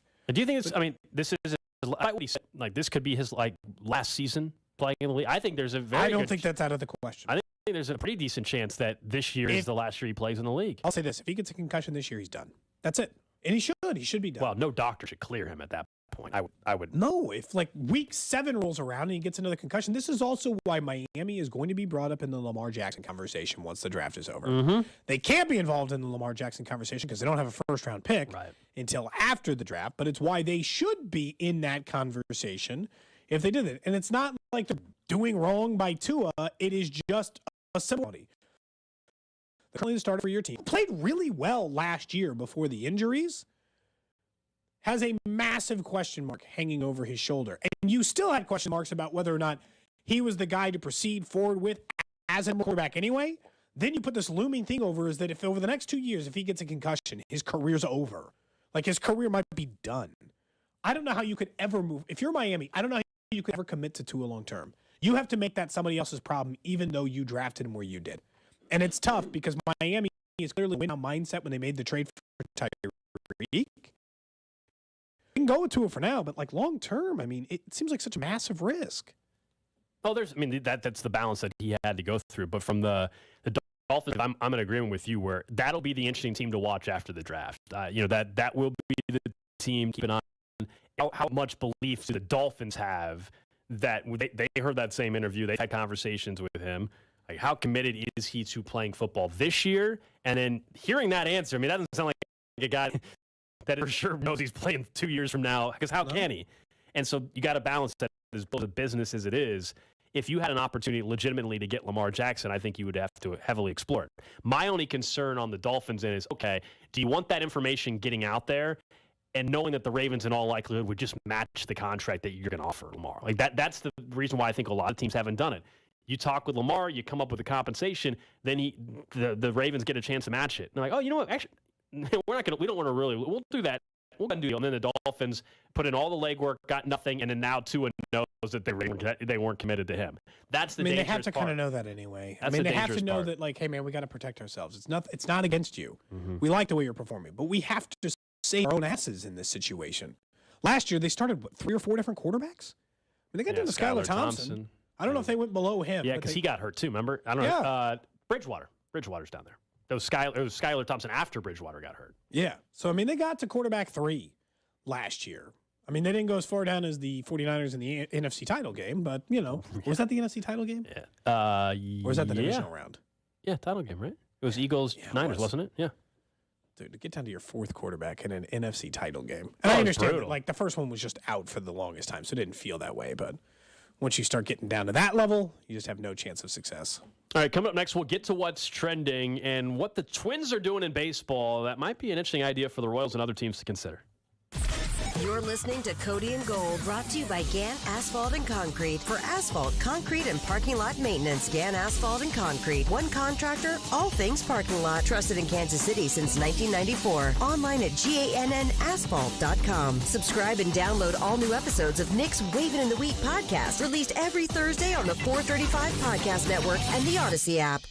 Get ready for wild savings at NFM this weekend only. Our selection has everything you need, ready to take home today. Hurry in to save 50% off suggested retail on furniture, carpet, and area rugs. Don't miss out on deals on top brands of appliances and electronics. Save store-wide this weekend at NFM. Plus 24-month financing. It's a wild weekend at NFM. Save 50% off SRP or take 4% off current price, whichever is lower. Minimum monthly payments required. 18% APR. Some exclusions apply. See store for details. Old Shawnee Pizza has expanded to the Crossroads with their OSP Express. Go to ospexp.com to order, and you can use any third-party delivery system. Located in the Crossroads food stop at 16th and Campbell. Go to ospexp.com to order your favorite Old Shawnee Pizza. If you like hunting and fishing, Outdoor America with Tommy Bench is your destination. Great guest hunting and fishing tips Saturday at 5 a.m. on 610 Sports Radio and the Odyssey app. Listen on demand at 610sports.com, the weekend programming channel, presented by Wholesale Battery. Do you have 3 ex-wives and your current trophy wife wants a life insurance policy 3 times the size of the policies you had to purchase for your previous mistakes? If so, you need to call Big Lou at Term Provider, 800-700-6898. Big Lou is intimately familiar with your problems, and if you're 50 or 60 years old and in reasonably good health, a $1 million policy should only cost about $100 to $200 per month. Big Lou may have a solution for your previous policies as well. You may even save enough money to lighten the load on your new $1 million policy. Remember, call Big Lou. He's like you, except he's only on number 2. Call Term Provider at 800-700-6898. That's 800-700-6898. For $1 million in term life insurance that you can live with. Call Big Lou at 800-700-6898. 800-700-6898. Texting enrolls you into recurring automated text messages. Consent not required to purchase. Message and data rates may apply. Hey, Dan, how you doing? Haven't seen you around the gym. Yeah, I've really fallen off. Since I turned 40, I just don't get the results I used to get. Could be lower testosterone. I went through it a while back. I got Nugenix Total T, and it's made a huge difference for me. I've seen that on TV. Is it for real? Oh, yeah. The patented key ingredient is something called Testofen, which helps boost free and total testosterone levels to help you trim up and stay lean. And it's made a difference for you? Man, I feel like I'm in my 20s again. At work, in the gym, and in the bedroom. Are they still giving out complimentary bottles for people to try it for themselves? Yeah, you just need to send them a text. Text JUDGE to 321-321 right now for your complimentary bottle of Nugenix Total T. Plus, text now, and we'll include a bottle of Nugenix Thermo, our most powerful fat incinerator ever, to help you get back into shape fast. Absolutely free. Text JUDGE to 321321. That's JUDGE to 321321. Products and statements have not been evaluated by the FDA. These products are not intended to diagnose, treat, cure, or prevent any disease or illness. Hey, I'm Andy. If you don't know me, it's probably because I'm not famous. But I did start a men's grooming company called Harry's. The idea for Harry's came out of a frustrating experience I had buying razor blades. Most brands were overpriced, overdesigned, and out of touch. At Harry's, our approach is simple. Here's our secret.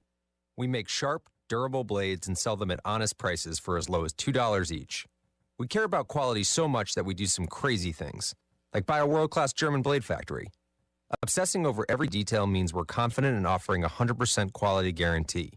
Millions of guys have already made the switch to Harry's, so thank you if you're one of them. And if you're not, we hope you give us a try with this special offer. Get a Harry starter set with a 5-blade razor, weighted handle, shave gel, and a travel cover.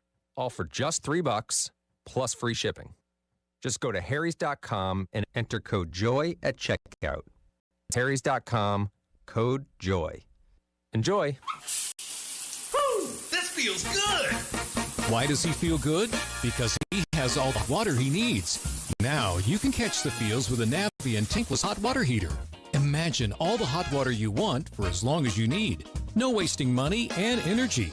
No more cutting that shower short. Just hot water all the time, every time. So feel good. Woo! So good. With a Navien tankless hot water heater. Visit tanklessmadesimple.com to learn more. At Lowe's, we're always bringing pros more ways to save on the brands you trust. Right now, buy a select Bosch 12-volt Bear tool starting at $99 and get a Bosch 12-volt battery starter kit free. Plus, as an MVPs member, earn up to 3 times the bonus points when you buy select products that you can then redeem for rewards. Because Lowe's knows savings, Lowe's knows pros. Selection varies by location while supplies last. See sales associate for details. Bonus points calculated before taxes and fees after applicable discounts, if any. Valid through 4/28. Subject to change. The 610 Sports Radio phone line is brought to you by Onder Law Injury Lawyers. Visit getjim.com. Chiefs coverage is brought to you by Renner Garage Door. Forward and back. RENNER. Renner Garage Door, servicing and installing garage doors in KC for over 60 years. Family owned and top rated. Residential, commercial, service and repairs. RENNER. Forward and back. Renner, the company that does garage doors. RennerDoor.com. What's trending? All right, let's check in on the hot topics trending. Number one on what's trending, unfortunate news from the Royals this afternoon. Kris Bubic will need Tommy John surgery to repair the UCL there on his left elbow. So that was the news that everybody feared on Saturday when he didn't leave the game early. Unfortunately, his velocity, was down. Yeah. He gave him 5 innings, but after the game, he knew something was up. He said at that point in time they were going to get a second opinion, and the Royals announcing this afternoon after consulting with multiple doctors, Kris Bubic and the Royals have determined that Tommy John surgery is a necessity, and so later on this afternoon he'll speak with the media. But a bummer, one, because of where things are still trending for this season. Long term, though, it's a big bummer because he was pitching well prior to that outing, and you thought maybe they had found something there. But feel terrible for Kris, no doubt, and it's really unfortunate for the organization that we all know desperately needs young pitching to continue to develop, and now you're talking about a way to even get things going again. Royals going with an opener tonight in his start option for this one. Taylor Clark will start for the Royals.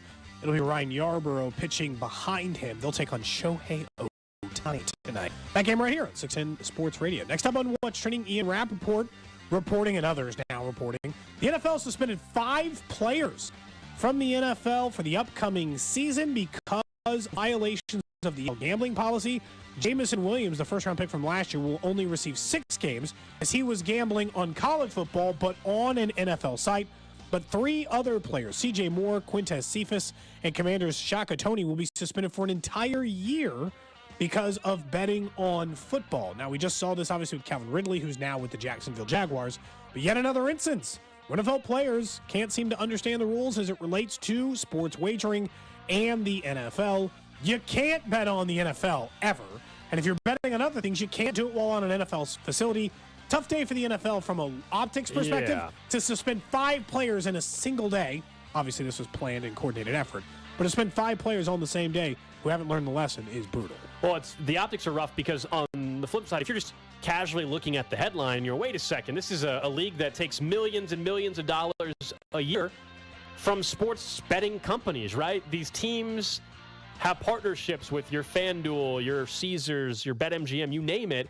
So wait a second, you guys are able to profit off of these, but you're not letting the players bet. Well, it's all an integrity of the game type of scenario. You don't want any opening for people to speculate, and this does, on what may or may not be jeopardizing or changing outcomes of games. And so you got to come down strong with the penalties, and that's why you're going to continue to see the one season, really be the benchmark. Jameson Williams' case a little bit different. He bet on a college football game. You're allowed to do that. The problem is you're not allowed to bet from a team facility.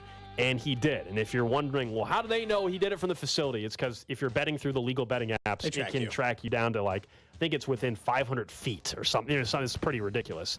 But that's why Cody can't just be betting from his couch at his home, because unfortunately you live in Missouri. If you lived on the state line, but we're on the Missouri side, they know you're not on the other side.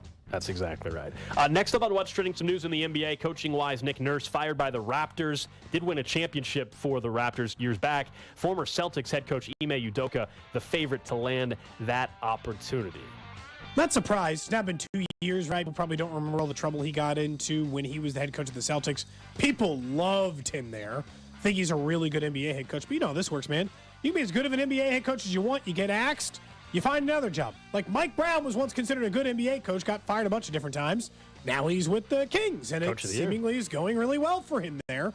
They could just get that game back of the series, of course, last night. Next up on What's Trending, the NCAA making some rule changes, much needed, in my opinion, rule changes to college football. I guess we can talk about this here in a minute. But they're not stopping the clock anymore at the first downs.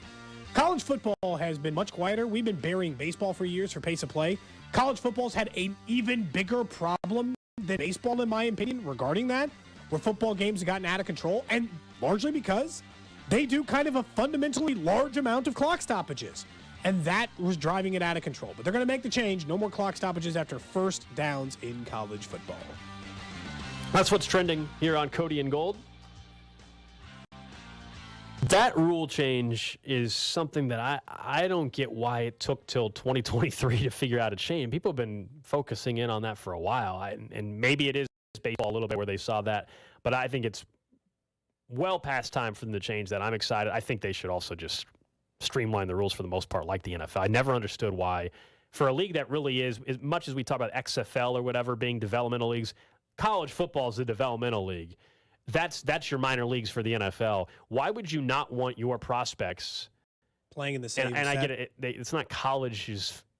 They don't have a deal with the NFL. They're not getting. It's like why wider hashes and all that, but like some of that's like the speed of the game, right? But not two the 2 feet in bounds thing. Like let's just do that. I mean, there's also some rules that I would like the NFL to look at college. You know, when we're talking about the defensive holding penalty, instead of being spot or pass interference. Sorry, spot foul. Yeah. Instead of.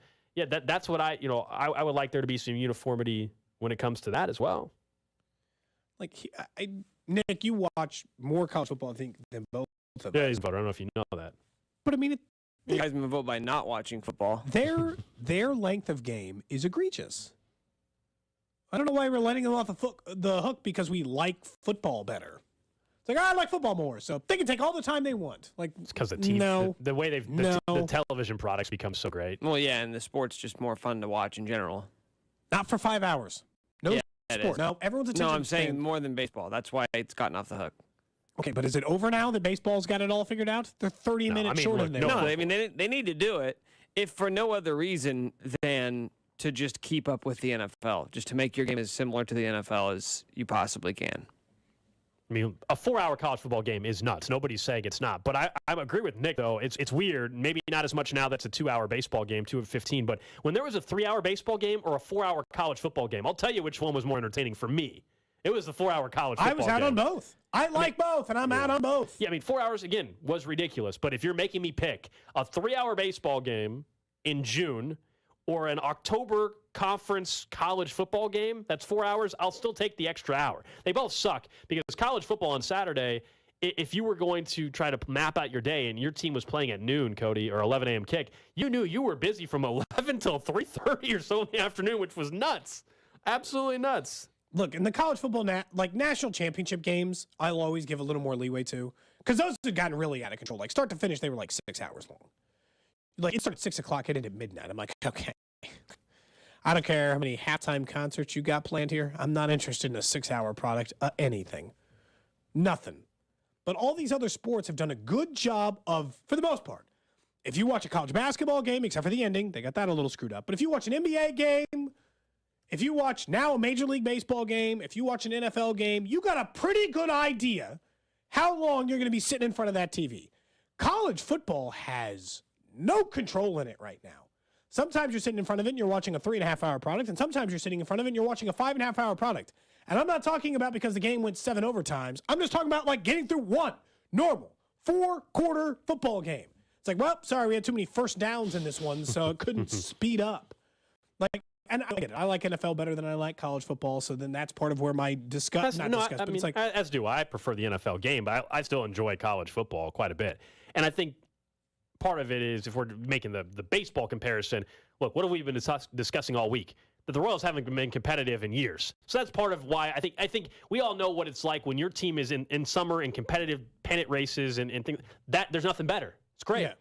When your team's not competitive, when those games were 3-hour baseball games, it was much more problematic. What else can baseball or what can the college football do to shorten it? I mean, this will shave a half hour off the game. It's the review stuff, right? It's the review stuff, which have just gotten out of hand. I mean, that's college basketball's problem. Both, dear God, both. But college football, they go to the damn monitor way too much as well. Yeah, stop going. Just whoever talks in your ear and says that things happened, we're done. We gotta like I told you. I, honest to God, would be totally fine if every sport got rid of reviews. In theory, I totally get why it matters to like get this call right and do, but like in practice, it sucks. Screw it, just get it wrong. I don't care. College football. So like, I just don't care. I think all sports would be more enjoyable with no reviews. As much as we're critical of the NFL's review, I still think college football and college basketball, those are the way worse than any of the other sports. Why do they have to go to the monitor more? They're student athletes or something, so like we got to spend more time doing this. It's like reading a novel over there. Here's part of the problem. Is there any reason why they have to spend the amount of time they do? Here's part of the problem. At least how I see it. You guys can disagree, obviously, but I think in college we all know that each conference has different officiating groups, if you will. Like, I think that's part of it. You have somebody else, the head of officiating for the Big 12, the head of officiating for the Pac-12, the head of officiating for the SEC. So I think that doesn't help. I think that hurts it a little bit. Too convoluted. Yep. Too many things, too many cooks in the kitchen. I know there's 300 D1 college basketball programs. The NFL is, I understand there's a difference there, and that's probably the response some people would have. But there's got to be a way to continue to improve it. I do think the first downs, stopping after first down, is great. The clock stopping after first down going away is great. This is why I agree. Like sounds like limit all reviews to 30 seconds max. It doesn't be 30. Let's say 60. Let me tell you right now, you start the clock, and if in 60 seconds you can't decide if it's the other thing, then it's the thing it was before. That's it. Boom, done, solved. Right? If you can't solve it in under a minute, then the call stands. Like, it's either clear and convincing or it's not. I don't know why in sports we had moved away from that, where we are like pausing things to a micro millisecond to find out if a runner got thrown out at second or if a guy got a second toe. And if you can't tell in 60 seconds, it's whatever the hell you said the first time. Yeah. Like, let's just move on. It's such like an easy way. Sometimes they make these small fixes to their sport seem so hard. And you're like, they don't have to be hard. You just make a decision. Some from the 785 say college teams throw the ball 60, 70 times a game as well. Well, this is where the whole first down stopping the clock thing. Yeah, if they're in bounds, changing that, which again, that's why we're discussing this. The NCAA announcing today that, and Dennis Dodd reporting that they're going to stop pausing the clock after first downs, which is going to be great. I can't believe they were still doing that. Like, it just seems like wild to me that they were doing that. You want to have different 2-minute drill rules, whatever. Right, they've got some stuff there built in as well because they want to give people more chance to score at the end. But, I don't see any reason to hold us. I'm glad they're making the shift. Because I'll be honest, this has been one of the teamest Fridays we've had in a really long time. Good job, everyone. So you're not happy? We got 17 minutes left. 17 minutes left. We kept together. There's still time. No, it's good. You know, we could use one show where we don't say things about like killing people or stuff that has come up, just the normal, just a normal, good, strong, solid show. Does that mean that next Friday is just going to be completely off the rails? Well, next Friday we're on remote. We are at Rally House. You have to be on your Friday. best behavior. That's right. We can't get too crazy at Rally House. Wait, is that how that works? I don't think they've ever set any stipulations for Well, I how would we can assume behave there. there's certain things we can do in studio here versus a business. Nah, I think it's probably fine. I think they're probably fine with Nick won't. I think I was meaning that Nick won't be here. Like, we want all three be in the same area, so it changes the vibe for the show. You think we're more likely to be loose if we're all here? Well, when you can see the person you're talking to, naturally, yeah. Nick, you know what? Instead of getting the plexiglass, we can just do the whipped cream licking thing between the panes of glass here. Dude, What, when do you you want think the three of us to do when it? do you think the last time that window has been cleaned? Oh, dude, we have to clean it first. No. Dude, you're going to get, there's like probably hepatitis on that damn thing or something. I don't know. You're going to catch a communicable disease just from the glass? Nick, do you disagree? When do you think the I mean, last do you time really that think it's that dirty? Let me see. Not since I've been here. Cody's got up out of his chair. He's looking at the glass. He just If put it's his finger not on dirty, it. then just lick it. If it's not Cody, dirty, just give it a lick. Let us know. Give it a lick. He's shaking his head no. Give it a lick. Lick it. Well, then what did you determine? Honestly, it looks relatively clean, man. I'm not going to lie. but not clean enough to lick. I can see fingerprints all over it. From I this can angle. just I said smudges them, relatively clean. No, it's disgusting. So if I put whipped cream on there like that school did, you'd lick it right now. If we cleaned it. But right now. You don't have any whipped cream, so this is irrelevant. Well, maybe somebody in the building has some. You think someone in this building There's Cool Whip somewhere. Some Yeah. whipped cream there's you can food access in the next 10 minutes? We just got an email that there's some pizza and salad in the main conference room left over. Maybe. Neither of which are served with whipped cream under any circumstances, as far as I know. I don't know. Maybe there's a dessert pie or something. I don't know. Pumpkin pie with some Cool Whip. Some random pumpkin pie. Why not? Not really pumpkin pie season. Think you can't get pumpkin pie? You can still get pumpkin pie. I mean, yeah, but no one's pumpkins aren't buying in it. season. Yeah, technically strawberries aren't supposed to be in season in the wintertime, but we still find a way to get strawberries. But they're not as good. It's they're true. more expensive is what they're more They're expensive in the wintertime. both not as good. I don't buy strawberries out of season. Same with either. Well, peaches. they're expensive out of season. You're supposed to eat seasonally. It's good for Well, your my body. point, like now that's a whole deeper conversation. Why are It's not deeper. It's well, just, no, meaning like technically strawberries should not be available in the wintertime, but they are because now we've done these different processes to get food. Anyway, Well, we're global too. we are. That's true. Do you like that we're a globalist society? I got no problem with it. Wow. Nick, your thoughts? Someone says, "Are you guys telling me that Johnny Dare doesn't have a can of whipped cream in his office?" I guess we could go check. Nivens is probably down there getting ready for his show at 2 o'clock, so he could probably let us know if they have some random whipped cream down there. Just seems, I got to be honest, it seems unlikely. You said there's something you like, though, real quick, because we didn't get to this earlier in the week. Thinking of baseball earlier, we were talking about the Royals' upcoming schedule, but you were looking ahead to next week. I don't know why. Oh. But you noticed something the Twins are doing. Very small, but I actually think that it's really kind of fun from a baseball perspective. I'm curious if other teams try it. The Twins are randomly trying something that no other team in baseball has tried to this point. So next Friday, the day after the draft, the Royals are playing a 3 o'clock game in the afternoon. On a Friday in Minnesota. Very weird time. You're like, okay, so Are they in Chicago? That's what the Cubs do sometimes. Something must be happening here. Why would the Royals be playing at 3 o'clock on a Friday? That's not when they play. No, it's intentional. They don't have some other event going on. They want to find out if they can attract young people to go to baseball games in the middle of the afternoon on a Friday. And here's why I think Minnesota. Here's why I think it might work. One, you're more likely to get the good weather. People can go home later. That's why day games, they can get home earlier, right? All these things, see their kids, this stuff. But I think largely this is them trying to attract the people who are working from home, which is way more common than it's ever been, dipping out, calling a nooner, man, and heading down to the baseball stadium. And they don't have to head up that early. Clock out at 2:30, man, and you're good to go catch a downtown Minnesota Twins game. They've openly admitted that this is just an experiment. They want to find out if they can get people out for a 3 o'clock Friday game. So I guess 913-586-7610.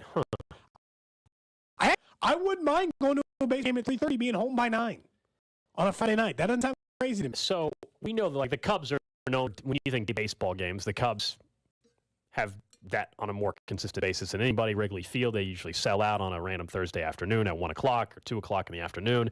It kind of fits. Look, attendance are across the league for the most part, and I'm all about trying new ways to get more people in the seats. I just don't. It's weird because, like, you're asking me personally, I'm not going to go to a Friday 2:30 in the afternoon. Why not? I mean, in our time in particular, it's even easier. Yeah, I mean, because we get off because work at I'm 2 not o'clock going to on because Friday. my friends can't go at 2:30 in the afternoon on a Friday.